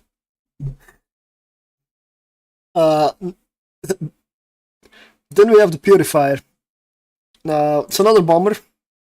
Purifier, I'm inclined to put behind the Hound. I consider Purifier to be... It's kind of weird. The worst of the bombers.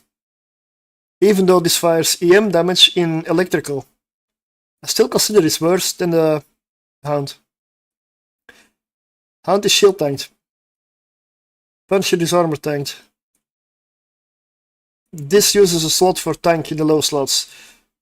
The same slot that the Hound uses for application. So the Hound ends up doing more application than this one. That's why I consider the Hound to be a tiny bit better. They're both paper tanks, they both die whenever they get warp scrambled or web too much. This is kite for your life. Run away. Whatever you do, run away.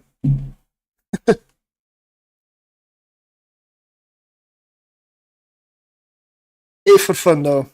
Stealth bombers are fun in the Abyss, but they're high risk and you will lose it. But if that's worth the fun, go for it. High skills also required. You need really good torpedo skills, and anything relating to micro warp drive or tank, you also want to have. You want to have as much advantage here as possible, and most definitely thermodynamics have it at as high as you can possibly manage. 5 preferred. You're going to need it. That's a guarantee. And then, wait, what?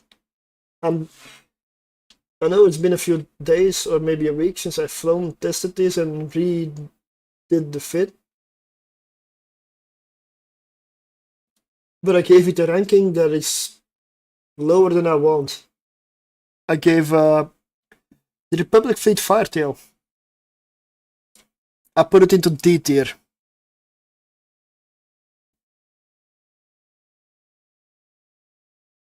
That's because of the stats and how it runs. It is not because of my opinion, because my opinion, I bloody love the ship. Just the looks alone. I want an excuse to fly this.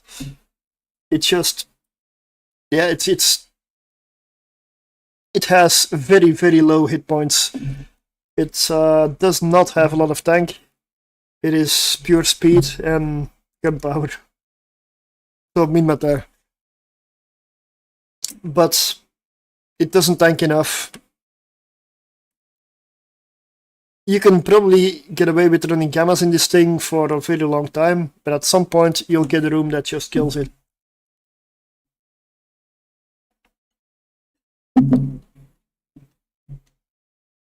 I'm kind of sad to put it here.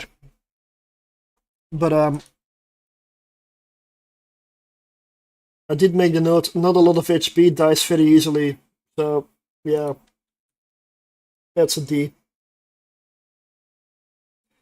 And then S tier is kind of empty, don't you agree? So let's put one there. Nobody saw this coming. Retribution. 100%. If there's an S tier, it's gotta be a Retribution in there. Retribution is just insane. It is the assault frigate with the highest damage. It obliterates stuff. It is also the go-to for blitzing the Abyss. If you want to do incredibly fast runs in tier 1, I would suggest go electrical, go retribution, go pulse. Just slam into your target and delete it. You can, if your skills are decent, you should be able to tank everything without problems. Even if you face tank it. The only exception, maybe, I may need to test that myself, is the Surtr Battlecruiser. The wrecking shots are just... You need to do some wrecking shots of your own to get it before it gets you. That thing is just brutal. But anything else, you can also kite with it. You can also fit it with beams. It's still gonna be really amazing. It's not gonna be the ultimate blitzer, but with beams this becomes very comfortable to fly. Because at that point you unlock the ability to, similar to a hawk, kite around the whole arena and hit everything anyway. You don't care, just casual strolling by. The hawk with light missiles is like the retribution with beams, with the difference that it's a different form of application. I think the retribution has more sheet damage, but applies less of it, whereas the hawk has less damage on like the numbers, but applies more of it relative to each other. So if you compare the light missiles versus the beams, I would probably, I mean, this is a guess, okay, but I would almost consider them equal. Rockets versus Pulse, I would probably say Pulse wins. Pulse is just insane on the retribution. But rockets, again, they're missiles, but they're completely different filaments. With rockets, you would like to go dark, preferably. You could go exotic as well, but in dark, they're even better. Because stuff comes closer to you. Retribution, I've got one with beam lasers, pulse lasers, electrical. Beam lasers can do electrical and firestorm.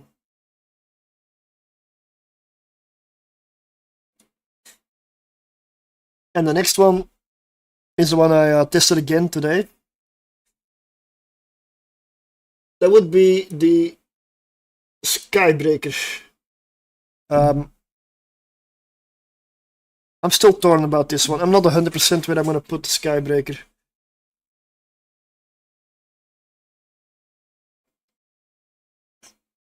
I have it here listed as D tier, but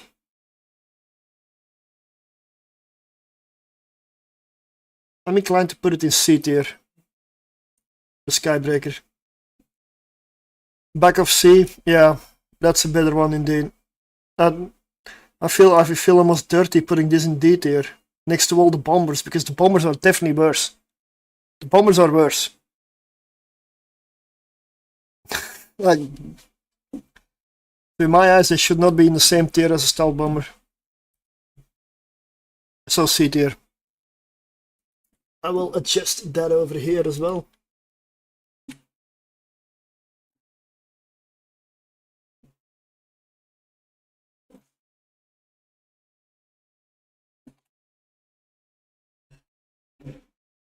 I mean, it's so much fun to run though. They're only really worse due to tank. They are the opposite. The stealth bomber is the opposite of the Skybreaker. Yes. Where the Skybreaker shines, the bombers suffer. It's really it, yeah. Yep.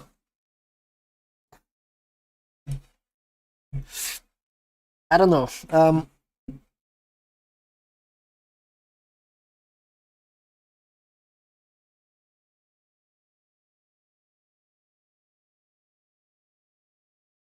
I do believe this is okay. I will put this in C tier just because of the fact how satisfying and fast runs are when you get frigates or stuff that's not. I mean, when you get good runs, they are incredibly satisfying. So, I mean, the tank is solid. Yeah, frig rooms are more common, yeah. Then we have the Succubus. So the Succubus I would put up in A tier. Runs electrical really well. I put beam lasers on it. It is 114 million. Definite A tier. Good speed. Good capacitor. Good damage. And good range. It is not the best. It is not top of the line. But it is really good in just about everything. I would honestly... I know this isn't really ranked, because it's hard to rank tiers and then rank within the tiers. It's maybe a bit much, because it also changes depending on the room you get. That's the thing with Abyss, it's still random, so it can depend on the rooms you get. So ranking them like objectively, it's almost impossible. If you want to do duo for fun, not profit, you go a Sparky and a Bomber. That might be something fun to do, yeah. That might be something fun to do. But I'm not gonna do it multi-boxing. Because those two... Although I could do it multi-boxing, I'll just have to focus on the Bomber, because that's the one that dies. The other one can survive and tank. But yeah, That might be that's a nice one, yeah. Triple box with the Logi. Tier 1? I mean, tier 2, the bomber just gets one shot. Even if you have a Logi. I mean, no, maybe not, but at that point you're gearing towards a glass cannon setup. In a way. Maybe there's some, but then you need to change the whole fits and setup. You need to tune them to each other. That could be done, yeah. Won't go tier 6, but might be somewhat decent. But I'm not gonna go get that started now.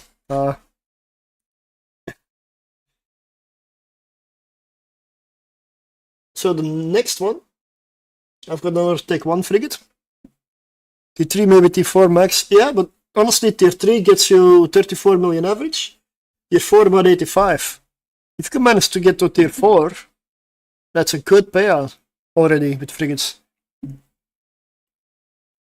Not to mention it's a lot of fun.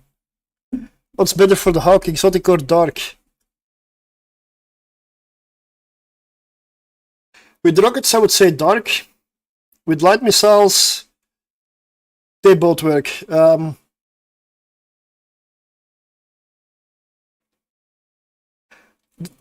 nice thing about dark is everything comes closer, everything flies faster, you have a speed tank, and missiles are largely unaffected.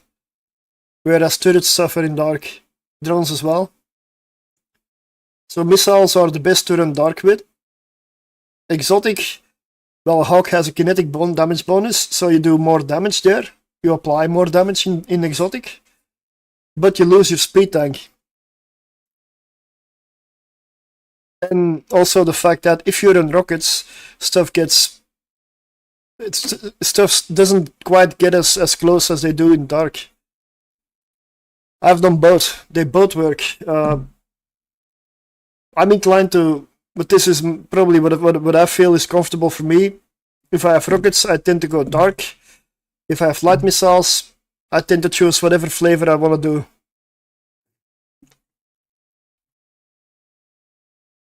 Which one is the best? I don't know.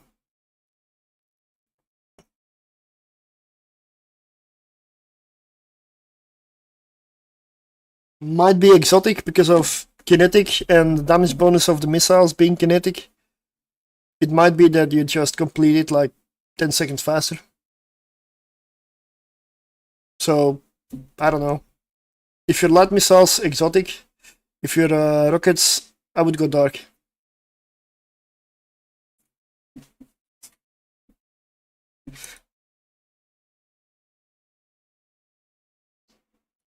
But the next one would be the Tormentor. I'm gonna put this ahead of the Breacher. The Tormentor, I have with beam lasers, I believe double armor repair. It needs decent or good skills, and decent or good it has decent DPS, but it does need a few skills to be at a certain level to really shine. If you have low skills, you will not do that good, and I would suggest just go Punisher. Punisher is definitely better than Tormentor. Easier to fly. B-tier is so empty, man. I gotta look at that. The next one would be the other MR assault frigate. That would be the Vengeance. I haven't done it myself, but I've been told that the Vengeance does run tier 2 fairly comfortably. So when I go over the tier 2 stuff at some point, I will have to test the Vengeance. Vengeance is, in my eyes, a very solid one. Ugly like a shrimp, yeah. Yeah. The Vengeance is used with rockets. Because you may notice that if you put light missiles on a Vengeance, your DPS is abysmal. Like, it's just terrible. and even the range isn't that good. The Vengeance needs rockets. It is a tough ship. It is hard to kill. It's an assault frigate. It did get buffed at some point a little bit. It has good DPS with rockets. The range is just standard. It does not get the range bonus like a Hawk does, which is again why the Hawk is so much better. I've tried to run dual Vengeance with a Deacon into tier 5 and 6. I made it to tier 4. And then it started to become really annoying. Because the range issue. It has a DPS. It has a tank. But you need to take so much extra damage because you just cannot reach. It's a very good ship, but that's why I don't put this one in S tier. It suffers from the range. But absolute very good A tier. Definitely rockets, 48 million.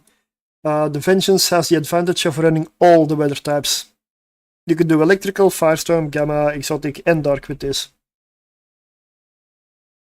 If you run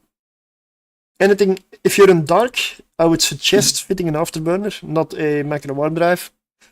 Macro warp drive in dark tends to be extremely fast, and if you hit a speed cloud and you're not facing in the correct direction, you lose your ship. Because you're out of the arena. So, afterburner in dark, you can choose macro warp drive or afterburner in the other 4. It doesn't really change that much. But that's like a choice. Oh yeah, dangerous room for the Tormentor, I forgot to mention it, Sancha. Tormentor suffers against Sancha. Now the next one is going to be the newest frigate. The Venture Consortium issue. Runs electrical. I shield tanked it. Pulse lasers and drones again.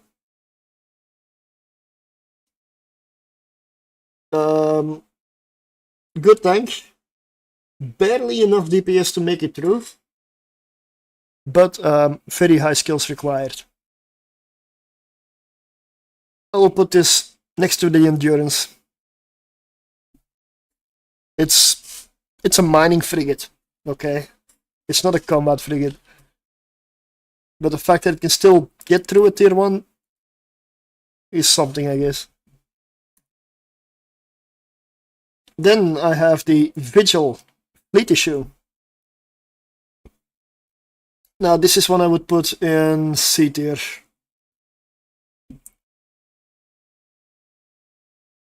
I'm inclined to put it ahead of the Tormentor. It makes you think it doesn't mind ships.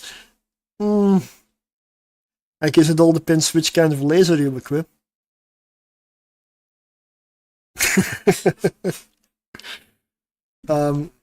Like the Vigil fleet issue is very good at kiting. It does have a bonus for rockets. It also has a drone bay. I believe it launches 2 or 3 drones.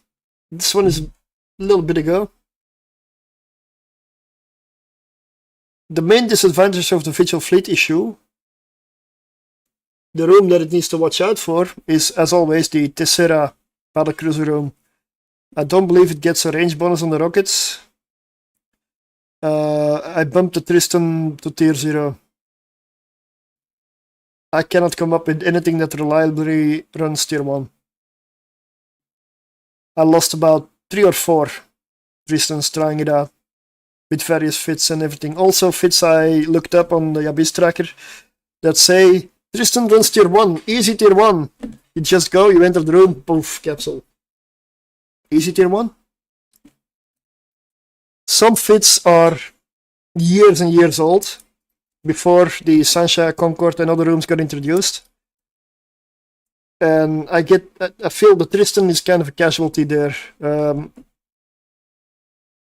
I cannot put enough tank on it. And the DPS is not that great. Also the capacitor is sometimes an issue.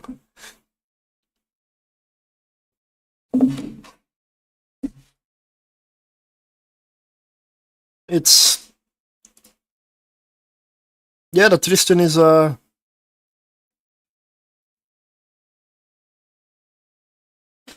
Astero is right here. Astero's on C tier. It's not great, but it's not that terrible. But the Tristan, I tried. If you can do better, let me know. Link me the fit. I'll give it a test. But I couldn't get it done. I'm sorry. I just I couldn't. It's beyond my skill. I like the Tristan, but no. There's too many rooms where it seems to just die. There's like at least a couple. But the Vigil Fleet issue has decent DPS. I believe it gets a rate of fire bonus for the rockets. Launches 2 drones. Main weakness, the range. It needs to go dark. It needs to run dark.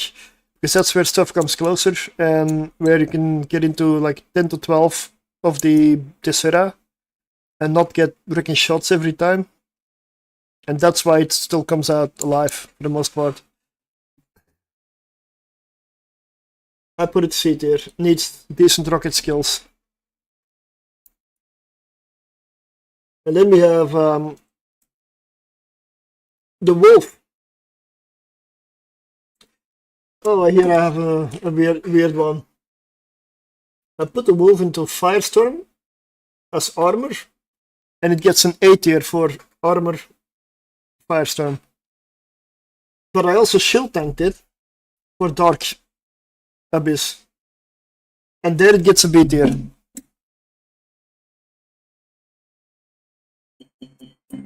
So this is kind of an in-betweener overall. I don't really know where I should put this. It's like between A and B.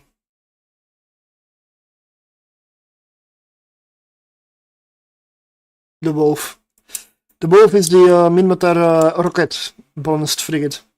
If you put light missiles on this thing, you will cry. The DPS with light missiles is absolutely terrible, similar to the Vengeance. It's just bad. Last A or first B, yeah. B tier is really empty. Let's fill it up.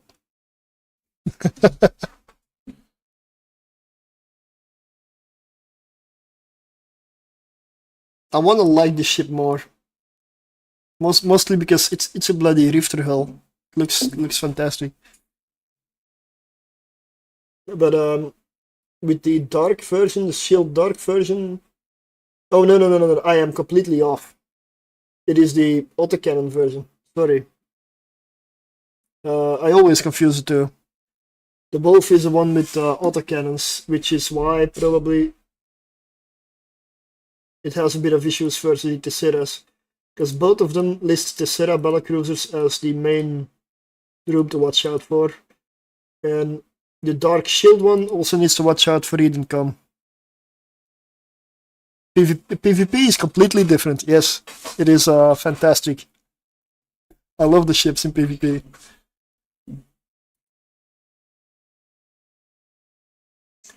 And then we have the last frigate. The Worm. Shall I leave it there?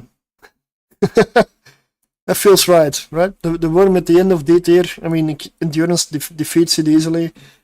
Yeah. So that's done.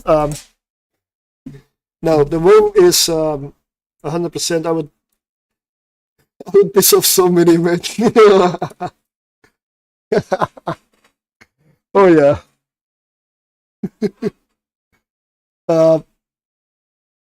Honestly, top of A tier. I cannot even justify putting it behind the Nurgle. Because it It's not as tough as a Nurgle. It's also not a Tech 2 hull. But it's so versatile. You can kite with it, you can brawl with it, you can put rockets on it, you can change the drones according to the filament, you can active tank it, you can passive shield tank it. Light missiles is great. You've got 2 damage types you can choose from for the main thing.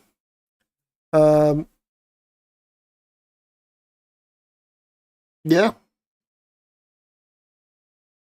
And you have the option to kite around. It's also excellent for alphas.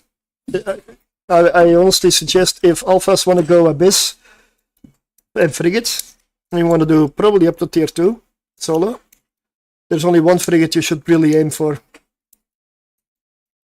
The worm. Yeah, it's I have not succeeded in running a tier 3 with a hawk. No. The worm is... You know... Technically the worm is between A and S tier. Because honestly, I'm not sure if this would be right.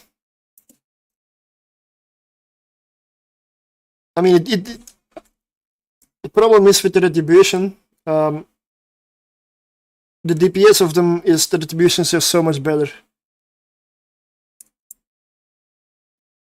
I'm not sure I would put it here. But given the amount of people that use it, the amount of fits there are, and all of the stuff it can do, and I mean the retribution is limited in the filaments it can run. This one isn't. Just stay out of dark and you'll be fine. Even the hawk is more limited in filaments, it only runs dark or exotic. I wouldn't take it into any other, although I have not tried Gamma with a hawk. I have to admit. Passive tanked hawk in Gammas.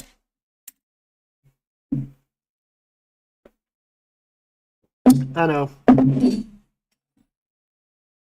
I hate myself.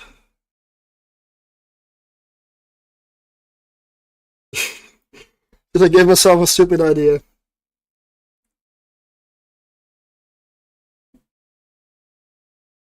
I have flown all of these, yes. I have tried and tested all of them. And the reason I didn't put the Daredevil there yet is because this one I forgot about. I made the feed earlier today and I completely forgot to buy it.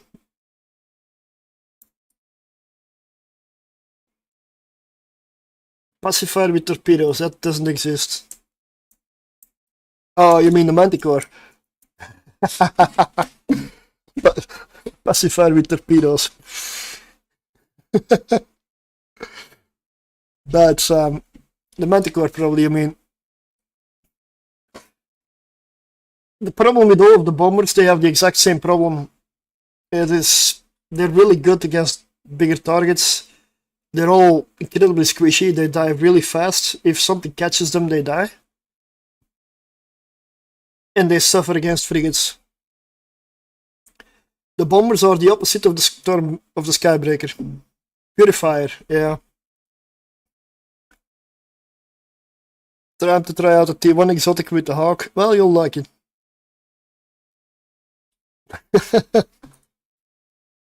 And the Daredevil. Yeah, if I have to make a mental note, swap heads first.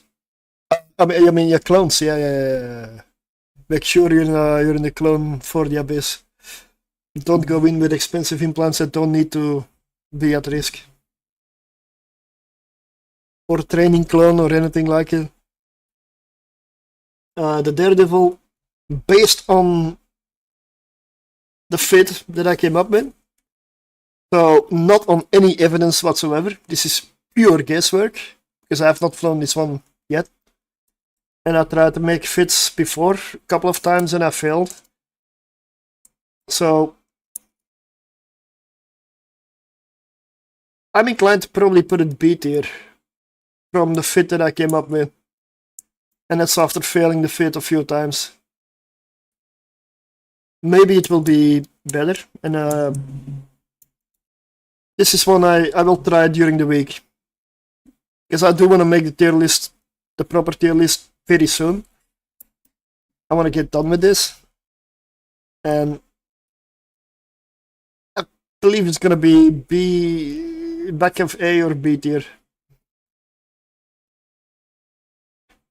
Yeah, that's it. Because the metamorphosis, I did one run and I could easily tell it's not even D tier.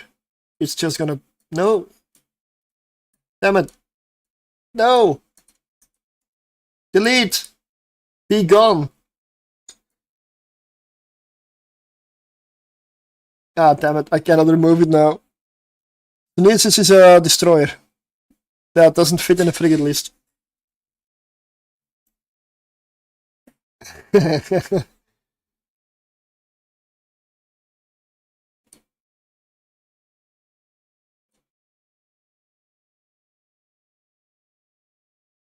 We'll make it the... No,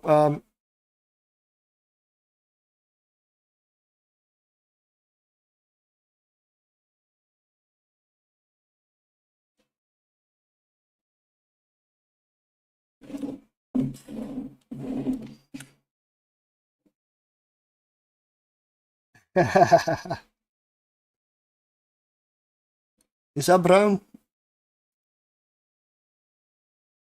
Oh, that's too dark.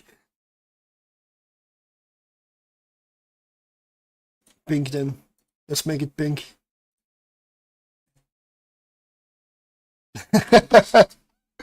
There you go. Yeah, there was no brown. Yeah. I've had enough CPU to upgrade the BCU to T2. I do a massive 40 PS more. Yeah, well, I mean, the long run it will matter. Right?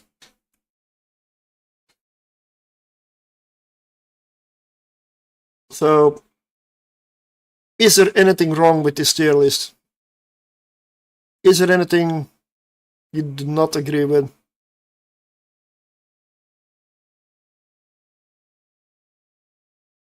Is there anything I need to put into B tier to make it a bit more filled up? I mean, a tier list doesn't have to be evenly spread, I know, but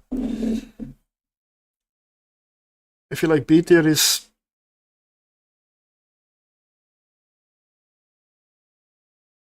Yeah.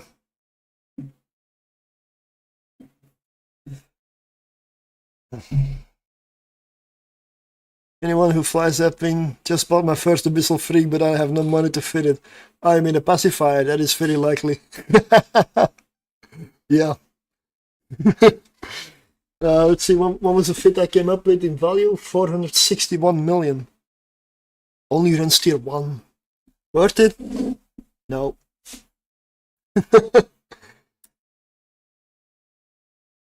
It's definitely not worth the cost. But if you have money to spare and you want to look at a pretty frigate, it does do it well. But it's not worth it. It's gonna be running for a while before you make the money back.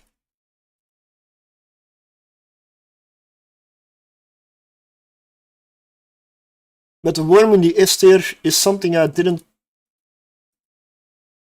Yeah, okay. But the Nurgle... I feel like the Nurgle has too many weaknesses, as in annoying stuff around it. Range, spool, speed. So for that it won't make it to S tier for me. Harpy feels really good. I'm probably gonna revisit the Harpy when I go for tier 2. Yeah, the Nurgle is for when you multi-box frigates and you need a tank. Then Nurgle is like, it's a very tough frigate to kill. You can make a very solid tank on that thing. But it likes the range to be super effective.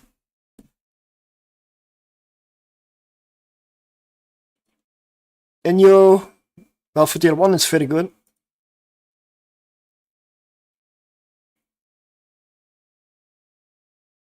I don't disagree with anything in the A tier from what I can see. They're all good. This annoys me though. The wolf.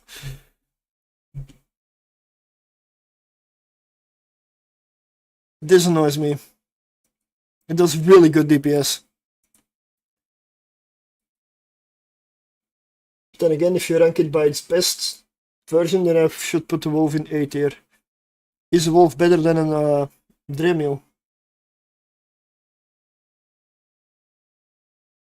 Let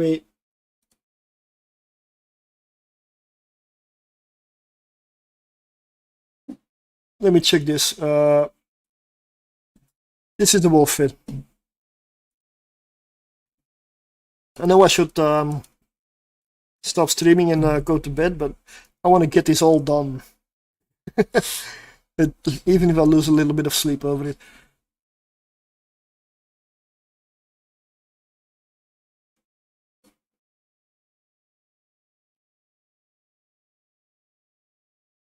No drone, 284 DPS.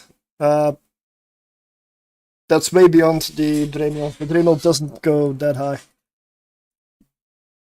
I also go artillery with the Dremel for kiting.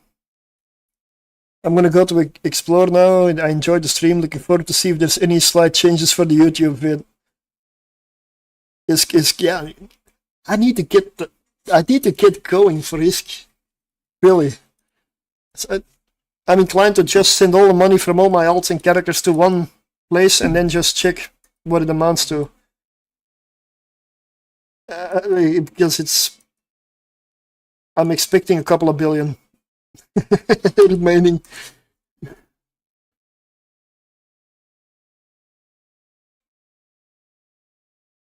The problem with this would be the range.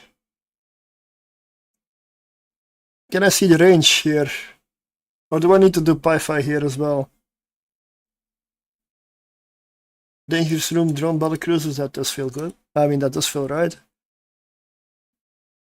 I get the feeling I need Pi-Fi for this because it doesn't give me much information. Range is a big factor.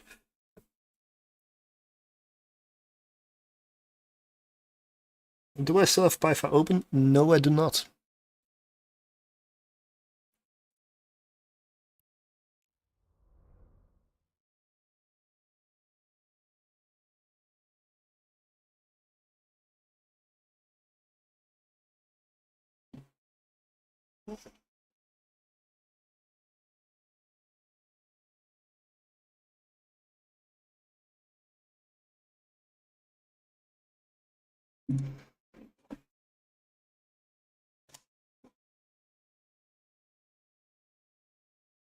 Tier 3 electrical wolf duo. That must be from before the changes.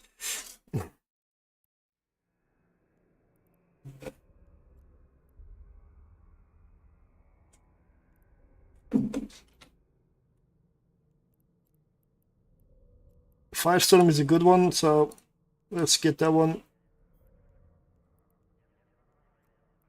to clipboard. I want to quickly check the range because that's going to be the determining factor here.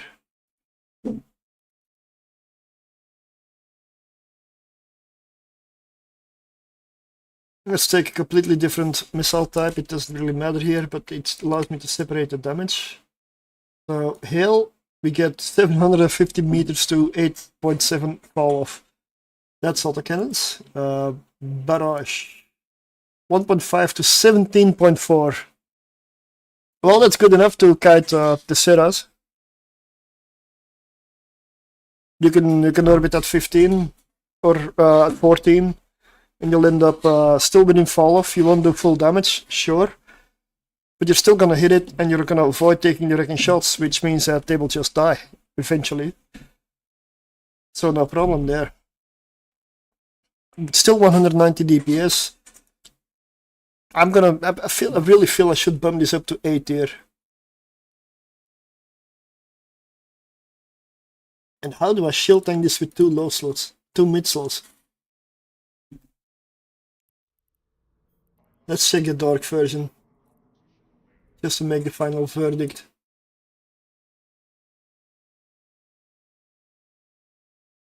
A small shield booster and afterburner. That's it. Who needs tank? We don't need any tank. What? This is a glass cannon fit.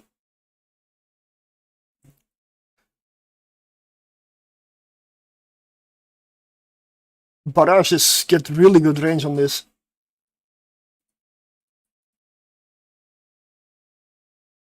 %100% CPU used. Ugh. I'm inclined to test this again. I'm gonna copy this.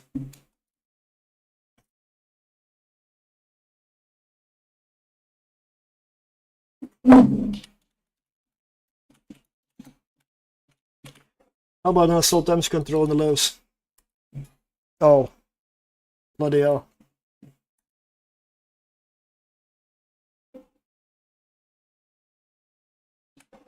I feel like this kind of glass cannon tank needs a bit of a panic button, maybe.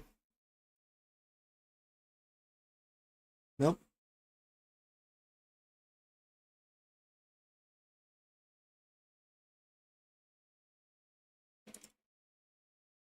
Nope.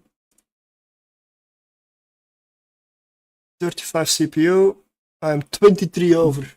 Yeah, that's something I'm not gonna fix.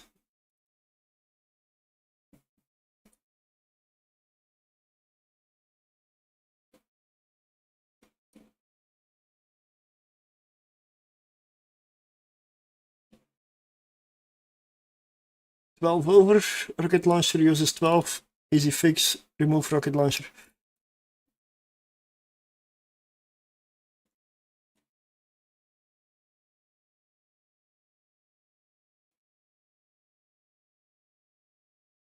Much more effective tank. I did lose a little bit of speed, but I'm still fast enough. I believe this is an improvement.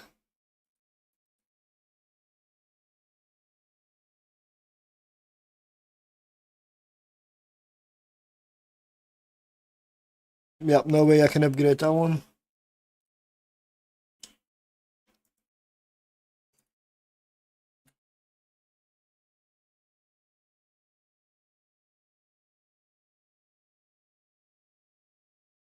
Two CPU left, that doesn't give me enough. That's the reason the nanofiber is here. Doesn't use fitting.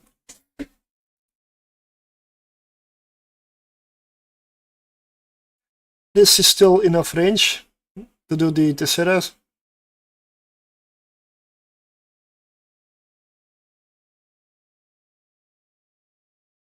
Especially because at dark you need 10 to 12 kilometers of range from them instead of like the full 15.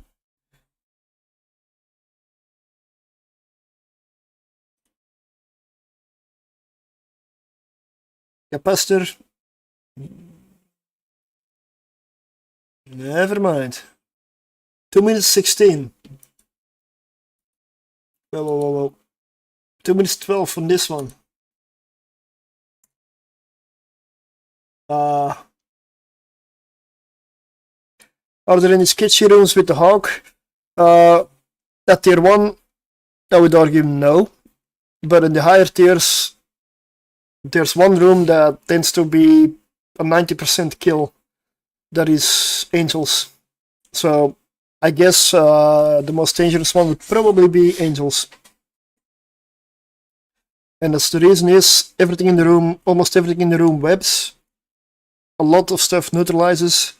You've also got target painting everywhere, and that combination kind of adds up. But it's in the higher tiers, it starts stacking up, and the waves become bigger and bigger. And that's where they become dangerous. I do believe tier 1, there you'll manage easily. But Angels tend to be in the higher tiers, the Hawk killer. They kill a lot of frigates. But in the higher tiers mostly.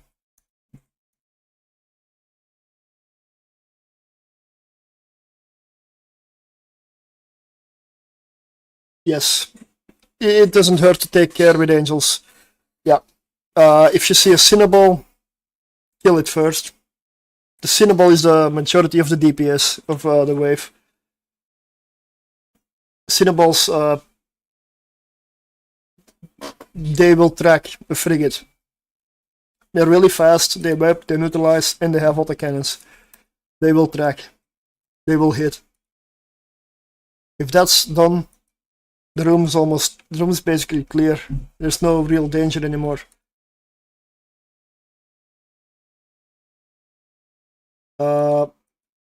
You know what? I'm not gonna take the dark version into account.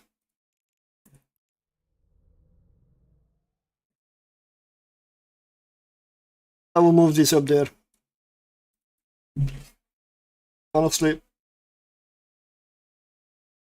There. For Firestorm, it's definitely a very good ship. No doubt.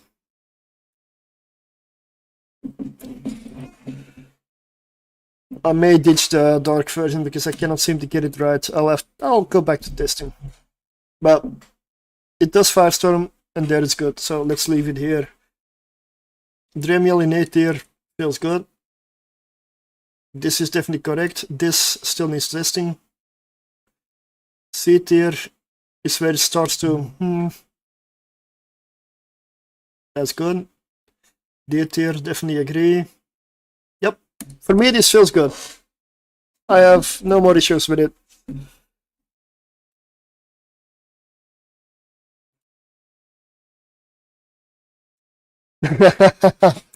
Yes, you do. Tier 1 Abyssal Frigates, this one is.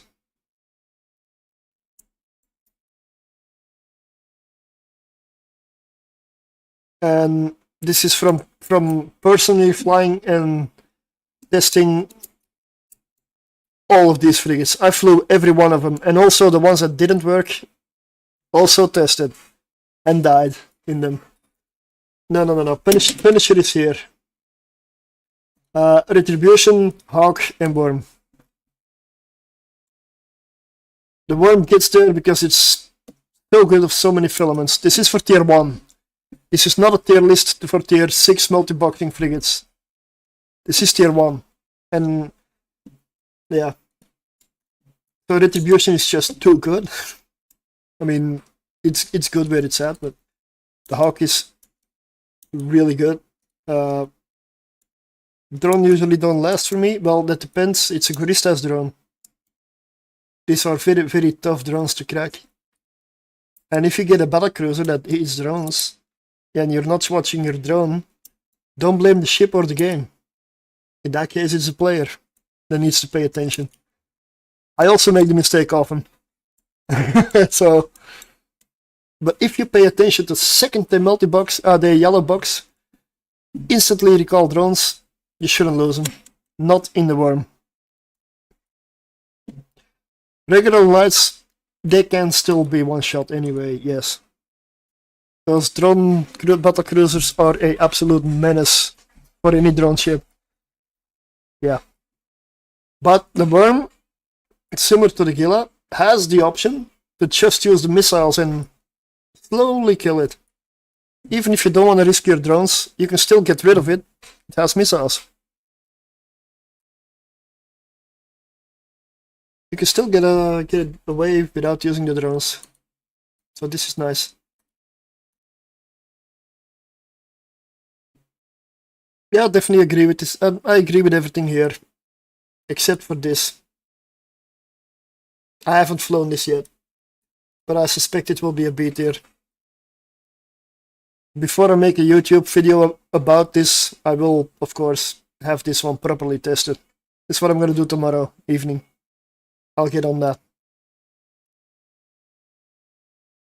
Everything else has been flown and tested. This is what I would say is, for now, the tier list.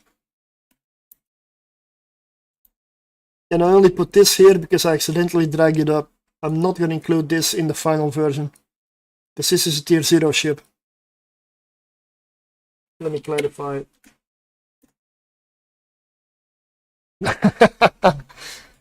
Tristan should also be here.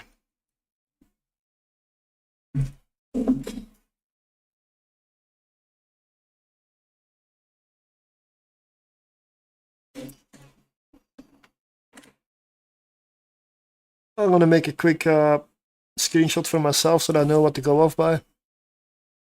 Yes. Yes. It's also how I know the venture doesn't make it. I seriously did, yeah. Every single ship I could put in has been tested. Destroyers as well. I've done the Pioneer Consortium issue, Outrider, Mamba, Mekibal even, and the other one, Tolos as well. Tolos is so bloody expensive. Not worth flying. Can do it, but not worth flying. It's like this thing here. Pacifier. Oh yeah. That was a Pioneer, right? Yeah. It did die later. Because a Pioneer didn't make the tier 1 list. It will not make the tier 1 list. If I get to a destroyer list. The Consortium issue will, but not very high. Probably same spot as Endurance and here. But I'm gonna start wrapping it up because unfortunately I have an early shift tomorrow and I would like to continue. I would like to test this, but I don't have the time. So let me see if there's anybody I know that is currently streaming. I'm not gonna stream tomorrow. I'll never say never. I don't usually stream during weekdays anymore.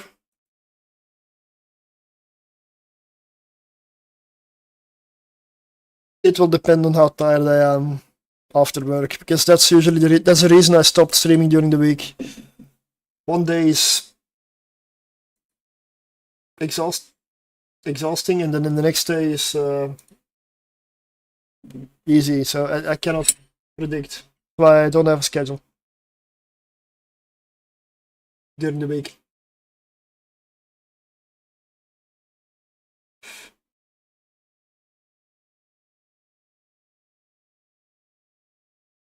You know what?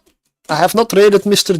Dangerous D. It's definitely becoming a side job again for me, yes. But at least it's one I enjoy more than my real job. That is something.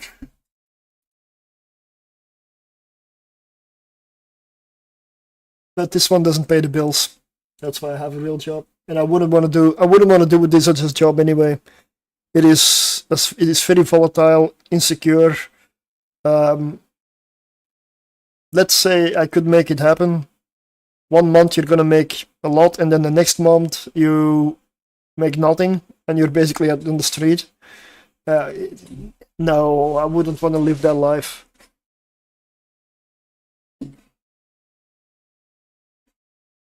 I feel, and I will extend that to the whole thing of influencer, you know? I don't care about that stuff anyway, but it's a very insecure job that can end any split second. They just don't know it yet. As long as you can keep that up, be happy with it. Because it doesn't last.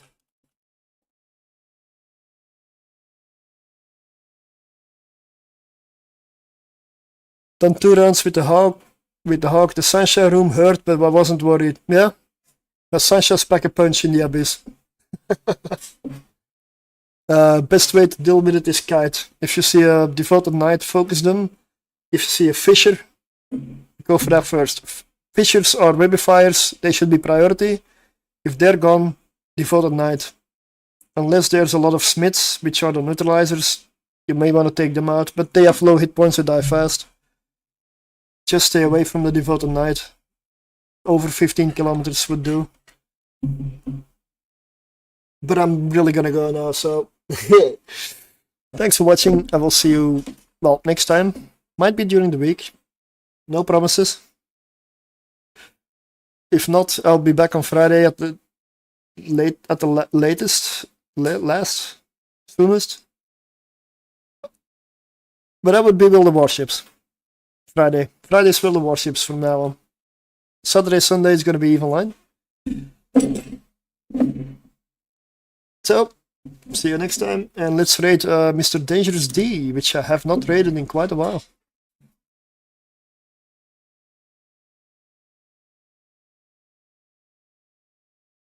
And Kick. I cannot do a host, so I would say thank you for watching. Hopefully see you next time. YouTube doesn't know what a raid is, so thanks for watching. Are we raiding? We're raiding Dangerous D. Awesome.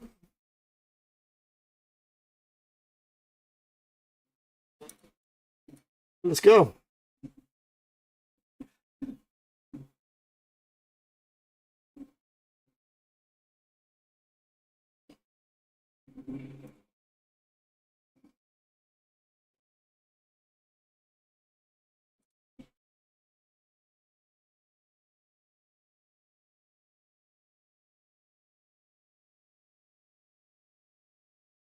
See you next time.